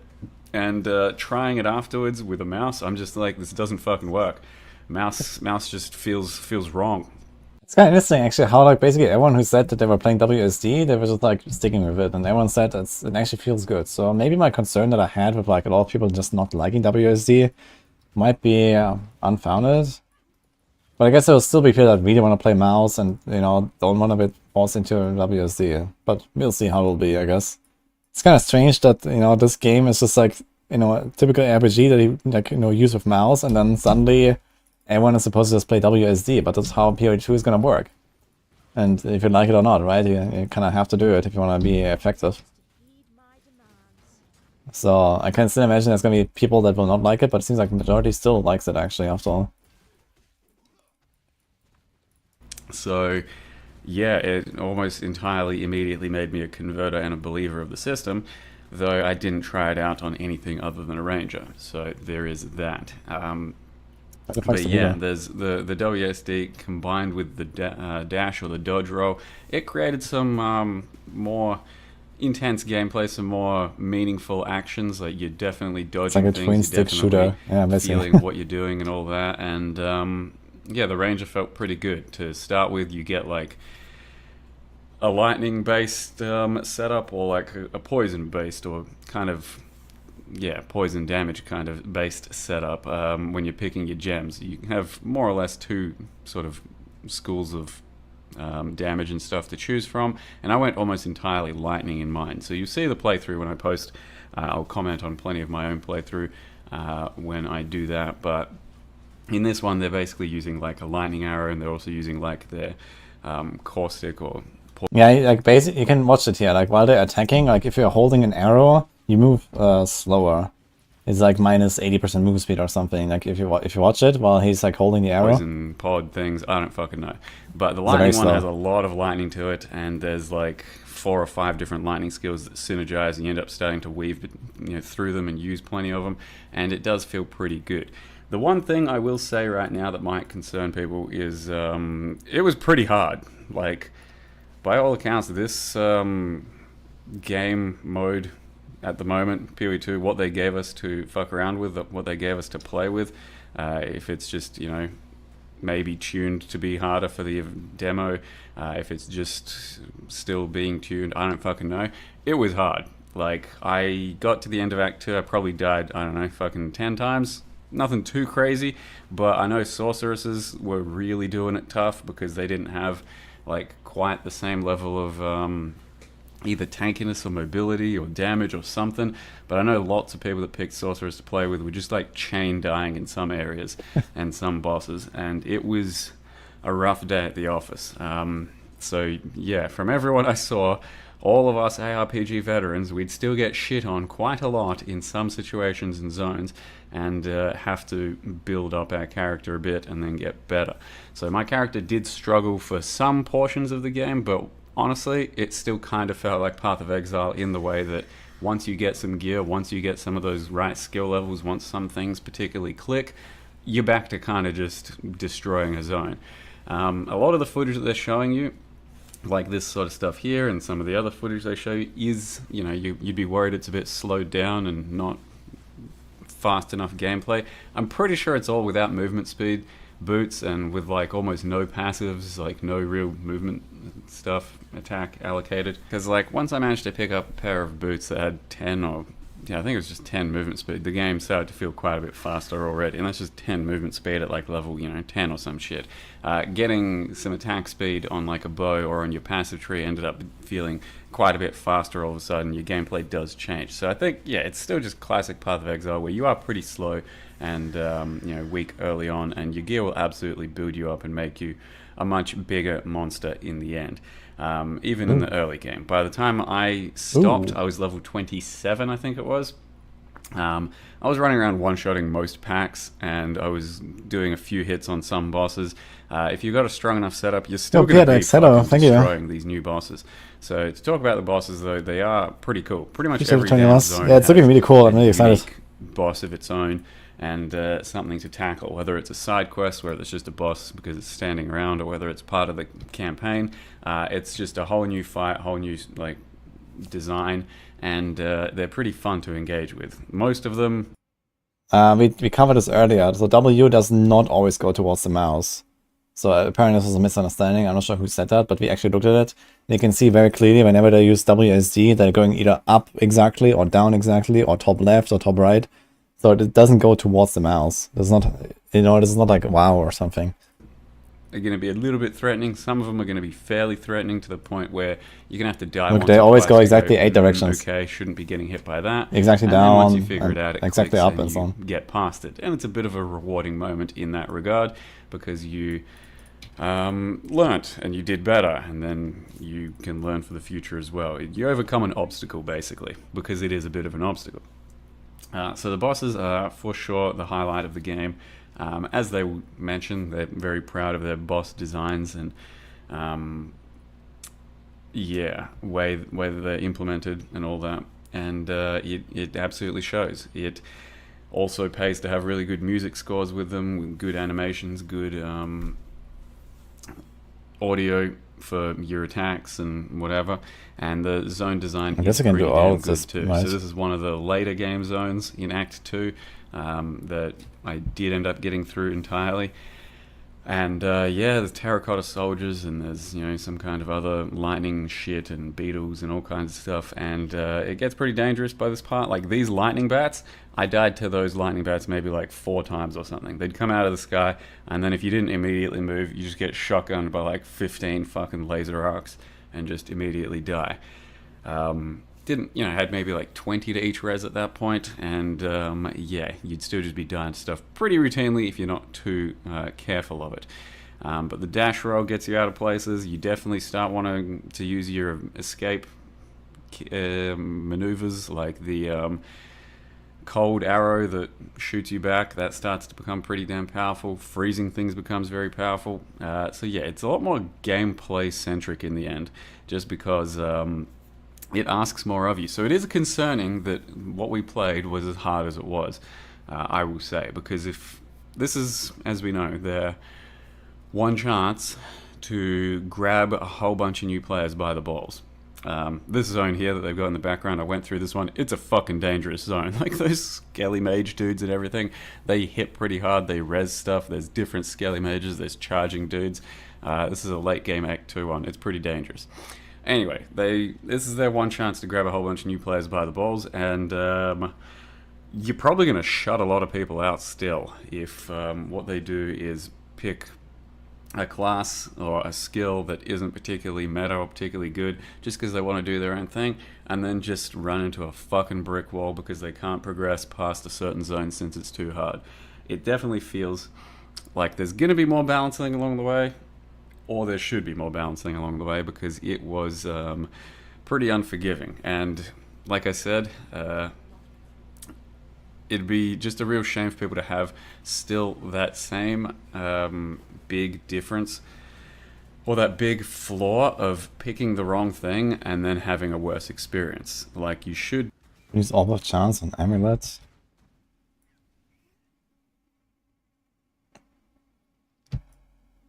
Oh wait, didn't it change Orb of Chance like a few leagues ago? What did it do exactly? You can spam it now, right? No, you can't. Upgrades normal item to random. Is that only in PoE 2? Nah, but I mean, you don't want to waste them in a campaign, not on the first character. For the most part, be picking almost anything you want to pick and then have a similar experience to someone else that picked whatever they wanted to pick. Not, oh, I went Sorceress and I'm getting completely shit on. Okay. This guy went Ranger and he's halfway through the game and having a great time with a smile on his face. Or I went Sorceress and I picked a fire skill and I'm getting shit on while my friend picked cold skills and they're just chilling, you know, and they're having a good time and just cruising through. So if that's going to be the case still, you know, which kind of exists in Path of Exile, where you might accidentally stumble onto a meta skill and you'll have a great time, or you stumble across a skill you like that's not very meta and then you're having a tough time, then they're still going to struggle to bring in new players, is how I currently feel with this demo that we played. But yeah, there's still a long way to go. There's still lots to balance and test and all that. I'm hopeful for what I've seen so far. It was a lot of fun. Regardless of how hard it is, and it's pretty much what they're looking for, you know, even if it's hard, did you have fun? Because they do believe in hard equals fun, and the slower playstyle and more meaningful choices and stuff can equal fun. I did. Like, I was very nauseous for the entire day because like jet lag and travel sickness, I get stuff like that. And I was kind of on autopilot for the end of my playthrough because I was feeling like throwing up a lot. But I still barely looked at the clock, and after like 4 hours of playtime, I was kind of surprised it went by that fast, and I was just having a good time going through it. We got like 4 or 5 hours to play from Act 1 through to the end of Act 2, and yeah, you weren't really worried about the clock at all. You were just like going and having fun and blasting. It was a good time, and I definitely want to play more, and I'm definitely keen to try out other stuff and get further in and put characters' gear together. And it's more of PoE 1, but in a newer, fancier fashion, and there's still lots for them to discover for it, or to show off for us to discover. There's still lots to create, change, chop, all of that, and I'm very hopeful for the future of PoE 2. I don't at all have any doubt at the moment. I'm sharing what I think about the strategy of getting a whole new audience and stuff, and what I felt about the gameplay and stuff. So hopefully that kind of gives you a brief idea of how I feel about PoE 2 at the moment, and what I saw and what I felt about it. I do think you should be excited for it, and if not, until then, you've still got PoE 1, and I think that's still going to do plenty of great things. But yeah, I think I'll save more conversation or anything else specific to say for my own gameplay footage, which hopefully I'll put up and have like passed over and get greenlit by something like tomorrow. I would hope so. Otherwise, yeah, let me just show you one other thing. So I did do this whole trip thing all the way over to LA, and they also gave like just some kind of gift box things. Oh, that's cool. Which is like just... It's actually the first time to show it. But PoE 2 style merch. I wanted to share with you what's in there, what that looks like. But yeah, essentially, I'm still kind of wrecked. You go embark on new darkness or something. One of the pictures. The pictures I showed earlier during the just intro are kind of this is concept arts the and Dead arts guy from for Exile. the classes Yeah. and their potential ascendancies. Let's just say that, something like that. We have t-shirt that on the back has, I guess, the main sort of dude, PoE 2 potentially. And then the front is just a nice little Path of Exile 2 logo. We got... It's actually funny how many resists you have. Yeah. tumbler, so portable cup, coffee sort of thing. Path of Exile 2 action. Got a Dominus pin. Which I'm gonna stick on my bouldering chalk bag. The And Dominus we've pin. got a mouse table pad thing. This one's pretty sick. That's pretty large.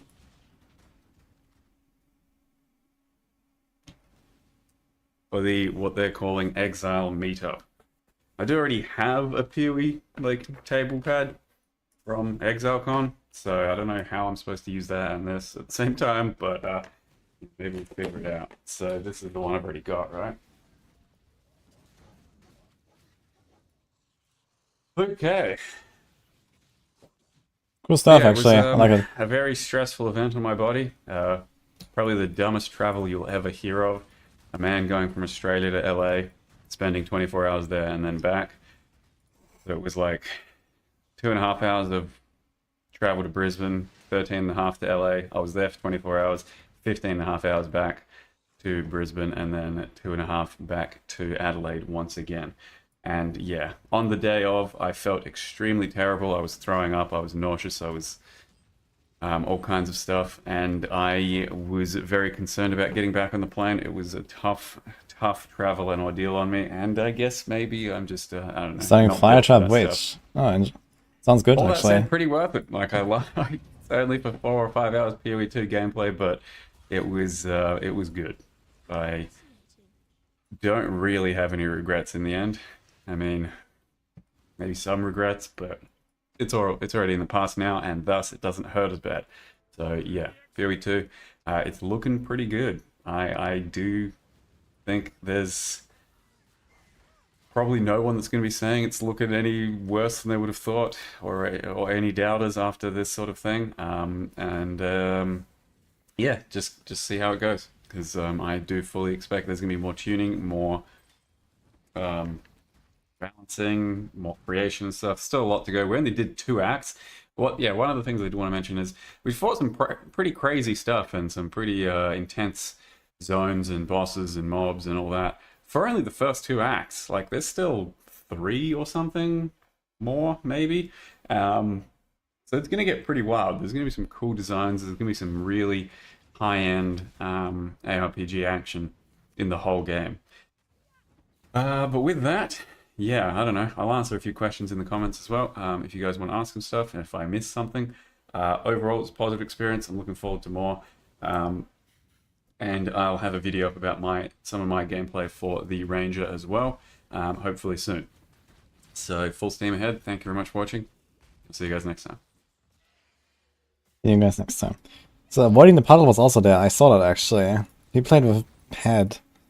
Okay, interesting, actually. Did he bring it there and he played with it, or what? So watch that as well and see, hear his experiences. Do I want the mana region? I don't care about mana that much right now, right? So let's just go. New Atlas is ridiculous as hell. Yeah, I didn't really pay too much attention to like the Atlas 3 changes, and frankly I don't care too much about the Atlas 3 changes. But I guess it's kind of nice with, like, you know, all of the extra chances for getting league mechanics, and you don't have to go for the keystone anymore. That prevents you from using scarabs, so that's kind of cool change, I guess.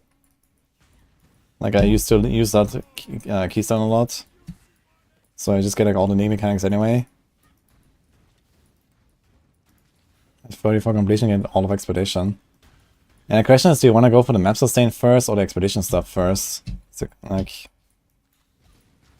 I guess if you do like tier by tier, you're probably fine just going straight for expedition as like starting collecting currency. Or like SSF, I think that's definitely probably the way. Let's go expedition as fast as possible. And then get the map sustain stuff for the higher tiers. So you can run like easy, like white or blue on hardcore at least. And not really avoid too much. 100% chance for expedition. You actually get 100%. So you have to like, don't have to block everything anymore. You don't have to like, you know, go for the keystone. You just get 100% on everything. Kind of crazy, actually. Okay, is there any other video you wanted to watch now? Anyone has suggestions, guys? The PoE 2 stuff. Kind of want to take this here as well. If the ignite, chance to ignite. Okay, I'll be igniting actually. Does this thing have ignite chance? Ignite damage. It doesn't ignite. We don't have any ignite currently. Like, how are we supposed to get ignite chance if we don't take this here? 1, 2, 3, 4. Maybe I'll just take it.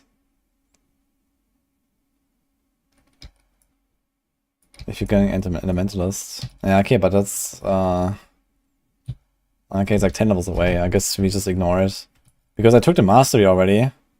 And don't actually ignite with anything, right? This is burning, but it's not ignite, I think. It's just like some dots, basically. So this is actually kind of useless right now. I should have not taken it until we have the mastery, I guess. But okay. Do I have combustion, actually? Now we have arcane search. I think I found combustion earlier. We have elemental prolif.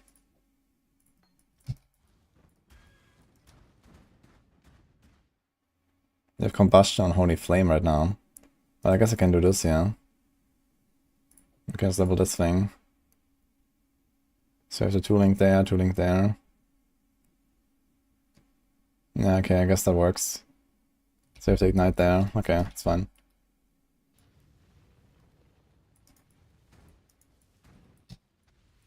Yeah, I don't have a free link yet. I mean, this is a free link, but both of them are 2-linked actually. Maybe I could check the vendor. Here's a free link, but it's green. That's fine. Doesn't hurt to be a bit underpowered while practicing, so.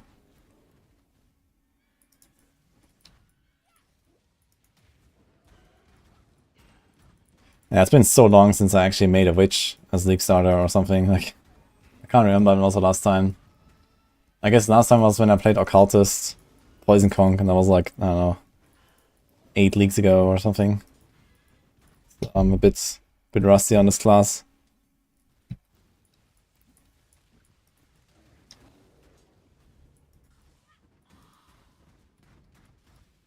We have a goat horn here, 1 to 4.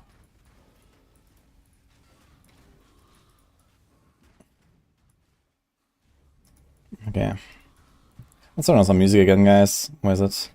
I think we watched enough videos for now. We saw, like, you know, the melee, we saw the Sorc stuff, we heard a lot of opinions. I guess we're just gonna chill a bit and us. Let's go. So I think we're going to Elemental Overload, right? 1, 2, 3, 4. Elemental Overload is big. Let's go.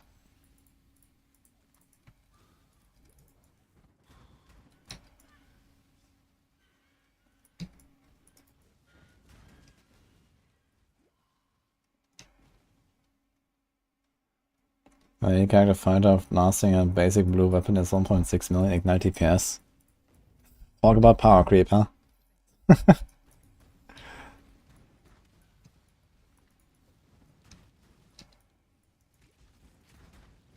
Feels like the power creep has been pretty incredible in the last leagues. Like, I think it's gonna feel really weird going into this game again. After, like, I don't know, staying away for like 3-4 leagues now or something, for the most part. I didn't really play much. Just like a bit of early game, getting campaign and Atlas done and stuff, but I didn't really like make like endgame builds. I feel like power creep will just hit me very hard, man. We'll see. Like, they're trying to nerf stuff, but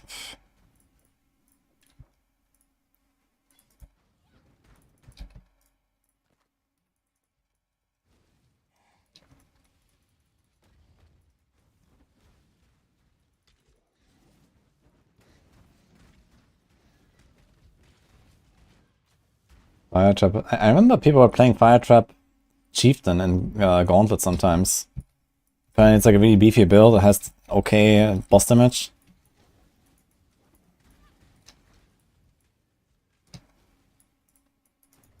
I remember that in some Gauntlets.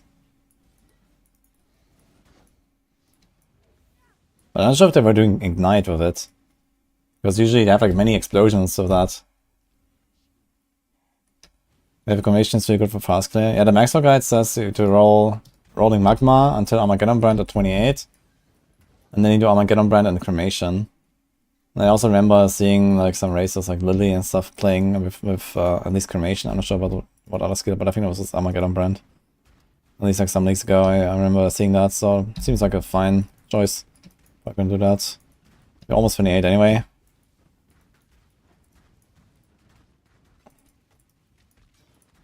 That sort of stuff.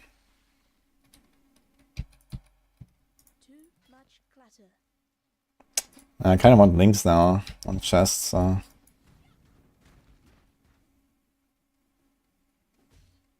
need to have mirrored stuff.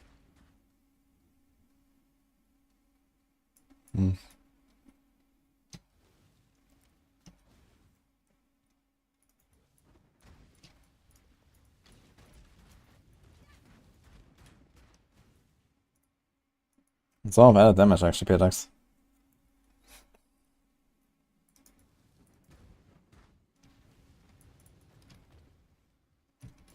So we need to Desecrate, and then we're gonna like pop Cremation on the bosses with Desecrate, and otherwise just like spam Armageddon Brand and Brand Recall, I guess, and that's it. Do we get it in Act 3, I guess? Yeah, we almost have Act 3, so it should be Act 3 skill.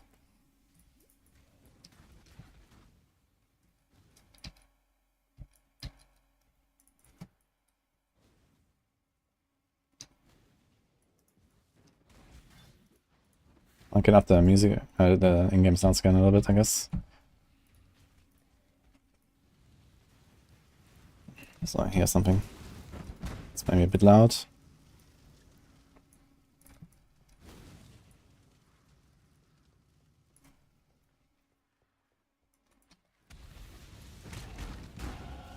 Okay, it's still very loud, Monitor. I mean, for hardcore, I might up the volume again a bit, but for now it's fine. God, man. I'm running into all dead ends. What level am I actually? 25? I'm like overloaded as hell too.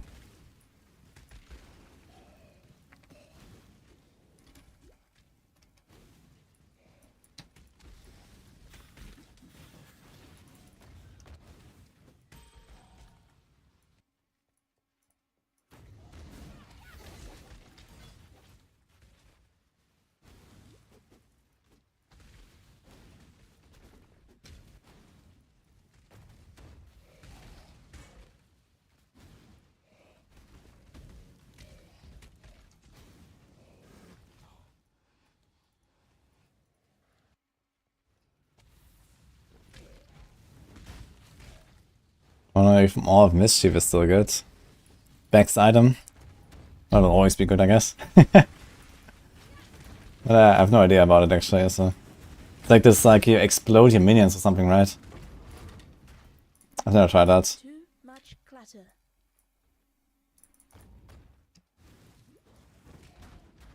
Pyramid Apex. Let's go.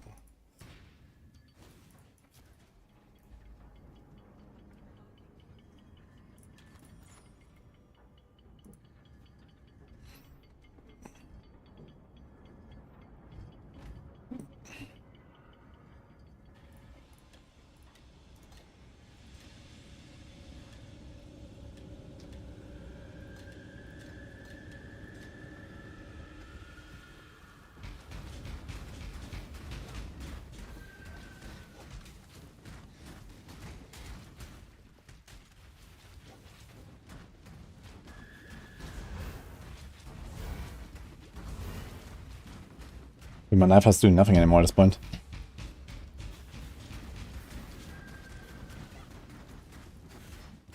There's 250 life over 3.5 seconds. 1/3 of my life. Wonderful.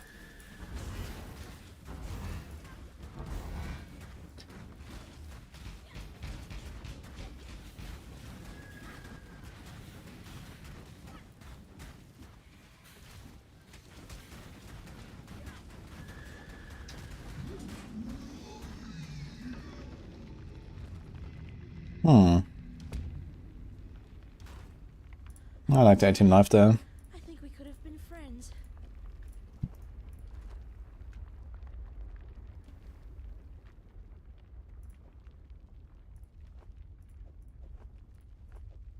It's feeling with a green.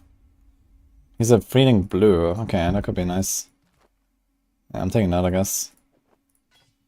It's probably time to say goodbye to the totem. So, combustion, rolling magma. I guess I can put like elemental prolife now.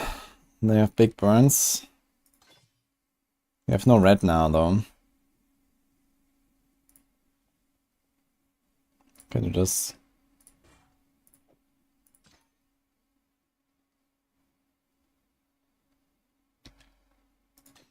Yeah, Arcane Search doesn't work though, right? But Arcane Search works with this, maybe do this.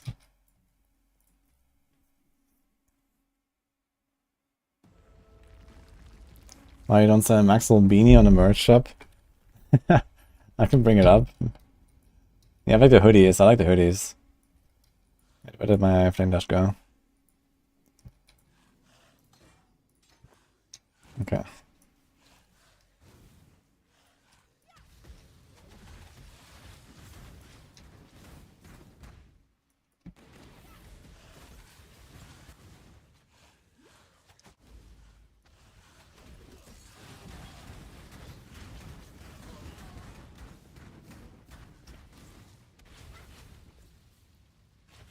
I don't mean to sound Yeah, how level is it? Level 8. I need to spend 41 mana. Yeah, I probably over-leveled it. There's no way for me to get a low level arcane search anymore, right? Until Act 3 library. So I kind of did a mistake there, I guess.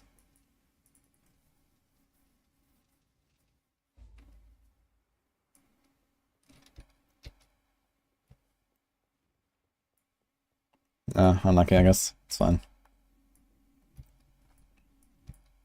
Okay, I also heard he can't GCP skill gems anymore, right? Only support gems?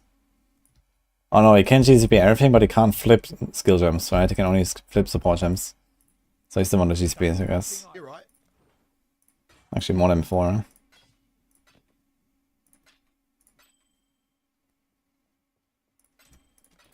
I'm not sure if can be bothered though. So I think I'm not gonna bother this stuff for now. Oh no.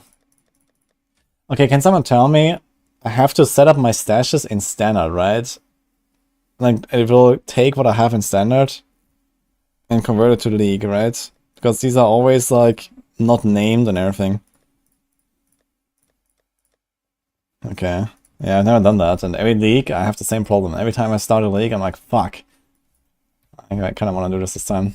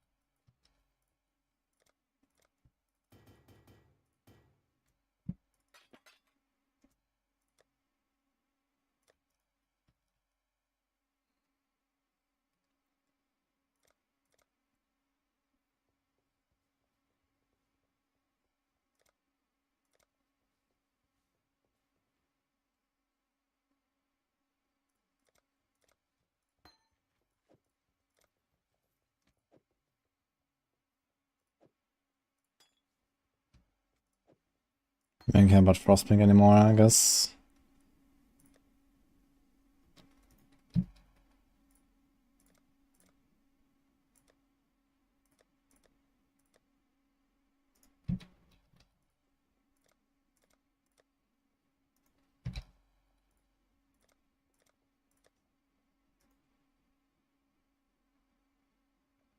Oh.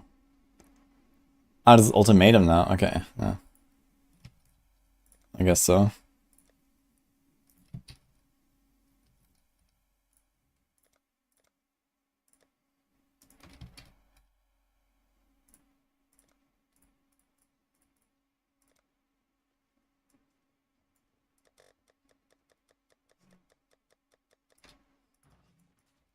Okay, should be fine. Oh, same browning. If I play SF hardcore, you set up in standard SSF hardcore. Ah, this is probably why. I think I did it once and now like probably in the wrong league or something. Okay, thank you. Yeah, I mean it shouldn't take long. I don't have that many stash tabs, so that's fine.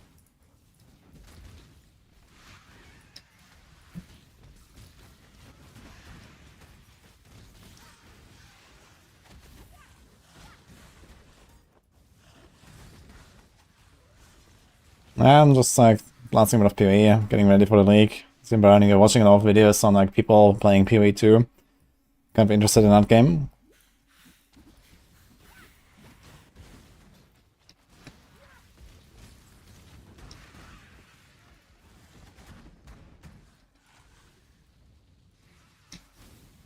Okay, I haven't decided if I'm gonna go hardcore SSF or just hardcore. I kind of like the idea of trade hardcore, to be honest. It seems like there's actually a bit of trading going on. So I might play trade hardcore. Not that I really intend to trade very much, but it can be kind of nice to like, you know, maybe buy a certain thing that I can't find, or boss mats or whatever, right?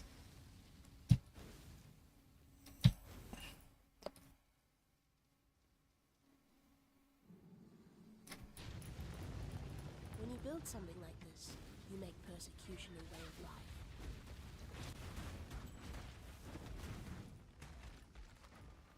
Ruby ring.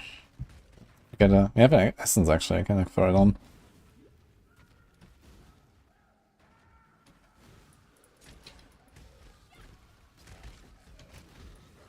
Also wonder if I should like change my filter a little bit for like SSF.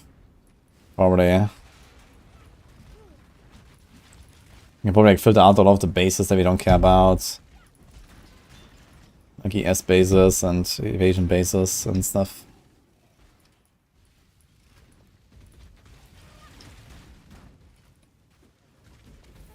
Allow your wisdom to be tempered by the flames of the past.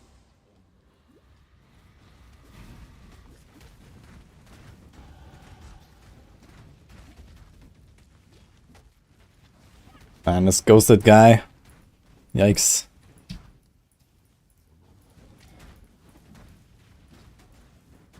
Yeah, we need new life loss, man. Yeah, my Magnum's actually doing damage right now, though.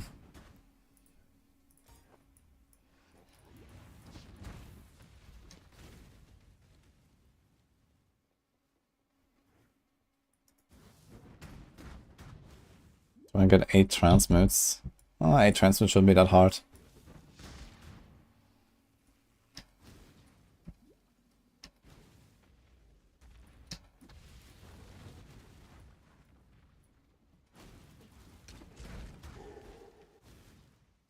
Yeah, I need to check that vendor recipe again.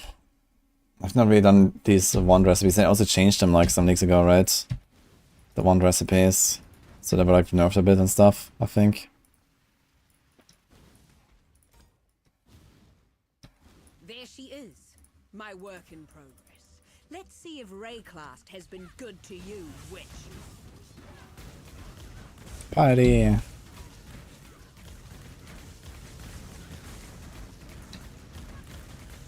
Enough of this. Enough of this.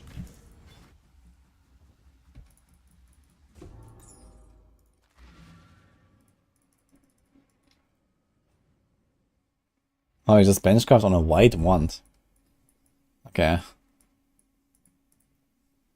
I get the recipe at Solaris. See you.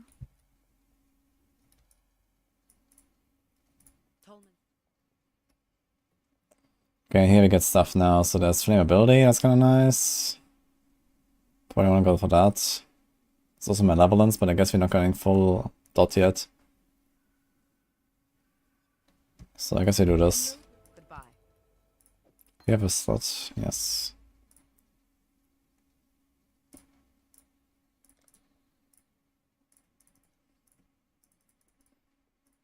Bring me back something nice, You get in there. Don't do anything I would. Aha.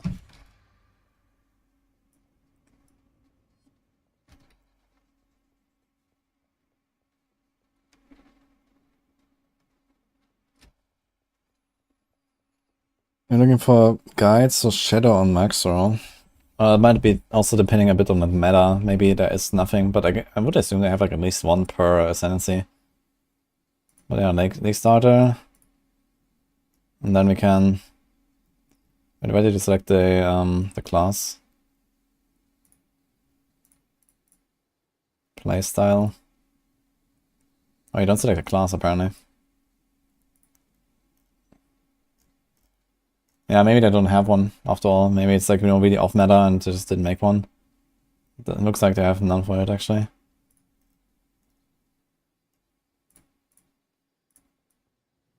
But okay, I mean Shadow... Okay, they must have at least one per class. I mean Shadow is like the base class, right?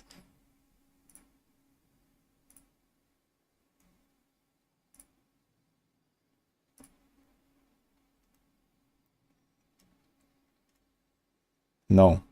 Okay, he's a Saboteur. If this. Hexblast Mines. Yeah, I mean, honestly, I don't really know what the PoE team is doing. You know, I have not been, you know, directly involved with PoE for a long time now on Maxwell, because I've been working on the Diablo stuff, so I'm not sure what exactly is their plans and so on.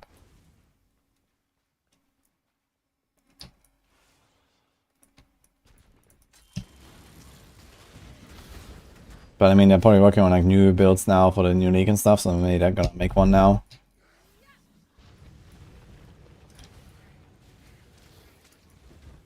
Should probably check the left side.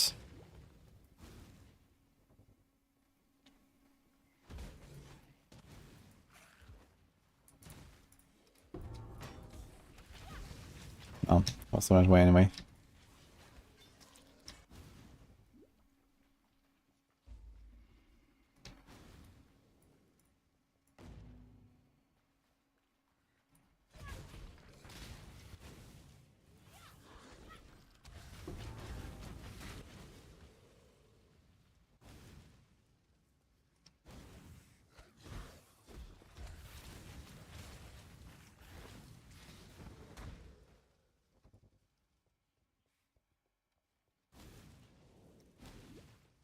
Do we find out one here? Yeah, this totem's actually melting now with the Flame Building Curse.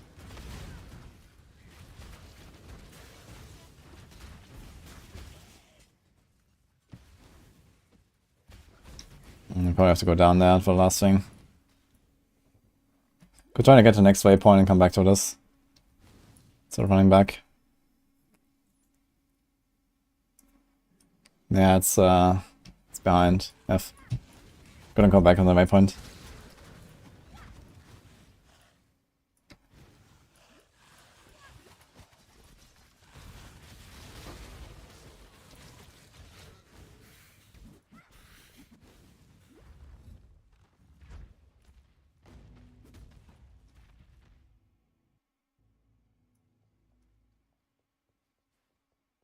Just thinking about it in a square room, it's near the end, if it's curved, it's behind. Interesting, okay. Yeah, I mean, I don't know, like, all these little details about the layouts and stuff. Like, some of them I know, but there's something I didn't know. I kind of felt like I was running away from it. When I'm ready, and not before.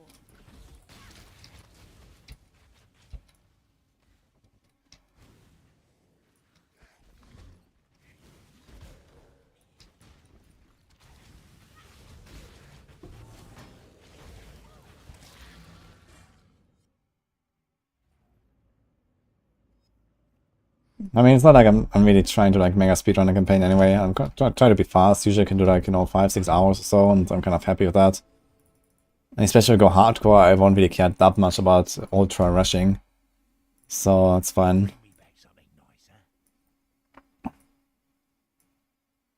You go for the top here? I think I go for the top, right? How does it continue? I guess you take the other. That continues down there for the Divine Judgment. So you don't take this. Kind of sad actually, because it's only like life nodes and 1 travel point. Kind of want to pick this and also have the 3rd Fire Master. You can be like Fire Mastery there and here. Like, I really want to pick up this Region Mastery. It's kind of nice actually. 1 life region for 1% fire res. It's kind of strong at the low levels. But I can also do it down. But it's also kind of powerful here.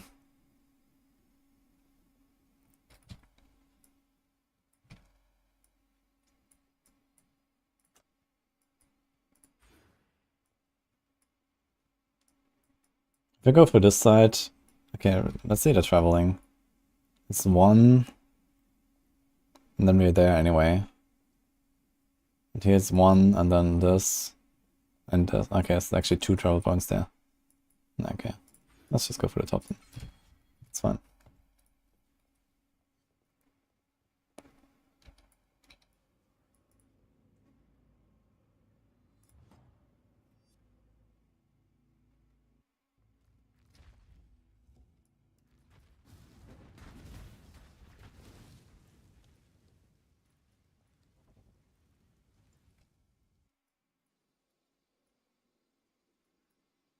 Stock arts again.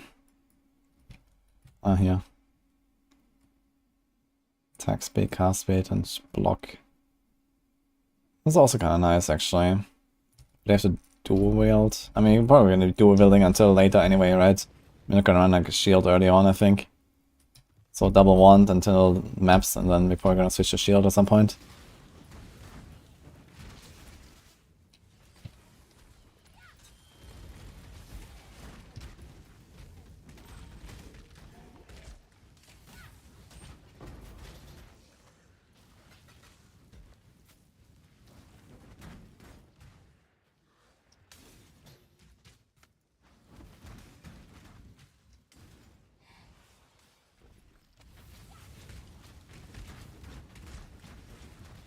really like this tool they made here for the PoE guys. Like, you know, with the step progression and, you know, skill tree is showing, and it's kind of nice.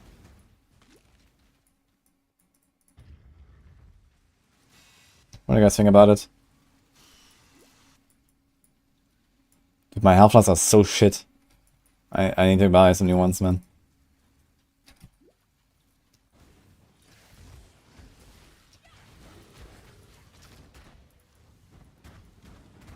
Yeah, I'm definitely planning to go Shield Charge and Tempest Shield later as well when you have the mana. Must bear two blades, hope in the left hand, surety in the right. Yeah, you go Shield Charge and Flame Dash, no? Like, Flame Dash is still important for the bosses and stuff. Good luck to you. What is it? Okay, let's see. Dude, there's 830 life. It's like so much more. Pretty scrolls, I guess.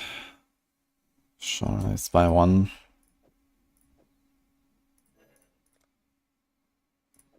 Some of mana.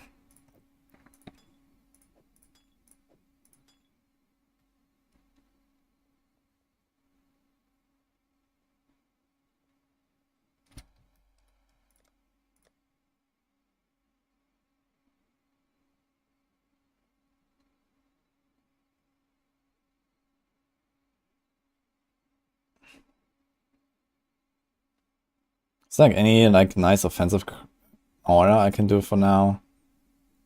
Not really, I think. Counter anger or something, right? So I guess we just wait until we get like determination or so. Let's go take determination and chill.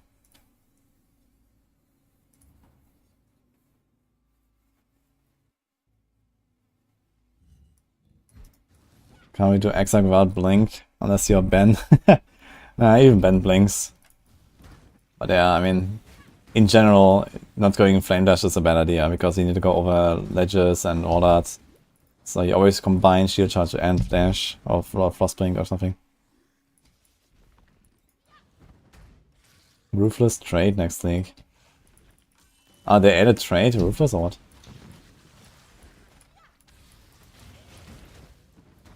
Wait, was that not a thing before?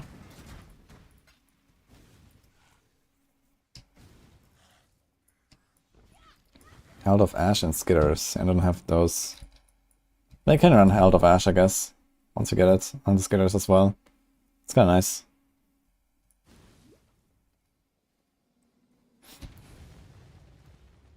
I can see what the guide says, but I think it might be similar.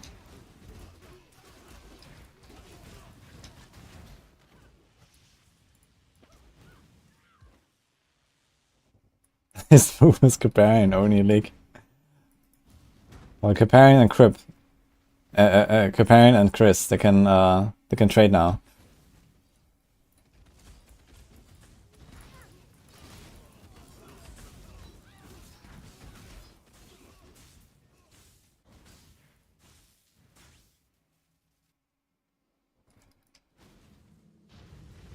I'd love to see the insides of this spell. What level is this? It's still 27 right now. I can only see it when I open the character tab. There's no like display here. But I can see on top right the area level. Oh, actually, okay, I have my PoE. Okay, it's fine. My PoE cam. I was wondering if I'm actually hiding stuff, but it's fine.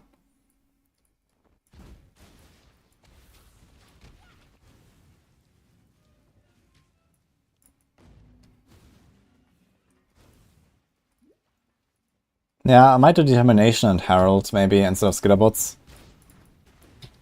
Just take a bit of strength. You can choose the Strength Amulet from Diablo. I also have the Heavy Belt, for example, from the Den. And I just have a lot of strength. You can easily do Steel Skin, Determination, and you're just kind of chilling. Like, I'm gonna go hardcore, and you know, I haven't really had that much practice lately, so I might just take it a bit easy and do Determination.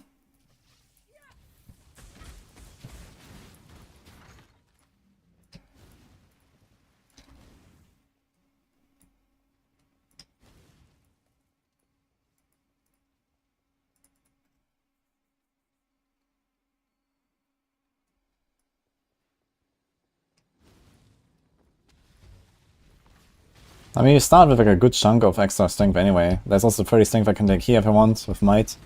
And we have this thing here is 20. That's kind of nice. When I'm ready, I'm not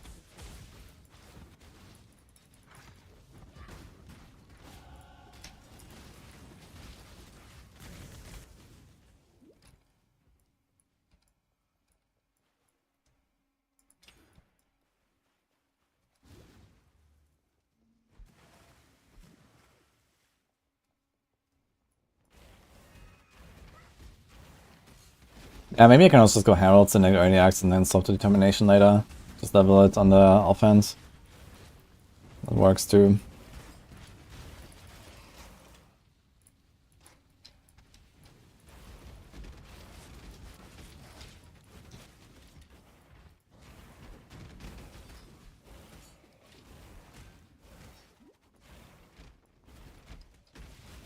Okay, level 28. So when do I get the Armageddon brand? Unique. Huge. The Deep One's Hide. Curse enemies have vulnerability on block. That's kind of cool effect I have early game.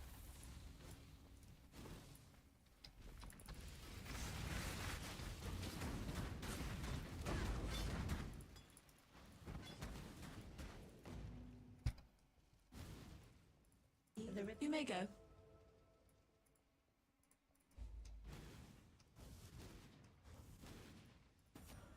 Fire damage. So is this the one? No, this is percent fire damage. This is not. Cast speed, mana. I'll take it.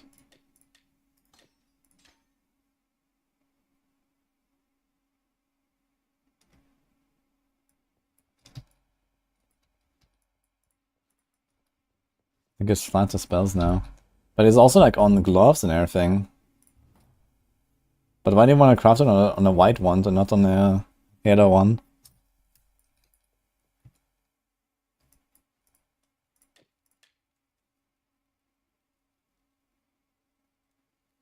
I need 4 transmutes, okay. That's all of damage though, okay, that's pretty good. How many do I have?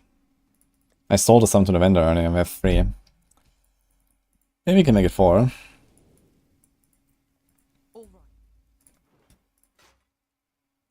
Automation shards.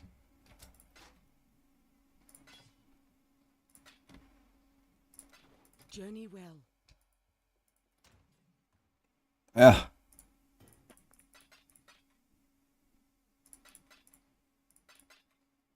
Oh, we can sell this one. Come on. Greetings. That's also alteration it's identified. About this one. 2 transmutes. I think I'm missing 2 now. I'm missing 4. Where's the diff card tab?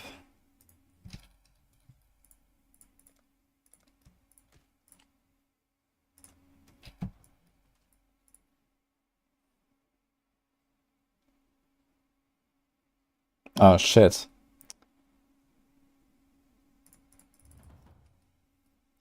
Got the Battlefront stuff.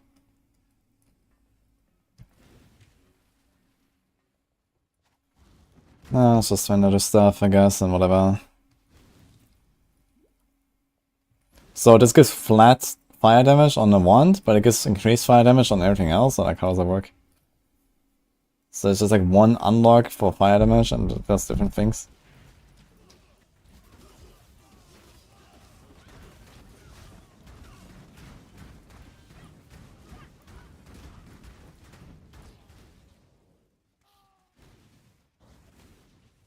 Gives all fire damage crafts, okay.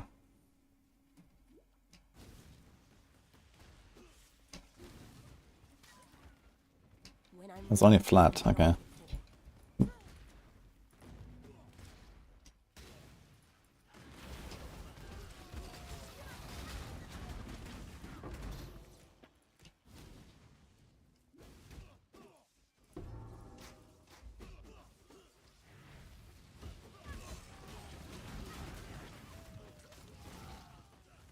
Guess we can do a dog survivor here as well.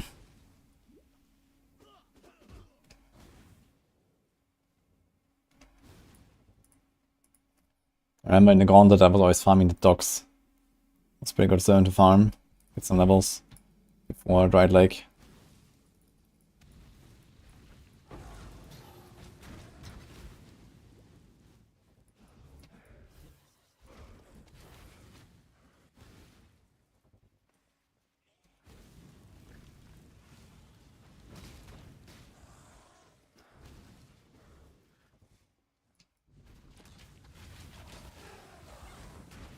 Artisan Storm was a chef's kiss. Yeah, I liked them as well early on. It's kind of nice.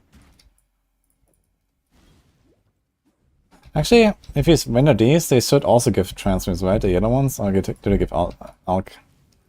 We'll see. Not sure about yellows.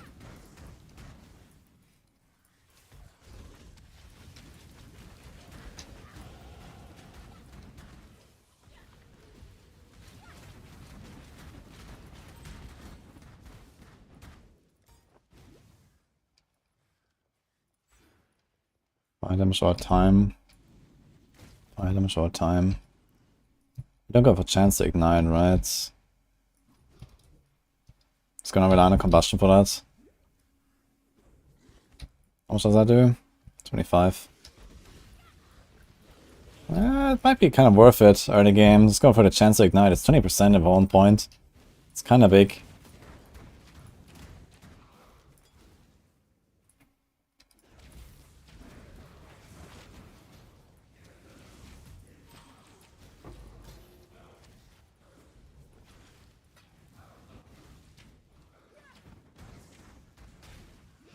But yeah, wait, we're gonna be elementalists, right? So that doesn't matter because we're gonna have everything ignites. So whatever. Maybe if I go Necro, I would probably do that.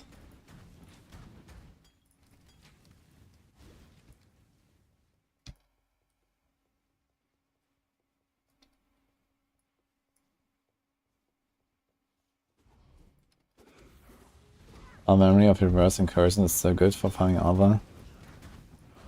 Really? I haven't actually tried much of these memories, to be fair.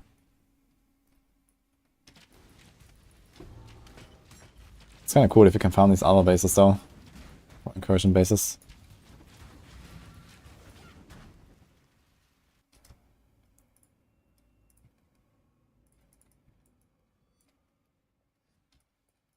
How you doing? Let's see. It's also alt shards, okay.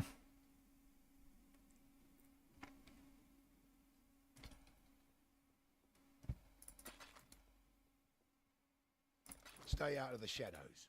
They bite. Okay, it's level 30. So let's get a one craft.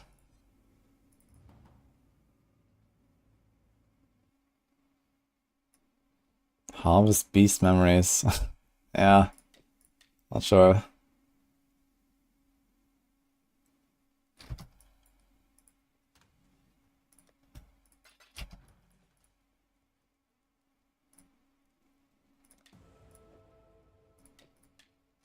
Yeah, pretty sick. Can't do it on the other one yet, but can do it later.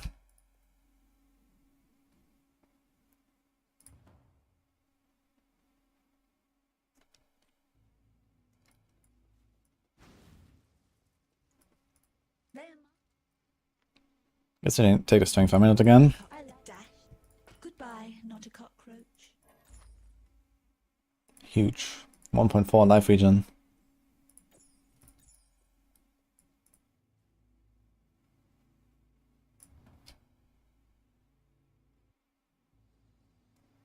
Like, are they insane because they're hard, or are they insane because they're like really rewarding?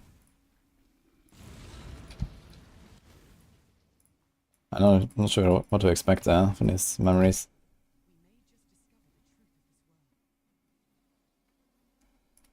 Both, okay. Maybe I'll try them when I'm like super decked out. I guess if I can do Uber bosses, I can probably do these things as well. But our main goal is to do Uber bosses, so I don't want to like do like unnecessary risky shit, I guess. Until then.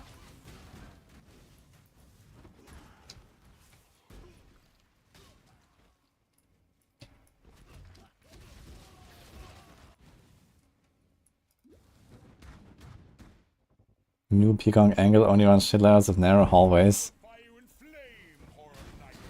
Wait, for like better overlap, or like what exactly happens there?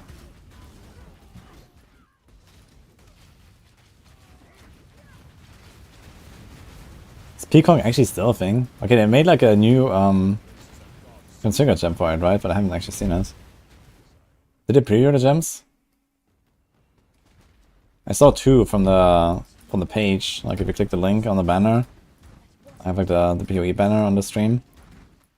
That leads to like the PoE like Necropolis League page. But I saw only 2 there. Giant Life Flask.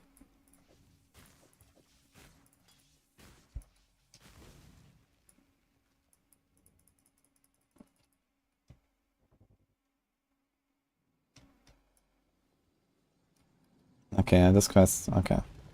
Yeah, let's do it after the boss, I guess. It's fine.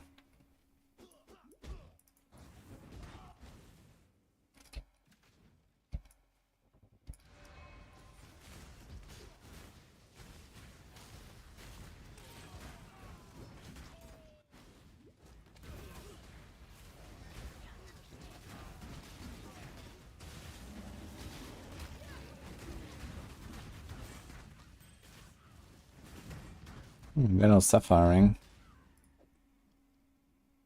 I think I'll do that. Dude, how the hell do I have 190 ES right now? What the fuck? Look at that thing. 13, 98, like 190 ES. What is going on?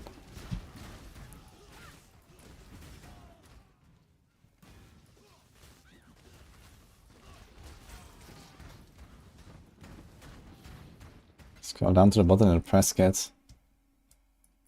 Do you mean like the Necropolis League link or what? Let me try. So I mean this one. If we go here. This. Now I saw like yeah, Desertary, Ice Shot, Tornado. But that's it. The other two, that's just like 2 new gems. Download press kit. Does it have more there?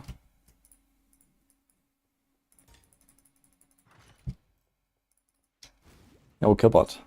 Thank you, man, for the emails. Okay, we can check it. So we're actually there all along, I guess.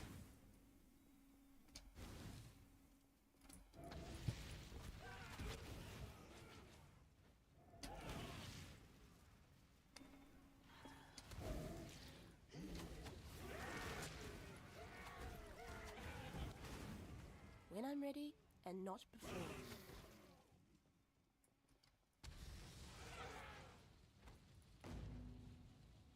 Let's do that to Piety. I'm planning to start with DDA Mystigun. So we're doing like a practice run right now. Because I've never played that build.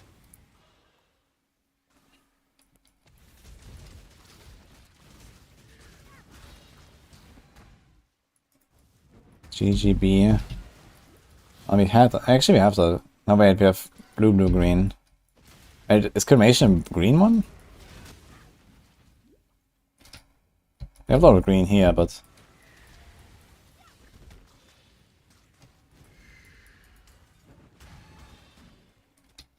okay, but what else would we put as like a green support? Multi-proj or what?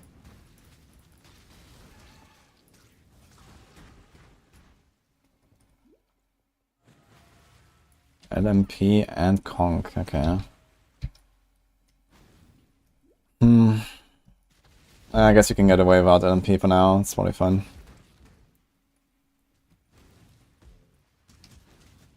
And I keep that in mind though.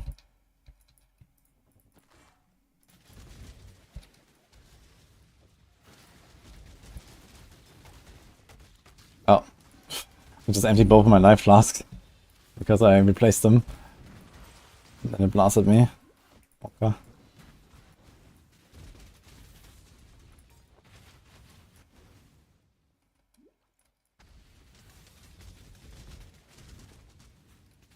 Yeah, currently we have Combustion, Rolling Magma, and Elemental Prolif. But is Elemental Prolif still... I guess you want Ignite Proliferation, actually. Is that still a thing? I guess so, right? So for Elemental Prolif, Ignite Proliferation is actually really powerful, because it also gives damage. They made that really OP at some point.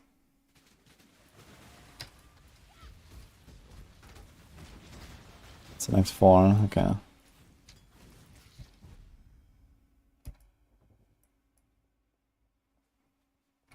Of all the worlds you could have conquered, you had to choose mine. Such power wasted on a feeble imagination.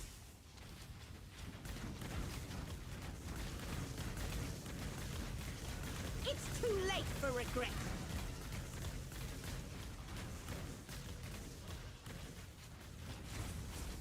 No, she dies decently fast. Sister.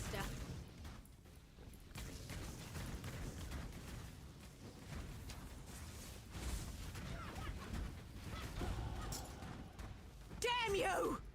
Damn you. Oh yeah, it's falling. Easy. Okay. Can't even wear it. Okay, lots of res, so like fire is capped now. But you actually capped on 2 resists already.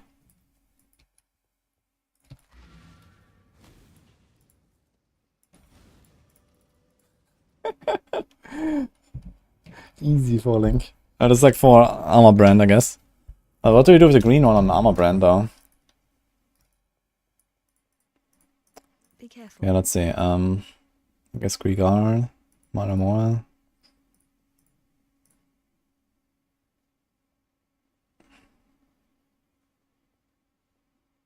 Here's Cremation.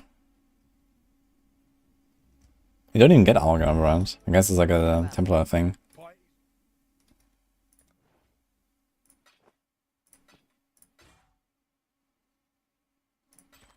Don't think I need a Ruby Ring anytime soon.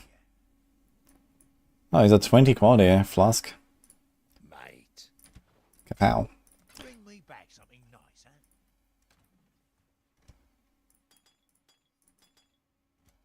Okay, so I got this.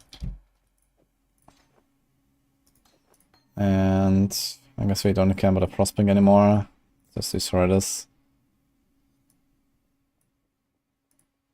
Mate.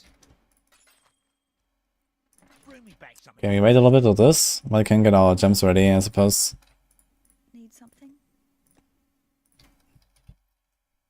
So here's Armageddon brand. See you. We might put that on right click after all, I guess, for now. So we do this. Or the magma, I can say goodbye. Okay, now what about brand recall? Need some help?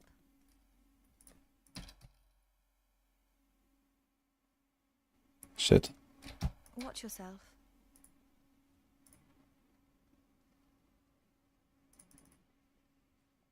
Okay, we also need Desecrate. Oh, select one. Watch yourself. Just keep recasting. Yeah, but I mean, brand recall is kind of nice. You just walk and everything dies. Can be pretty good. Listen to Jim. You piety. Tread carefully, Exile. Yeah, I think I'm gonna take this life regen thing here. I think it's gonna feel really good. It's like over 10% of my life regenerated per second right now. I'm just gonna do it. From a hardcore angle, I think it's gonna be nice. Okay, let's get this. They don't last long enough. Okay, brand recall might actually like... doesn't it lower the duration as well or something? How long does it last? Can be attached for 5 seconds, can be detached for 6 seconds. Okay.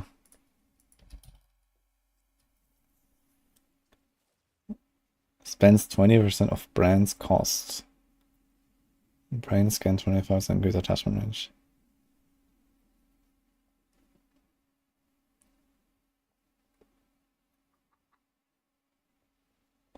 Nah, okay. Maybe not. Could do Wave of Conviction, maybe. For the exposure. think I'll get one. Okay, let's get the other stuff first. So I have desecration, so I just have this.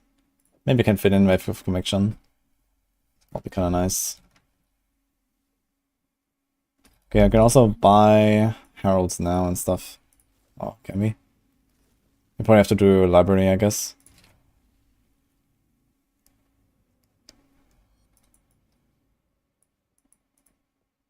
Yes.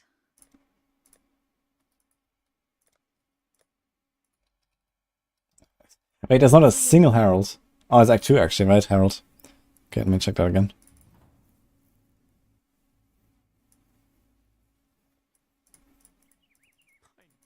Keep your light. I greet you. We actually have them all here, so we can do this. Maybe Thunder as well. Not sure we can fit all that stuff. It's probably time to say goodbye to the totem. Let me do Herald. Actually, the elemental focus support is kind of nice for that. So desecrate here. Spawns 5 corpses, that should be fine. Let's see, so how do I play this? Okay, later we're gonna have shield charge, I guess it'll be on R. I'm gonna have flame dash on W, and then we're gonna have curse here. I guess this later on is gonna become Arcanist brand. And then we're gonna have desecrate here, I suppose. Do we want to keep the flame wall? We don't care about the flame wall anymore. So we can remove both of these. We can do wave of conviction for now.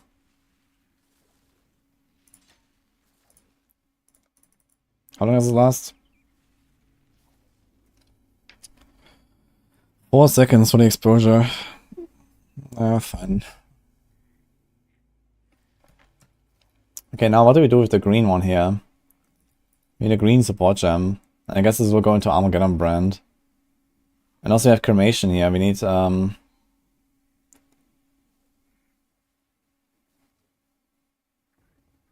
metal focus there, so maybe do this.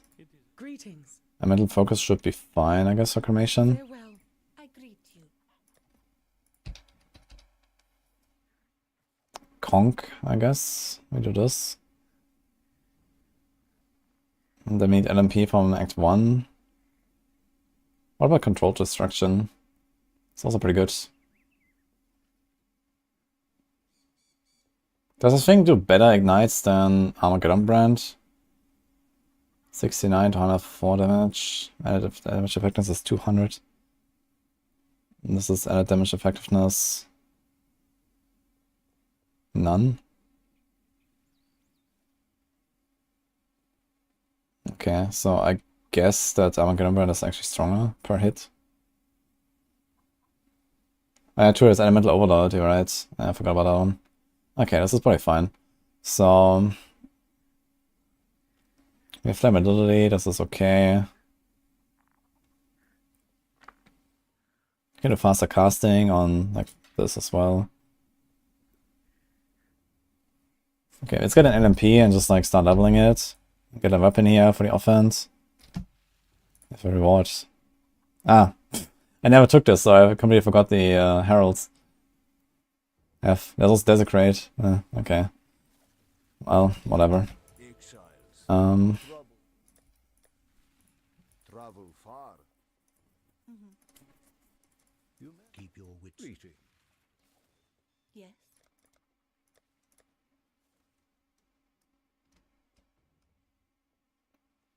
Just take this one, I guess.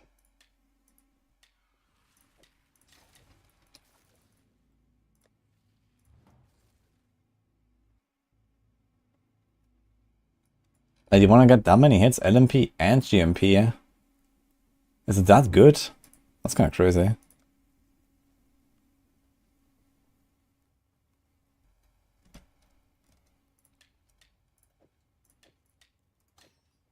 Just one, okay. Yeah, so you want only one green. What is the other green?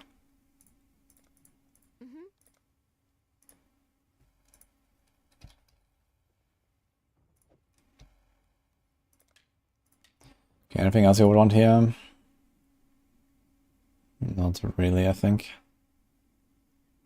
While we live, we are blessed.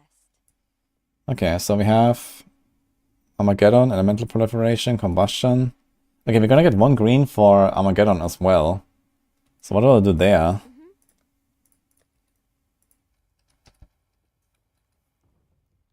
I think I'm gonna go like LMP or something. Let's edit cold, but that's not exactly what we're looking for. While we live, we are blessed. For a chrome. I mean, could try to get 4 blues, I guess. How many chromes do we have? 7. Nah, easy. Okay. Now what do we do though? Combustion, Prolith. Can do the Arcane Surge, or we can do... Yes? Let's see what else.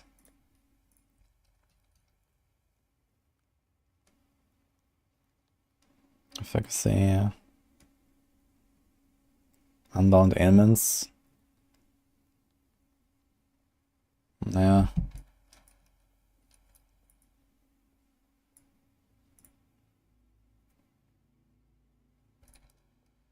Ah, this is why I want to get... Okay, I keep forgetting that Cremation is actually a green skill, man. Yeah.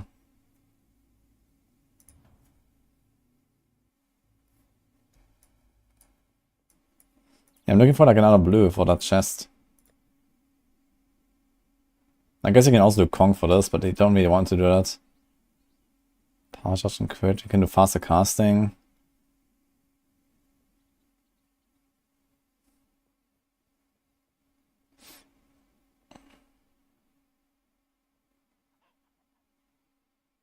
Maybe it's gonna throw a faster casting on it, because why not?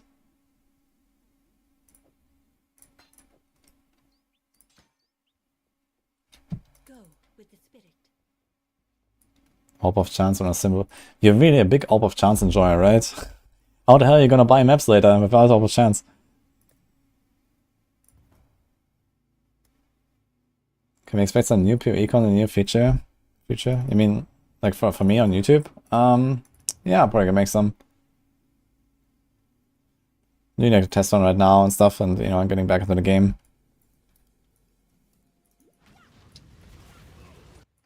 No. Orders are disabled. Oh, goddammit. I don't want to do a Wildwood. Love Orb of Chance. Yeah, I don't. I hate Orb of Chance. So.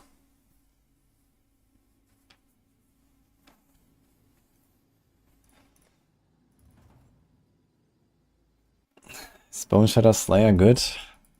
Yeah, Bone Shatter is one of the top builds, I think, for like melee, at least. Oh, wait, we're going Imperial Guardian, so I have to go here somewhere. Okay, let's see this. Wait, where's my Cremation?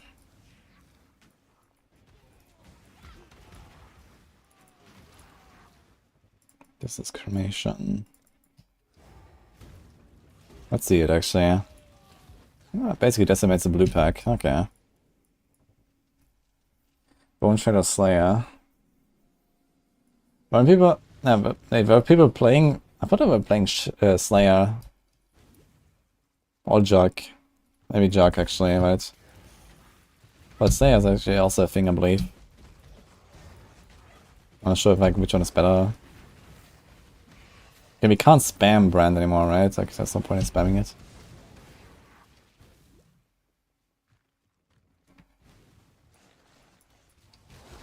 The question is, do we care about library? I guess not, right? Let's turn on the heralds. In library we'll get determination, which is kinda nice, but you can also probably get away with it in like 6. If you're careful.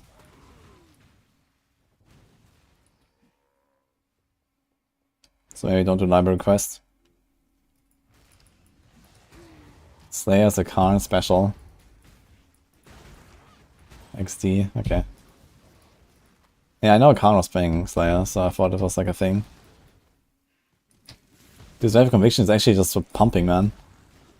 It's just like one-shotting. Okay. You have to get used to all these buttons now. Cremation is doing work though.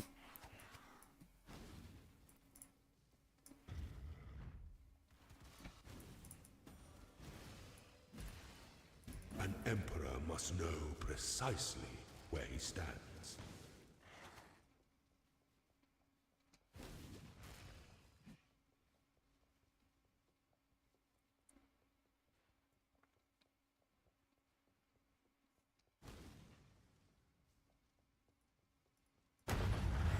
Yeah, I know that Wave of Conviction Ignite is actually a thing. I remember, I think MBX used to make that maximum guide for it or something. It's actually something I considered league starting at some point, but then I didn't. But it was like, go Wave of Conviction, and then you change it to like some other skill later. But it seems like you just cast Wave of Conviction like this, boom, like, just kills packs. Doesn't even ignite, just boom, dead. And it's like a one link Wave of Conviction, like, okay. Seems good.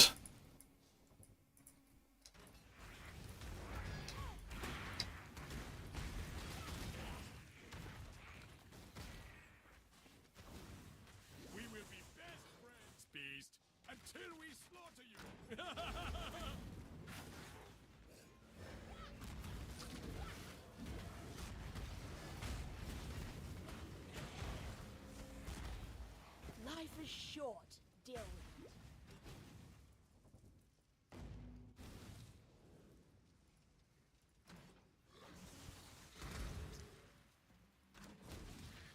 it. I always use Wave of Conviction as like a support skill for the exposure.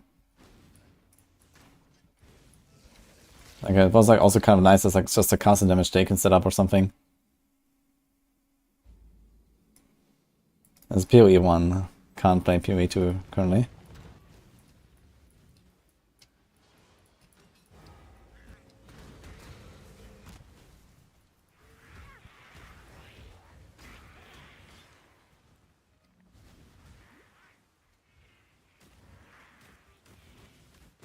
Okay, how many brands can I have? Can I have one brand attached to an enemy? Okay. So we just cast it and run for 5 seconds basically.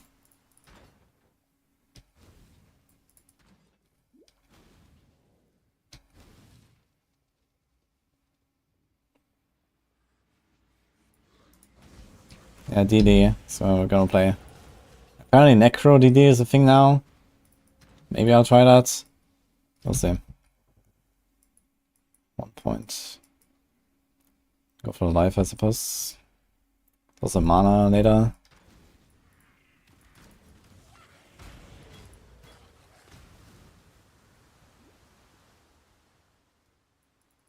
Do weird and dual herald until Act 6 sounds scary. It can't be that bad, I guess. But yeah, maybe it's gonna swap to determination. Or just the worst case, he like over level by like 2 levels or 3 levels and you're chilling in a Kitava fight or something. But yeah, maybe it wouldn't hurt to do the library and get determination Act 5, especially for a Kitava fight, because they have these shitty dudes that flicker strike you in the Kitava fight and it can hurt.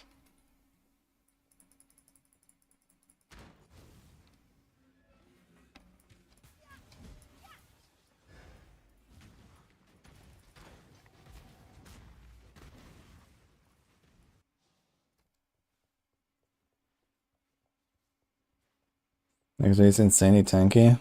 Is it more tanky than Elementalist though? I mean, you have the Aegis on Elementalist, which is also pretty OP. That gives you like, what, 1500 absorb, 2k absorb or something? The Aegis is kinda nutty.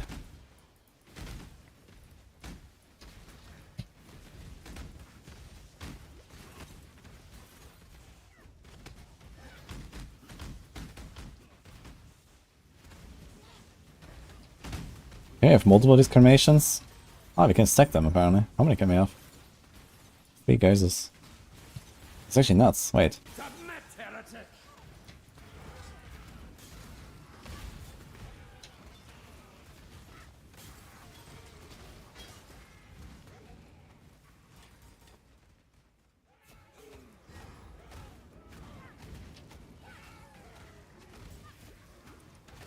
Have you ever seen the true face of God, Exile?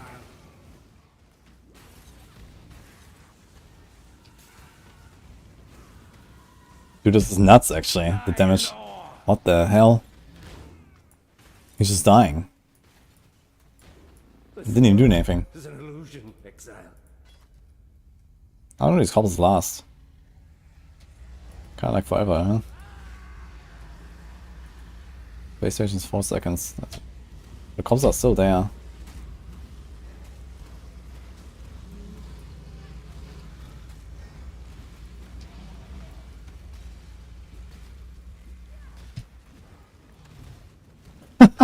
This is a joke, right? What the fuck? This is dead. Not a soul. Okay. That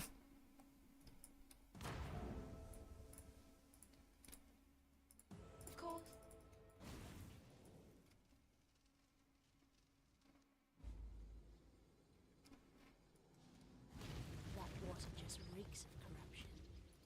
Let's see where it comes from.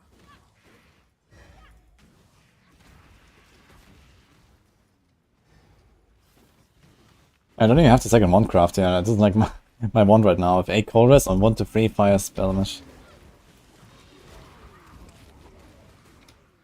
They can do the falling now though. So wait a minute. I actually forgot to change that. Do this. What is our 4th link here again? Elemental Prolife, Combustion, Armageddon. Out of Thunder. Faster casting. I think faster casting is what I wanted to put there, right? You don't really cast it up much, but yeah, maybe should go efficacy. That makes more sense.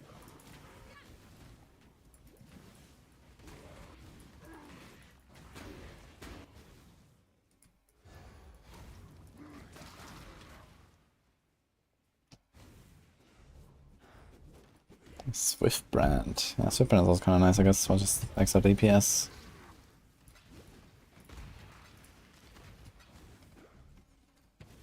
I guess I might just get the efficacy. When I'm ready and not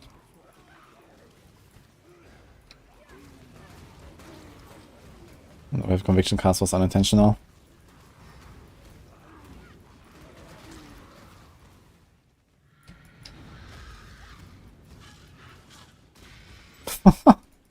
Okay, the damage is nutty, man. Holy.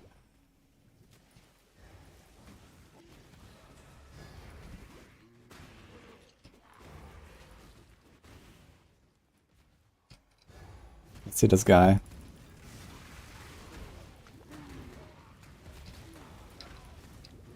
Okay, he's tanky. Ooh, went very fast. And he stirs. Seriously? Why is it so tanky? Corruption thing, it makes him very tanky, it seems.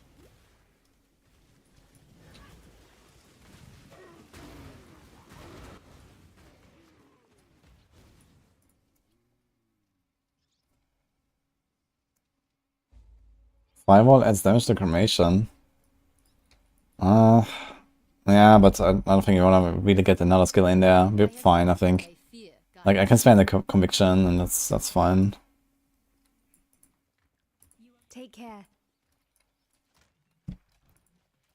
Yes. What's that? 70 lightning rest, huh? See ya.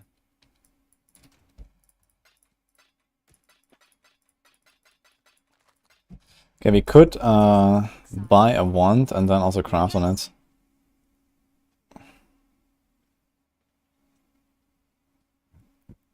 Just for an alchemy or something. Sage one, for example. See ya. Or we have something like this here.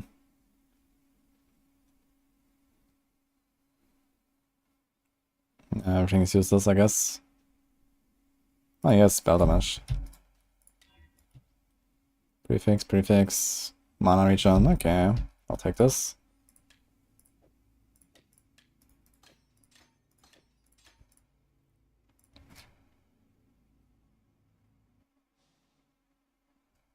That should be nice.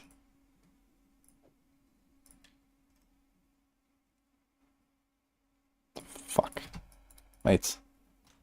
Oh. Okay, we have to pick up blue items again. Unlucky. journey well. Okay, efficacy was Act 1, I think.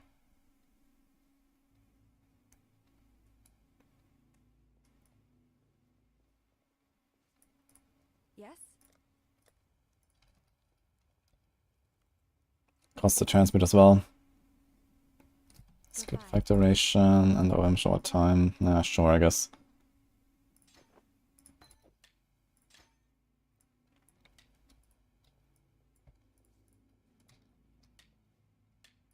LMP there. Anything else you wanna get for our links later?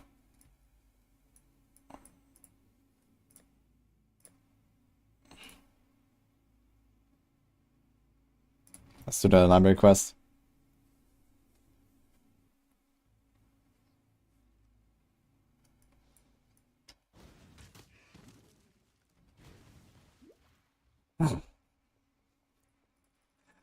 Wait, what is that, man?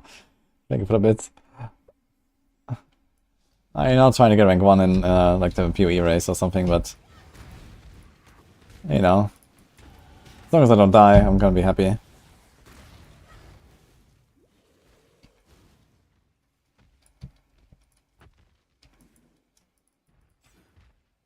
Let's get a live here.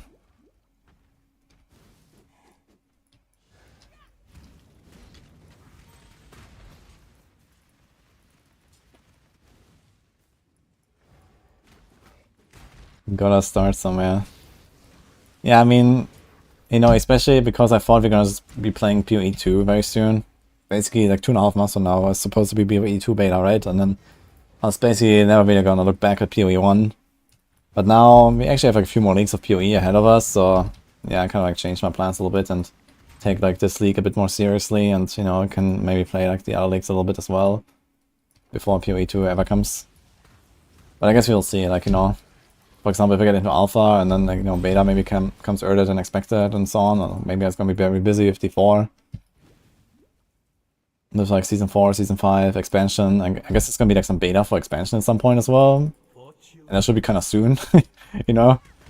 If season 6 is expansion, you know, there's only one more season after the upcoming one. So, when are they gonna test it? It's gonna be a lot of stuff to do there, I guess.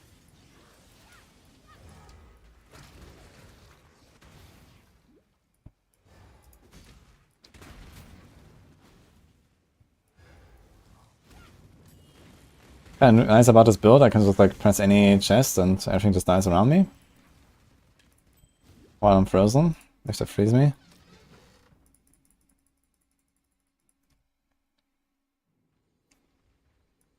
LA Cycle 2. Yeah, Cycle 2 is also happening. That's gonna be fun, I think. Yeah, wind map. Hello.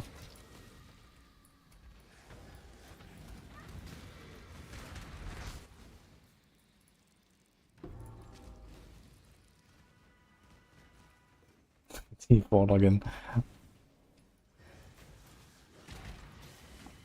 Use all of chance on a strong box, man. Oh my god.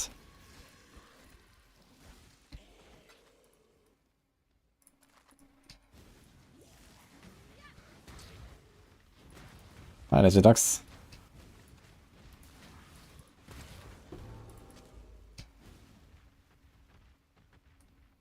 Pretty good league to play. I mean, I generally like the leagues. On the other hand, with D4 out, I actually also didn't have like that much urge to play PoE, I gotta say.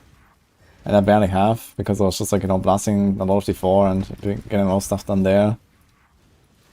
But yeah, I mean, now is a pretty good time as well to like dive in again, and maybe gonna play more than I was thinking.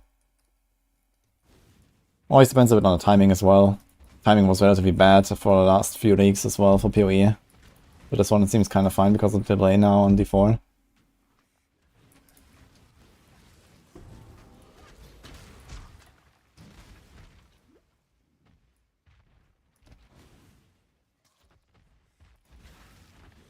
Got a foil mage blood.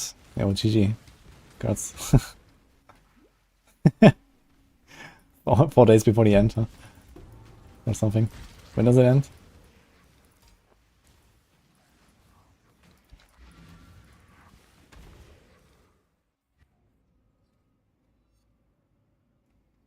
It's time for somebody 3. Actually, 3 should happen, I guess, sometime. I mean, maybe they delayed D3 because of the D4 delay, because I think they generally want to release the D4 seasons right before the D4 seasons. So, yeah, maybe they delay D3 now as a result as well. Who knows? But yeah, I was kind of expecting to play a bit of D3 and then, like, in like, April, basically. But maybe it does also push back. Burning damage. Should we pick that up? What else there? Energy leech. So how does energy leech work when you have 0 energy shield? Does it count as full? I guess it counts as full, right? When you have 0 energy shield. Does it actually work when you have Eldritch Battery? I guess it does, right? I know that we want to have this later.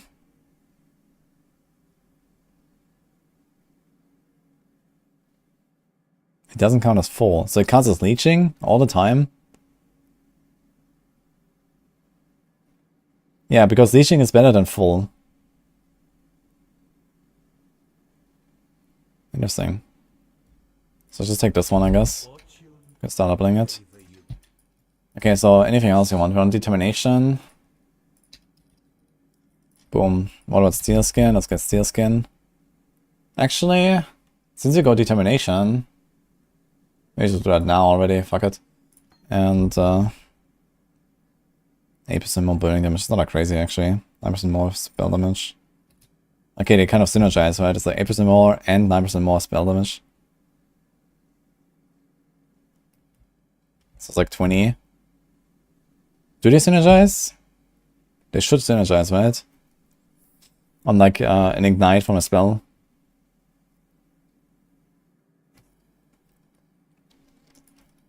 Molten shell.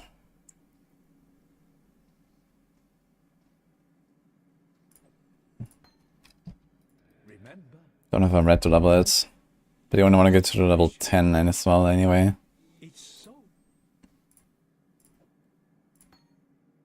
Okay, anything else you want to buy?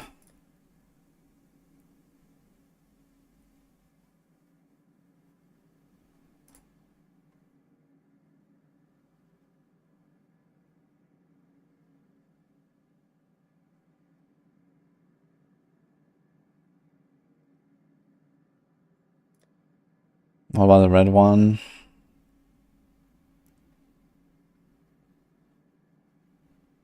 Yeah, the shield charge and stuff, I guess.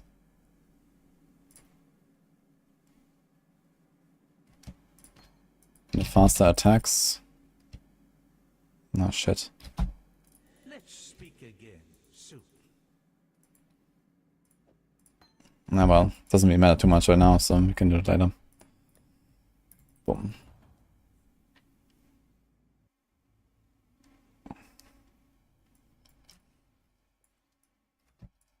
Ignite doesn't have attacks or a skill that inflicts. Okay, so it's only 8% more ignite damage. And the more spell damage does not actually work. But fire damage works.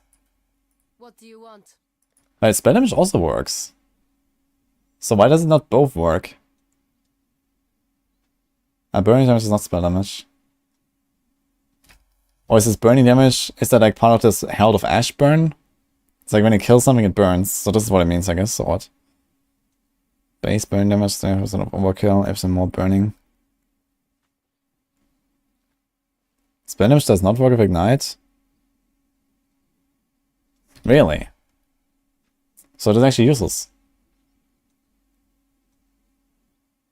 Wait, did that change? Maybe we should check out the later one then. Yeah, there's a lot of flat damage now. Which you also crafted. We can't no, actually we did not craft it. How much can we craft? 40 to 26. It's almost the same. Could craft something else.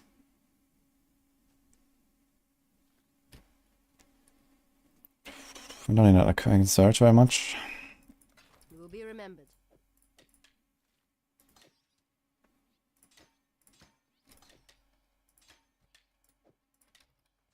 Is this one better? So that's why you want to have flat, I guess. Instead of spell damage, you actually want to have flatten on the one type. I figured that spell damage would work, but apparently not. Okay. I guess attack damage also doesn't work for bleed and stuff, right?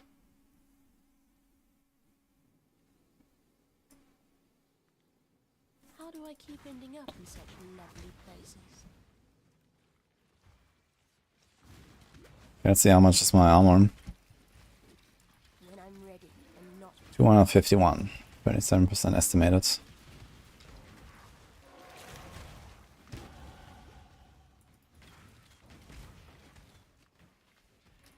Yeah, mental damage is also kind of nice. Maybe you should go double scepter. But I guess realistically, I want to go for the ones for the flat.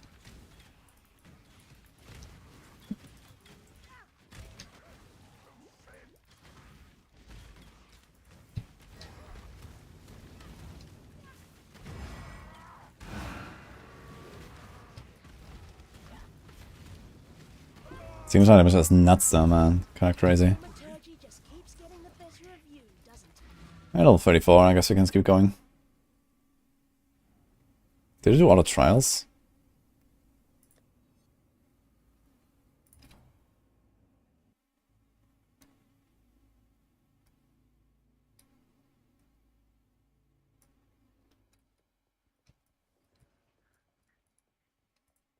Let's just finger inventory now. Yeah, plan is to go DD. You stand before the gates of the Lord's labyrinth. Within these walls, the Lady of the Goddess is watching.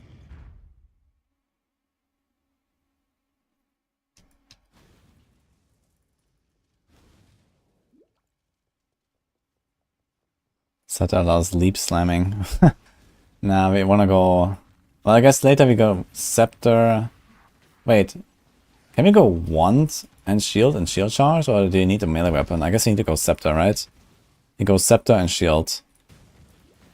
So it's only Wand until we go Shield Charge. Question is, when do we swap to Shield Charging?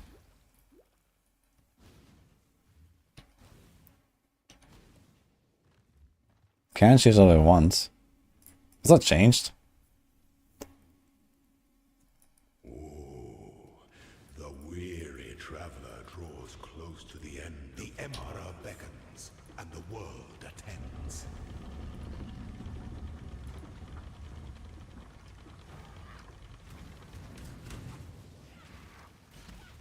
Rise to the occasion.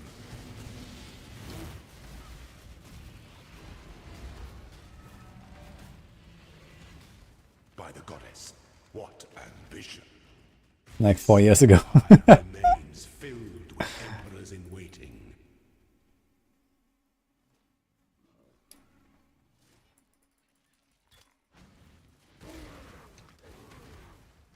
Yeah, I mean, shield charging for the campaign is kind of useful, right? It's kind of fast and stuff, so you get a shield and maybe it's gonna do it.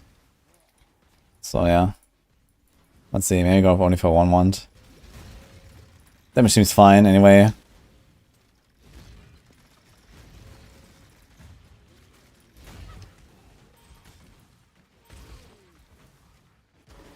Don't have enough dex.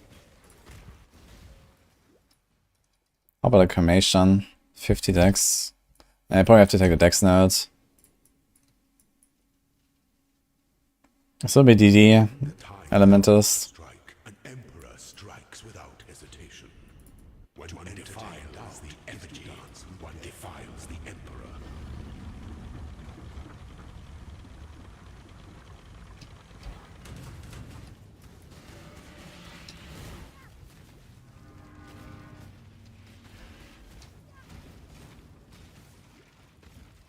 Give of yourself.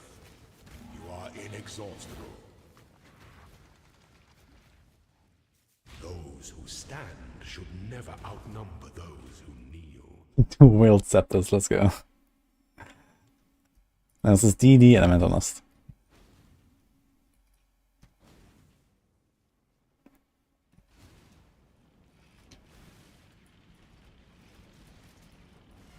Can you just stand in the fire, right? Because of regen. Well, it's not actually not enough. You have 111 regen per second. It's not enough to stand in the fire. And kept fire is. It's almost enough though.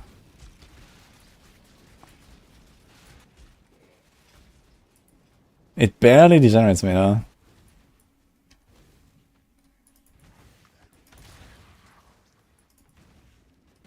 RG or RGG shields. Yeah, we're gonna find a shield and just swap then, I guess. Gonna buy the faster attacks.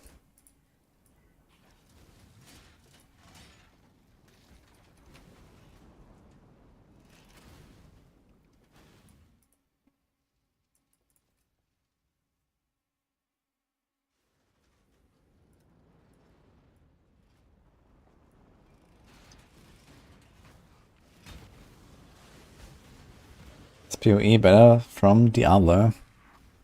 Well, hashtag sponsored, yes.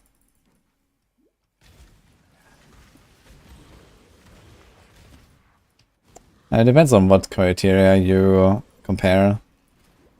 PoE does some things better. Diablo does some other things better.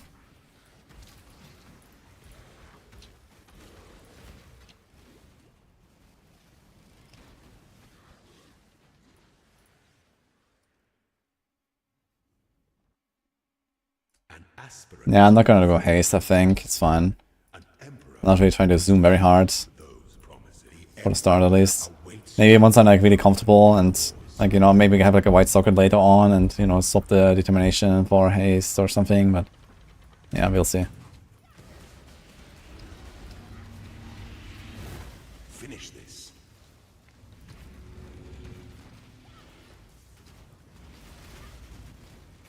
You are free.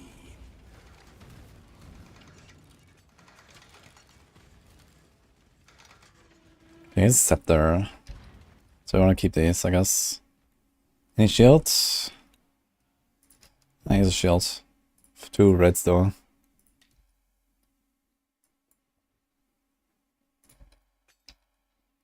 Could also check the boots. Can also check the mask.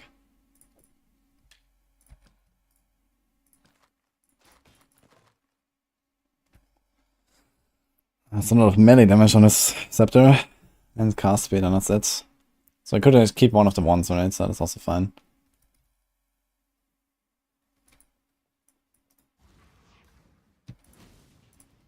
Before your emperor, you are worthy. Before the goddess of justice, you are worthy. Oh, wait a minute. Isn't that good? Embrace our gifts and rise, Yeah. descendant, for this is the ending that we all deserve.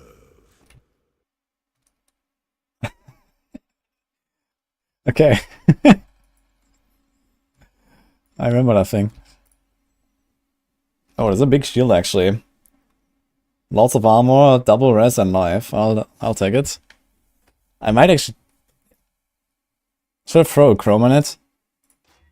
Fuck. I'm gonna try again. Try to get the red-green.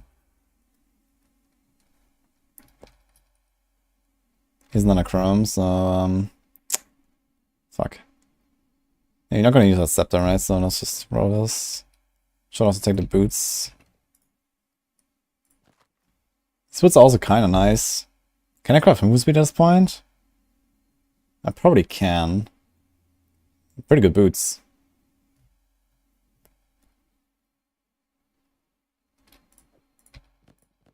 There's another one actually, let's check that out real quick. Yeah, it's only melee damage.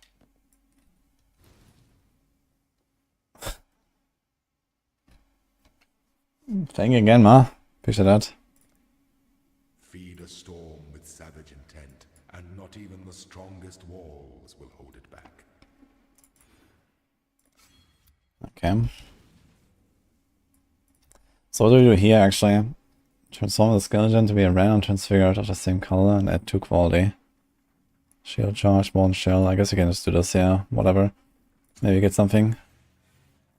Glacial Hammer, Tectonic Slam, and Ice Crash. Crazy, okay. Alright.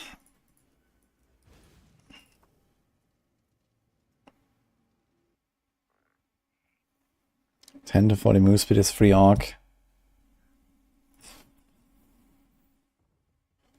Could also try to chrome these instead of the shield.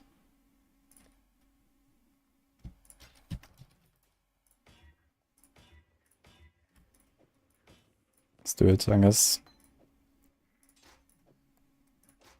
So which, better, this is fire damage to spells? I guess you can't have double fire damage. So it's cast speed, fire damage crafted, and flat. Maybe just take this one, it has flat, which is kind of nice. So it's shield charge.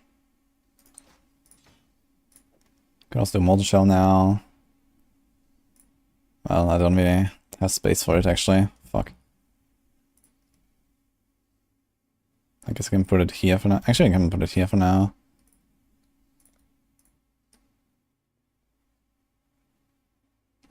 I guess that's kind of whatever. My god, we're slow again. You getting there?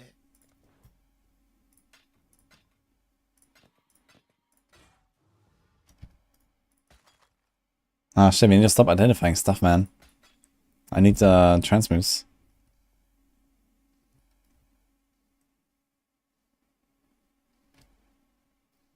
Don't do anything I would. Okay, what are we gonna do with the End of War now? Needs 66 decks. Do you wanna wear this actually? 20 spell slot, 20 nah, it's not really useful right now. We're not gonna have the spell suppression for it. But later on this will be nice, I think. Once the out of campaign.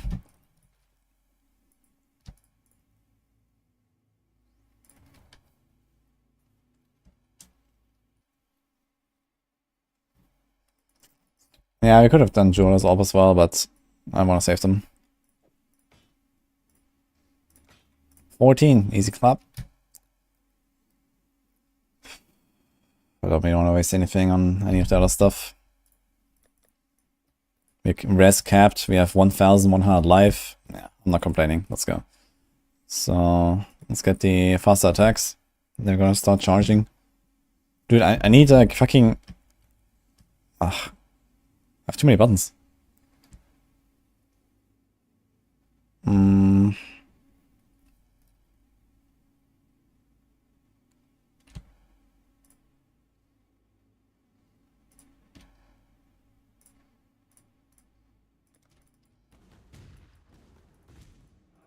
It's so.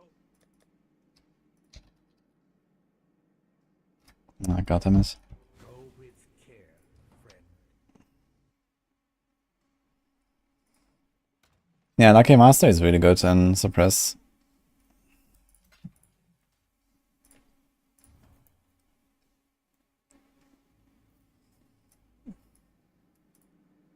My knowledge is.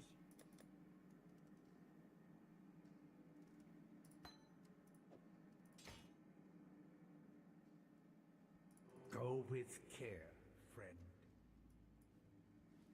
I mean, maybe just want more keybinds. So you have like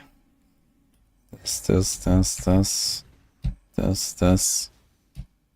What is G? G is gonna be like Atlas stuff later, right? You have H.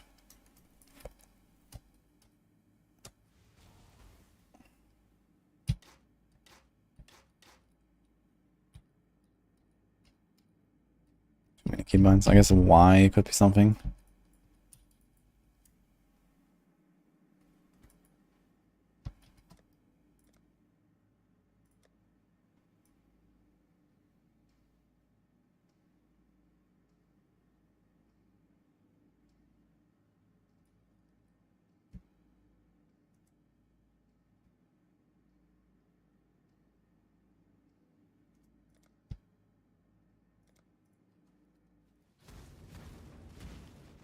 Oh, I don't even have to aim it properly. Interesting, okay.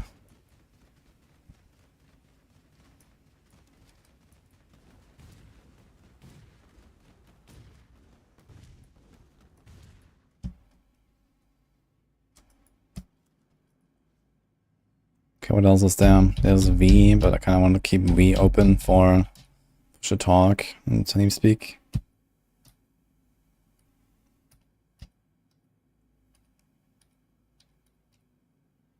I guess I can do 6, because there's no 6 flask.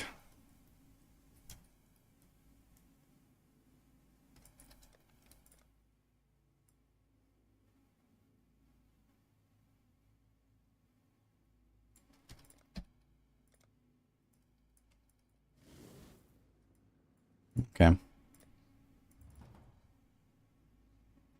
Hi, Gravity.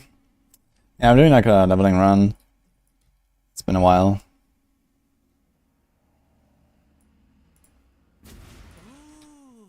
Rufus is basically PoE 2 design philosophy. Why are the people excited for PoE 2 playing it? And because Rufus is still ruthless. And it's still PoE 1 and not PoE 2. So, that's good reasons not to play it, I think.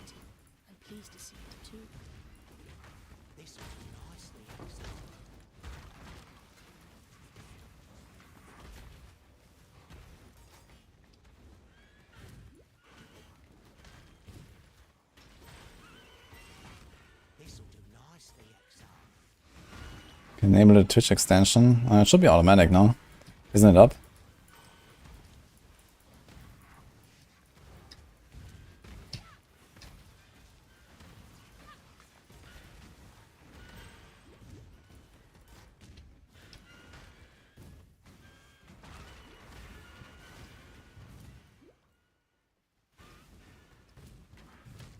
Yeah, shield charge feels nice. Just need to make sure I don't get stuck too much and it's gonna be fine.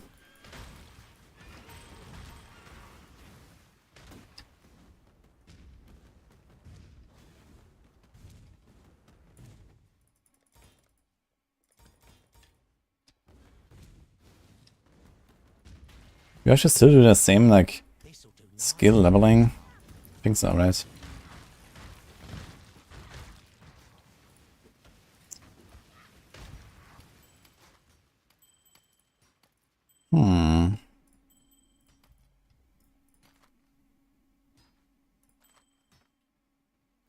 Dex, cold rest. Okay, this will help.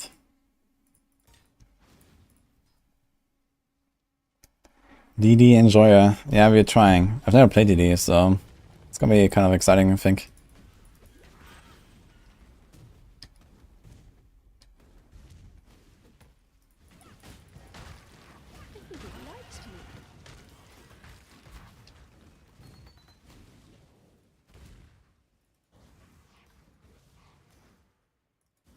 Should have VAR, side air, so VAR, DD. Ugh, no way, dude. You get like one VAR gem out of like how many VAR gems are there? Like 30 or 40? Like he's gonna VAR few DDs and that's it. It's like a 1 in 4 chance, right, to get the VAR version. Let's go into that and easy.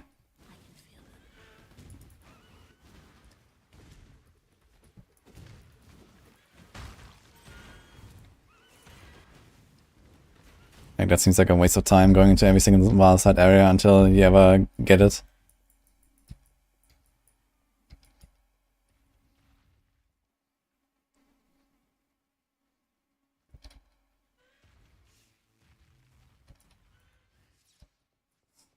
I guess we go down now to Divine Judgment, right?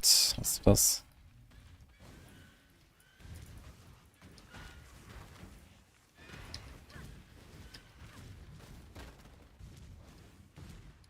I wonder if they're gonna... Oh wait, there's not even that many movement skills and stuff, right, in PoE 2. I was just thinking like, okay, like, you know, movement skills feel so clunky, like this shield charge, you get stuck everywhere and so on. But they don't even exist in PoE 2, I think. Yeah, you can level crafted gems, but you can't give them quality anymore. Which I'm not sure how important it is for DD.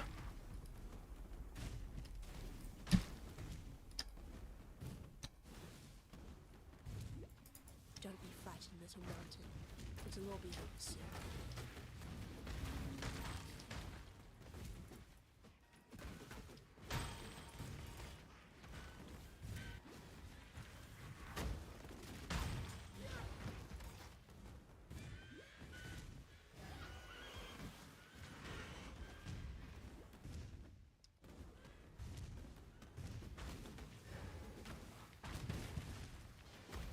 Keep pressing R, because that was my cremation earlier.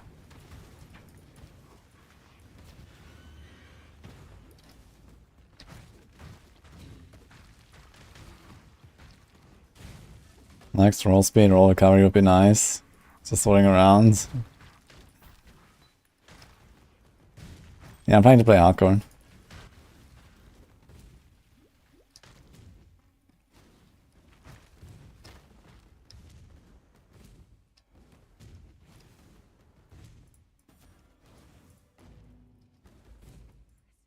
Don't die, please.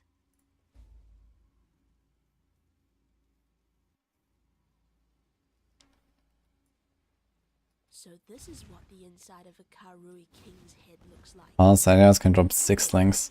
What is the chance for corrupted item to actually roll into a 6 link? Still like a 1 in a few hundred or something. So yeah, I mean, Wildside Airs kind of feel like a waste of time to me. I think they buffed them actually some patches ago, but yeah. In the campaign, no way. And even maps, it's like, unless I really need like, you know, extra drops or extra maps or whatever, then I'm not gonna touch them, I think. And generally they're also somewhat rippy on top of that.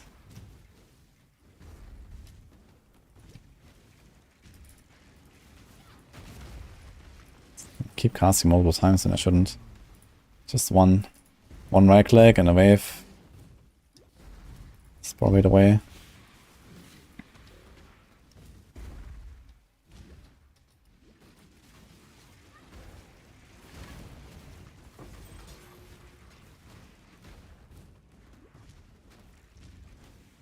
Yeah, shield charge is very nice though.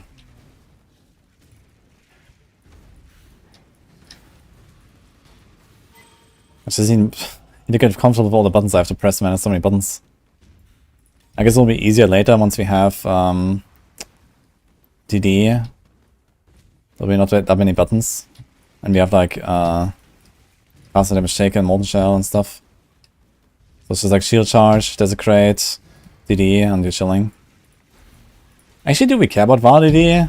I guess we care about Val DD, right? It's kind of nice for like some big burst. Yeah, I was thinking about Val Molten Shell versus Val DD, but I guess we go DD.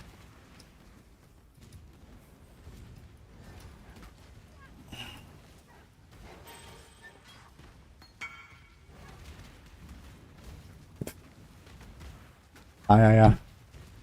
Hello, Nini. She also bloom practice or what? Level 13 Shadow, look at that. She's done POBing, I guess. Well, probably not entirely. I probably have to go and help her later.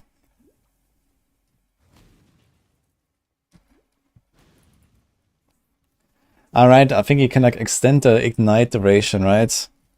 These days. So you do like one Val DD and then you just extend the ignite forever.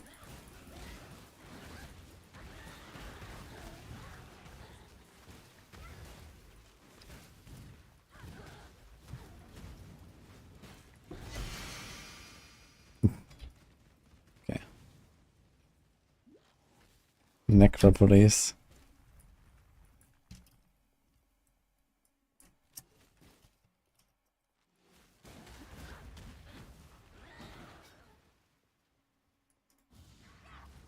Yeah, true. And if you want to hit, like, okay, how much more damage is the Kitava Herald compared to like a regular Desecrate Corpse? Like, is it like ×2, ×3, ×5? Like, how big is it actually of a difference?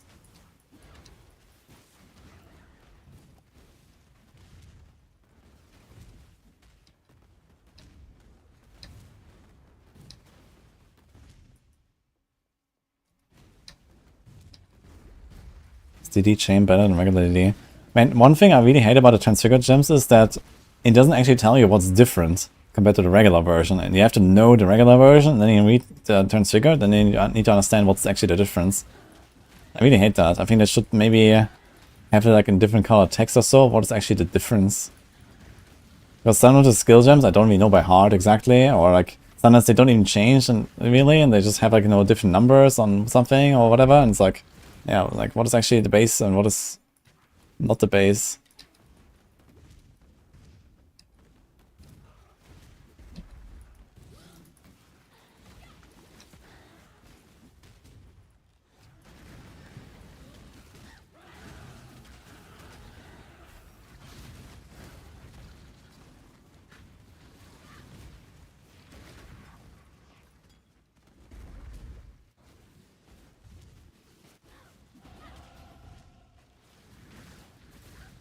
Kitava Herald has 800% increased health.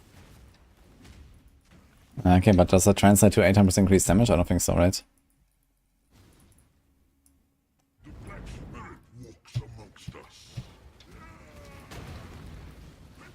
Can I just face tank him? Let's see.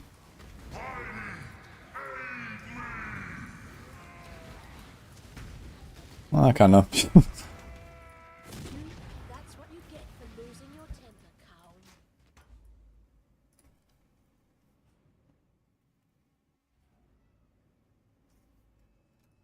Katana Herald is 115k HP, raw mass 22.4. Okay, but what is a typical Desecrate corpse when it's a level 20 skill gem? I guess I actually really want to try to get to level 21 Desecrate, right? Because that it buffs the level, I guess. Okay, it's fire damage, light damage, skills. You probably want to use this wand. It has fire damage and some flat. You're gonna craft the fire damage on it again. Do we have transmutes now? I don't think so. Keep forgetting to sell. Wait, an unidentified unique just gives you a scroll fragment.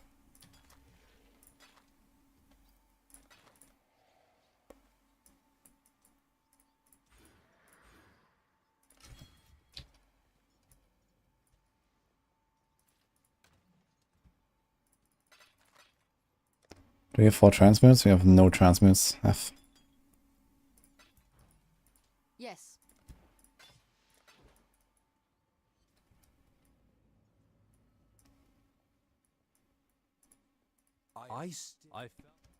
Okay, so does anyone know like how much more damage does the Kitava's Herald Corpse do though?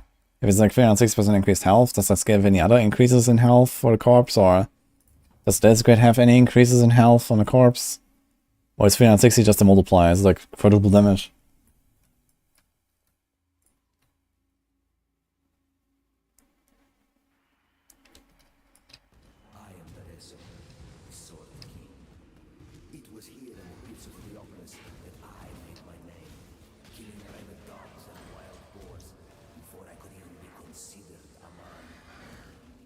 Actually, just collect some stuff and need transmutes, man.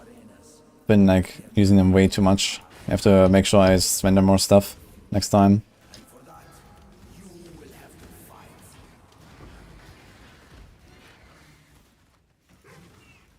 Is it green, green, blue, huh? Look at that. Need like another falling then for the glove or a helm or something?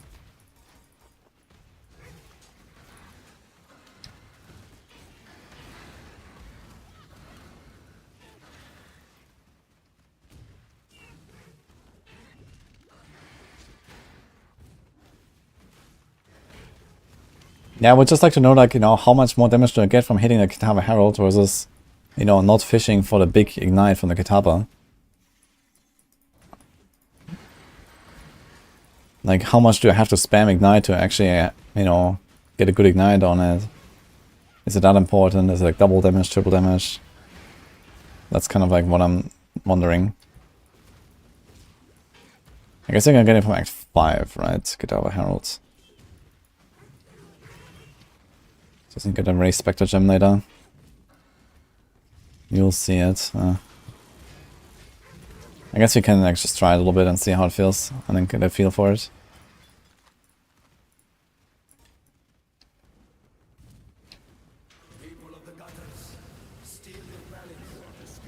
It's kind of funny that I'm just like fucking invincible. I have 1000 armor and I just feel like it can't touch me.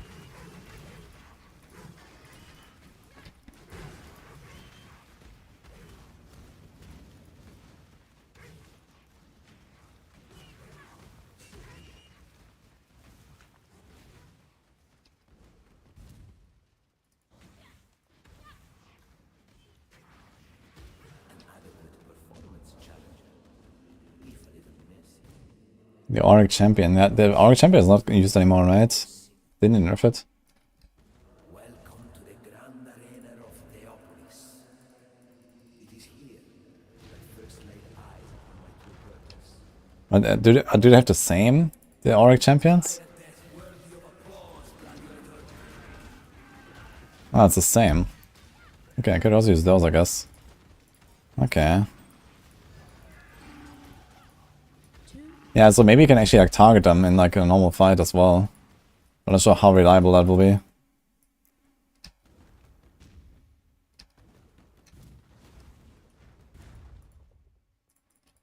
Too much clutter.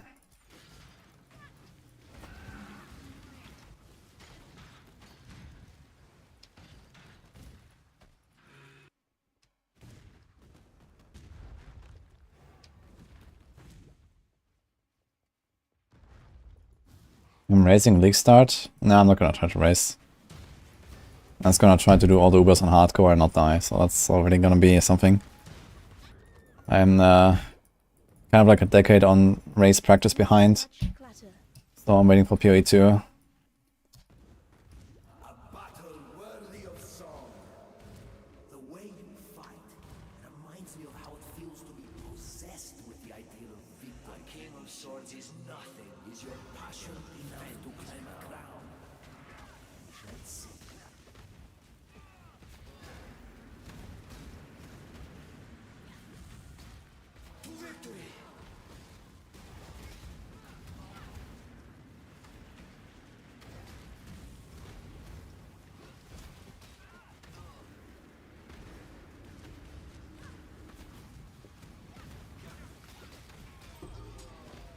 Kind of funny how it just like does 0 damage.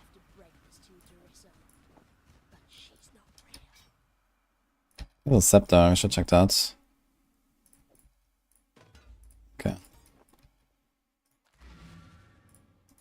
It's gonna win it anyway.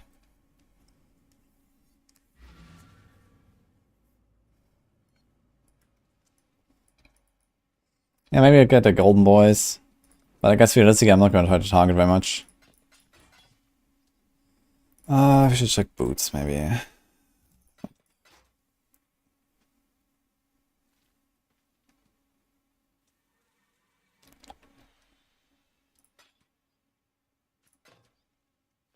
Go where you are needed. Didn't get any transmutes. Oh, actually, we have 5 transmutes now, so I can do the craft.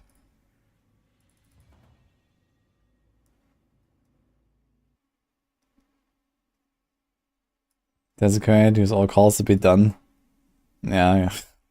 I guess if you only do it once and then spam it 5 times, you're kind of guaranteed to hit it, right? And then you probably have a pretty good ignite already. So I guess that makes some sense. Okay, so we can't use spell damage. We can use fire damage though. This actually needs alterations. So you have double fire damage. 1 prefix, 1 suffix. And... wait a minute. Item already has mod as a type. But it's 9 damage to spells. What? You can't have 2 different elementals?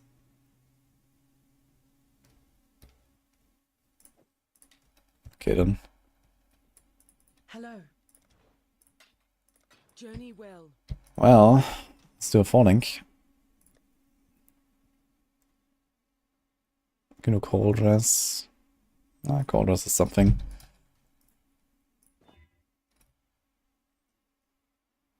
Okay. Cold lightning. That's evasion, energy shield. Maybe he's gonna craft a hybrid thing. Or like armor. All costs 4 transmutes. We keep it alive for the mastery. Sure.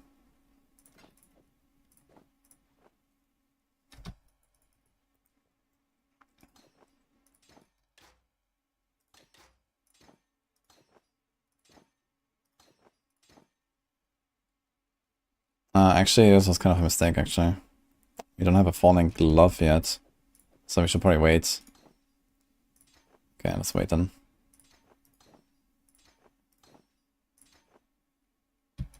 So hopefully I didn't waste the 4 transmutes.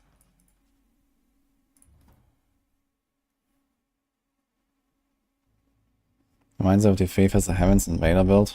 That's slapped. Yeah, it's pretty OP these days.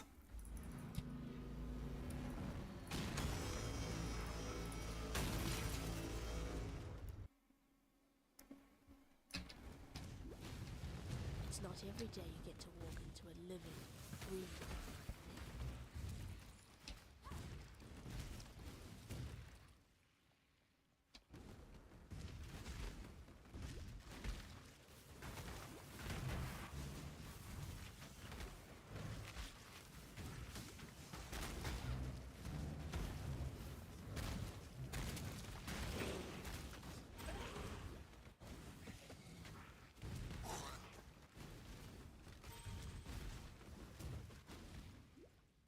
Oh, you're okay? I'm good. How about you, man?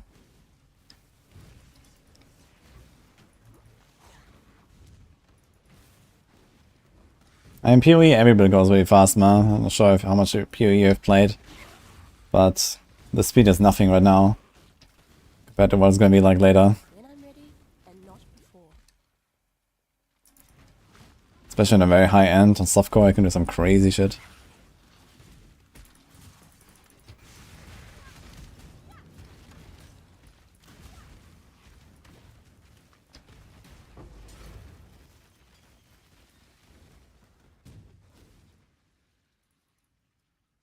Peter Arm waiting list signed up.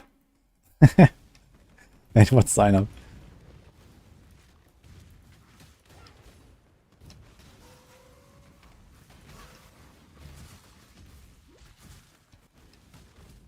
Wait, is that falling?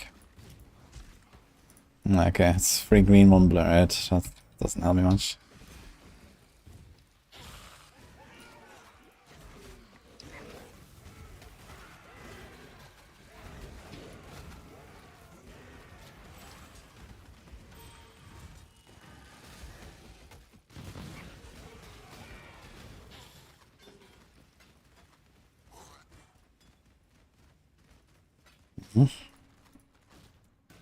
Ah, here.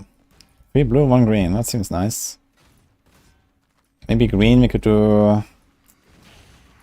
I gotta find something. Is there something green? Maybe some ailment thing. Swift affliction or something.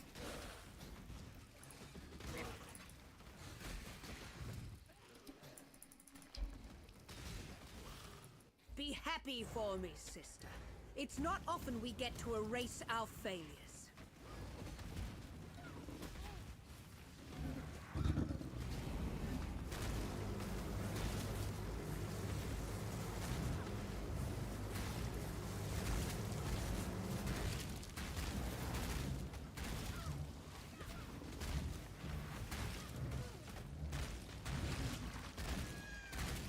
Our mistakes can be our greatest achievements. We're gonna play DD here.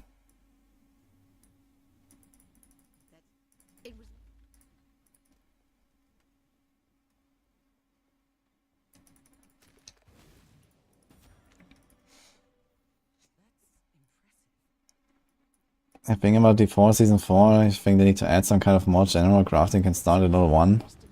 I mean, there's still enchanting. That is basically only useful in the early levels anyway. To like just change an affix and stuff, and you still have the aspect and printing and stuff, so there's still plenty of stuff to do basically from level 1.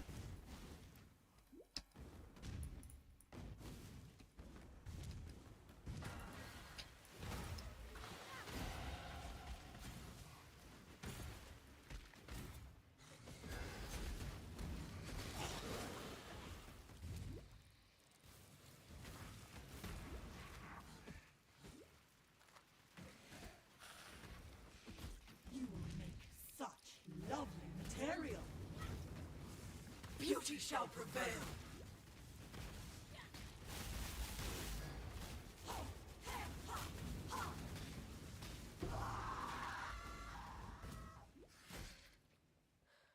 After Brutus, I'm glad I won't receive any more of your...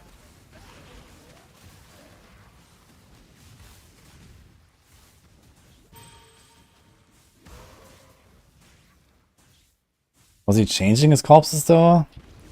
Like, don't you just get a Cadaver Herald and you're done, basically? Like, why would he change the corpses?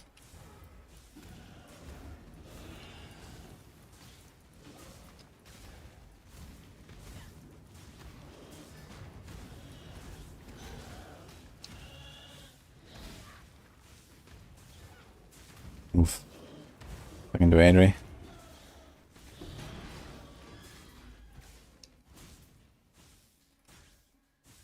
Increase the chance of high up HP corpse. Ah, so you get multiple.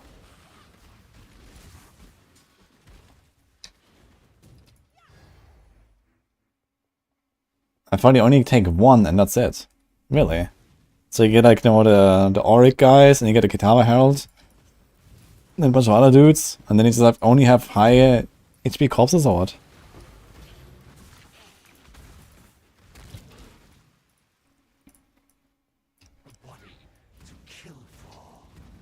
Yeah, it seems pretty crazy actually. Because I only thought you get one and that's it.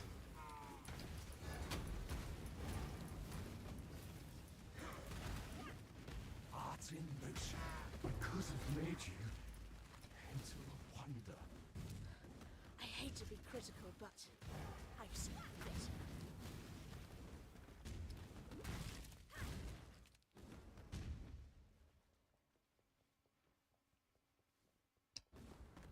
Okay, I guess it makes sense to Ignite versus hit. Yeah, I think Ignite probably makes also more sense for bossing in general, right? Ignite is just really powerful for bossing because it just kind of keeps up and you run around, you don't need uptime. Sort of life. Will you go to bed now, little girl? Or do I need to tuck you in? Now, Exile! Kill me!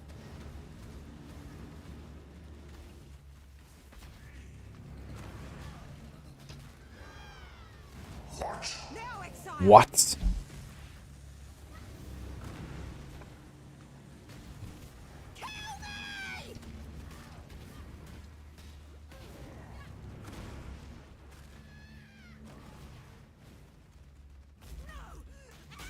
This video at first 10 seconds. Chain reaction AD versus all Ubers. Hit based. 3 months ago. Oh, you made it at the season start. Now, let us see if you truly understand what it means to be Nightmare. Great, he just insta teleports out.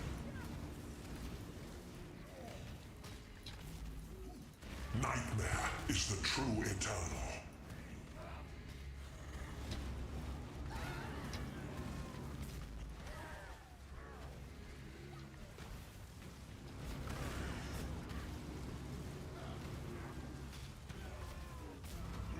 Accept the gift of immortality.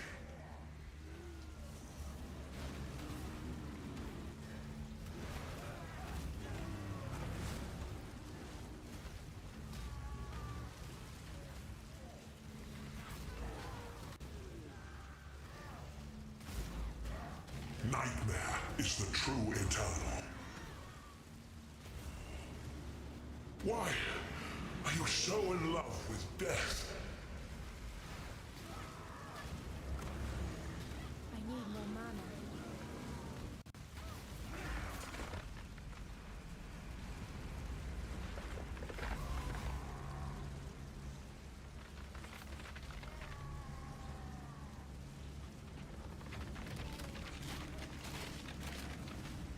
Poor Kai. He was so frightened of death. Now the two of you can get better acquainted. It's really not so bad once you get to know it.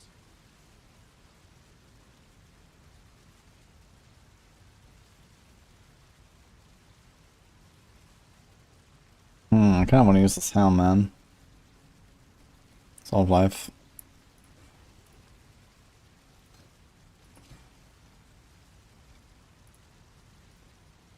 I'm missing a wave conviction though.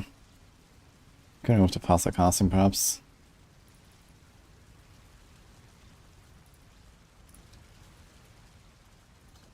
The code is also missing. Can put this here. I think also nuts.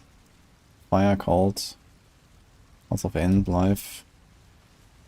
It's a blue. Like the armor though, with so much fucking armor. Ah, here we go. I forgot about this point.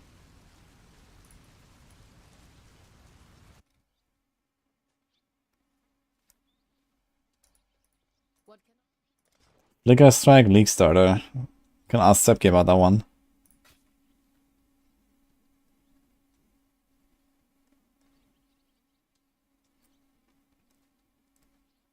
Okay, we can YOLO on these boots. Then blue, blue, green. Let's see if we get something.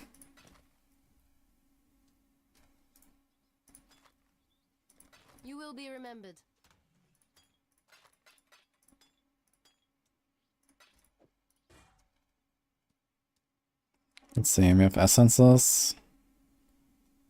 Other armor, reflect. Life. Here's armor with fire rest, I'll just do this one.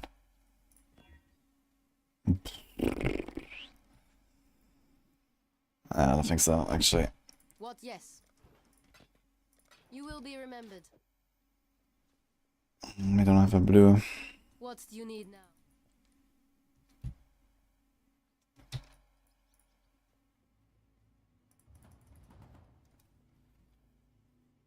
Hello Gary, by the way. How's it going?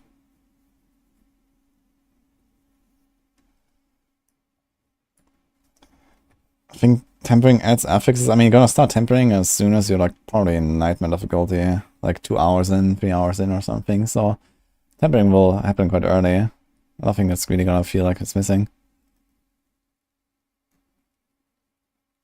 That's just armor. Okay, whatever. Let's save our stuff.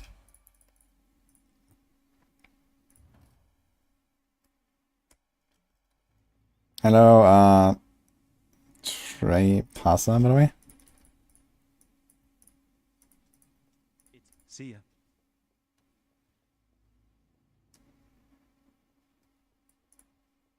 Ah, you've done yourself proud today, Exile.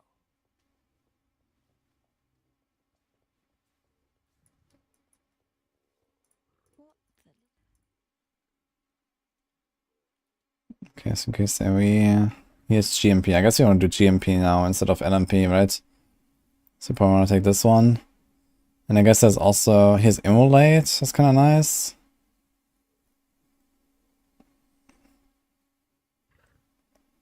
I could do that instead of efficacy here, I guess.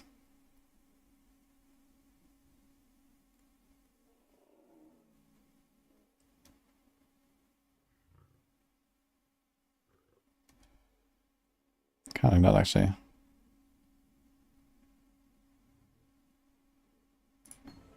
No love.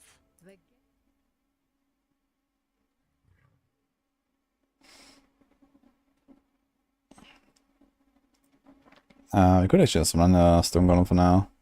More regen, because why not? I go where you are needed.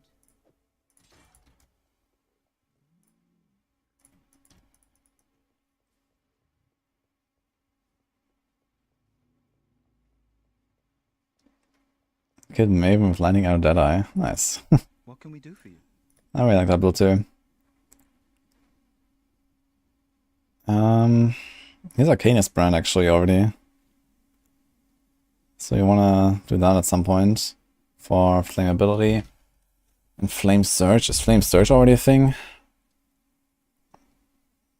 No.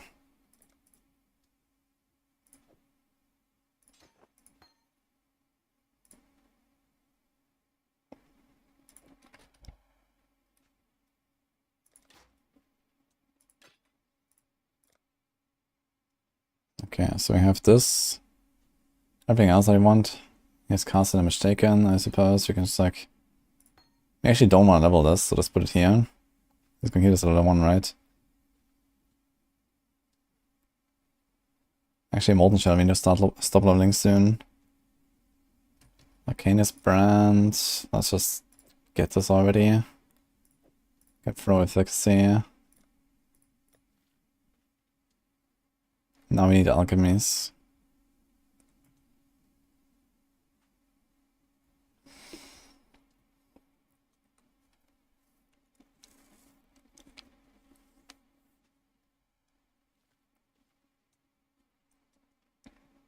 Okay. Bye.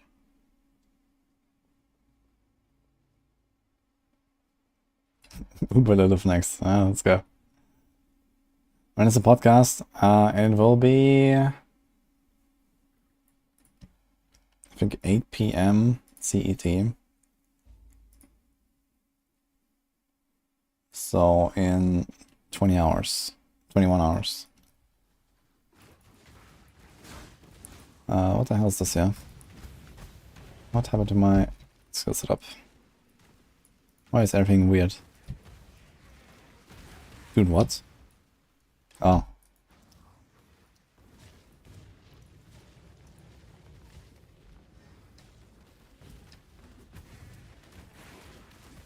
PoE cast. Nah, it's supposed to be like some general ARPG podcast. I haven't made like a topic list yet and stuff, but I will do that for tomorrow. But yeah, basically talking about everything, like, you know, last Epoch, D4, PoE.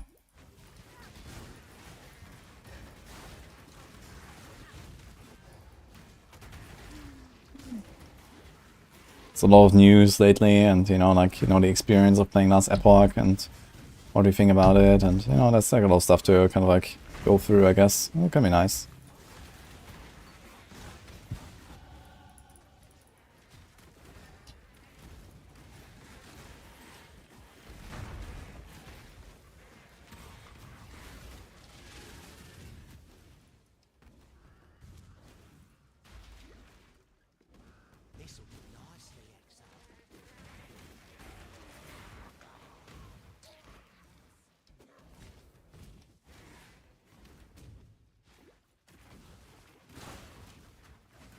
Have you given any thought to the extra peripherals that will require for PoE2 with WSD? Yeah, we were talking about the MMO mouse earlier, but I don't think this will be required. Depends on like what kind of builds you play and like how many keybinds you have, but you probably make it work in left hand for the most part. That's what I'm planning to do at least.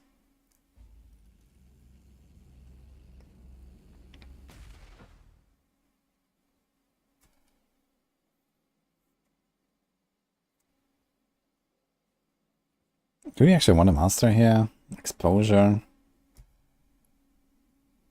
Nah. What is a guide tag?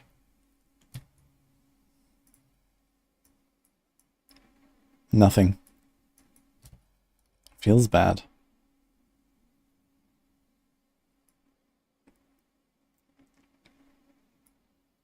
I guess I can go for the life. That's kind of cool actually. It has an increased effect of consecrated ground. I like that. So I guess you go here. Not sure if we care about this point. Do we do? No, we don't take this. Just go for the middle, take the life, take this, take this. Actually, we don't even take Amplify, I guess. Maybe later with DD. 20% error effect. Maybe. Okay. So do... Okay.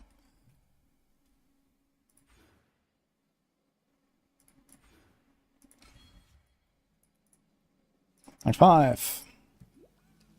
Oh, almost. Wait, is it actually Act 5 already? It is Act 5, okay.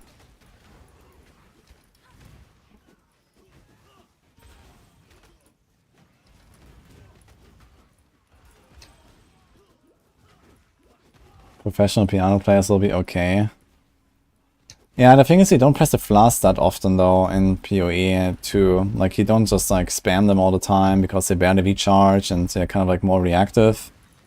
So that will help a lot. Honestly, I think I could have just reduced the number of flasks maybe a little bit. Maybe down to 3, for example. Or something like that. Or 4 even. That would have helped a bit as well. Flasks are automated later. And not in PoE too though. And honestly, I don't really like the idea of automating my flasks. I know a lot of people do that. Maybe I'll try this league. But I've never tried automating my flasks. I always went manual. Because I feel like I just lack the control otherwise.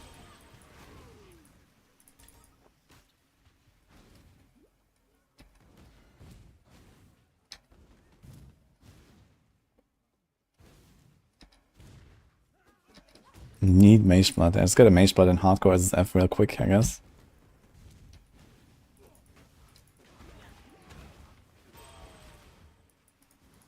Yeah, it's good for mapping, bad for bosses.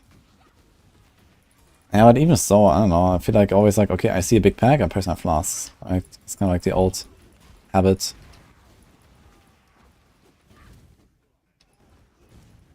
I'm not sure if I really want to give it up. I guess for like generic mapping, they might be fine even on hardcore if you automate your flasks. This guy is dead before I ever get all my stuff up. Because I have to press like 7 different buttons.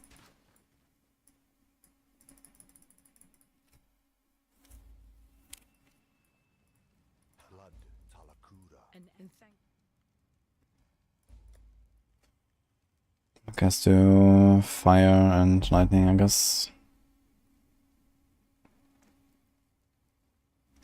It's also 16. Blah.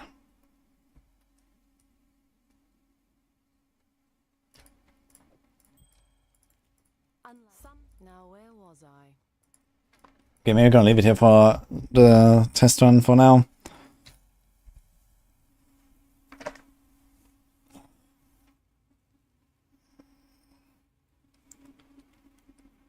Podcast, we have Rax, DM, and Subtractum tomorrow on the podcast. So that will be part of the stream tomorrow. Gonna be blasting a bit of PoE and then I'm gonna do the podcast later. I think I'm gonna go now though, guys. So we're gonna probably finish the acts here tomorrow, and then maybe the day after we're gonna do some mapping and see how DD feels. But yeah, so far I'm actually kind of comfortable with this. That's like kind of shitty start here because I haven't played Witch in years basically. But it seems fine. Let's wait someone. Who's blasting? Oh, let's wait Snap, actually.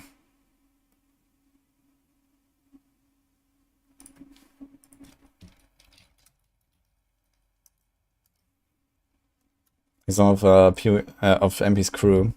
He's always making these group builds and stuff. So, have a good one, guys. Enjoy.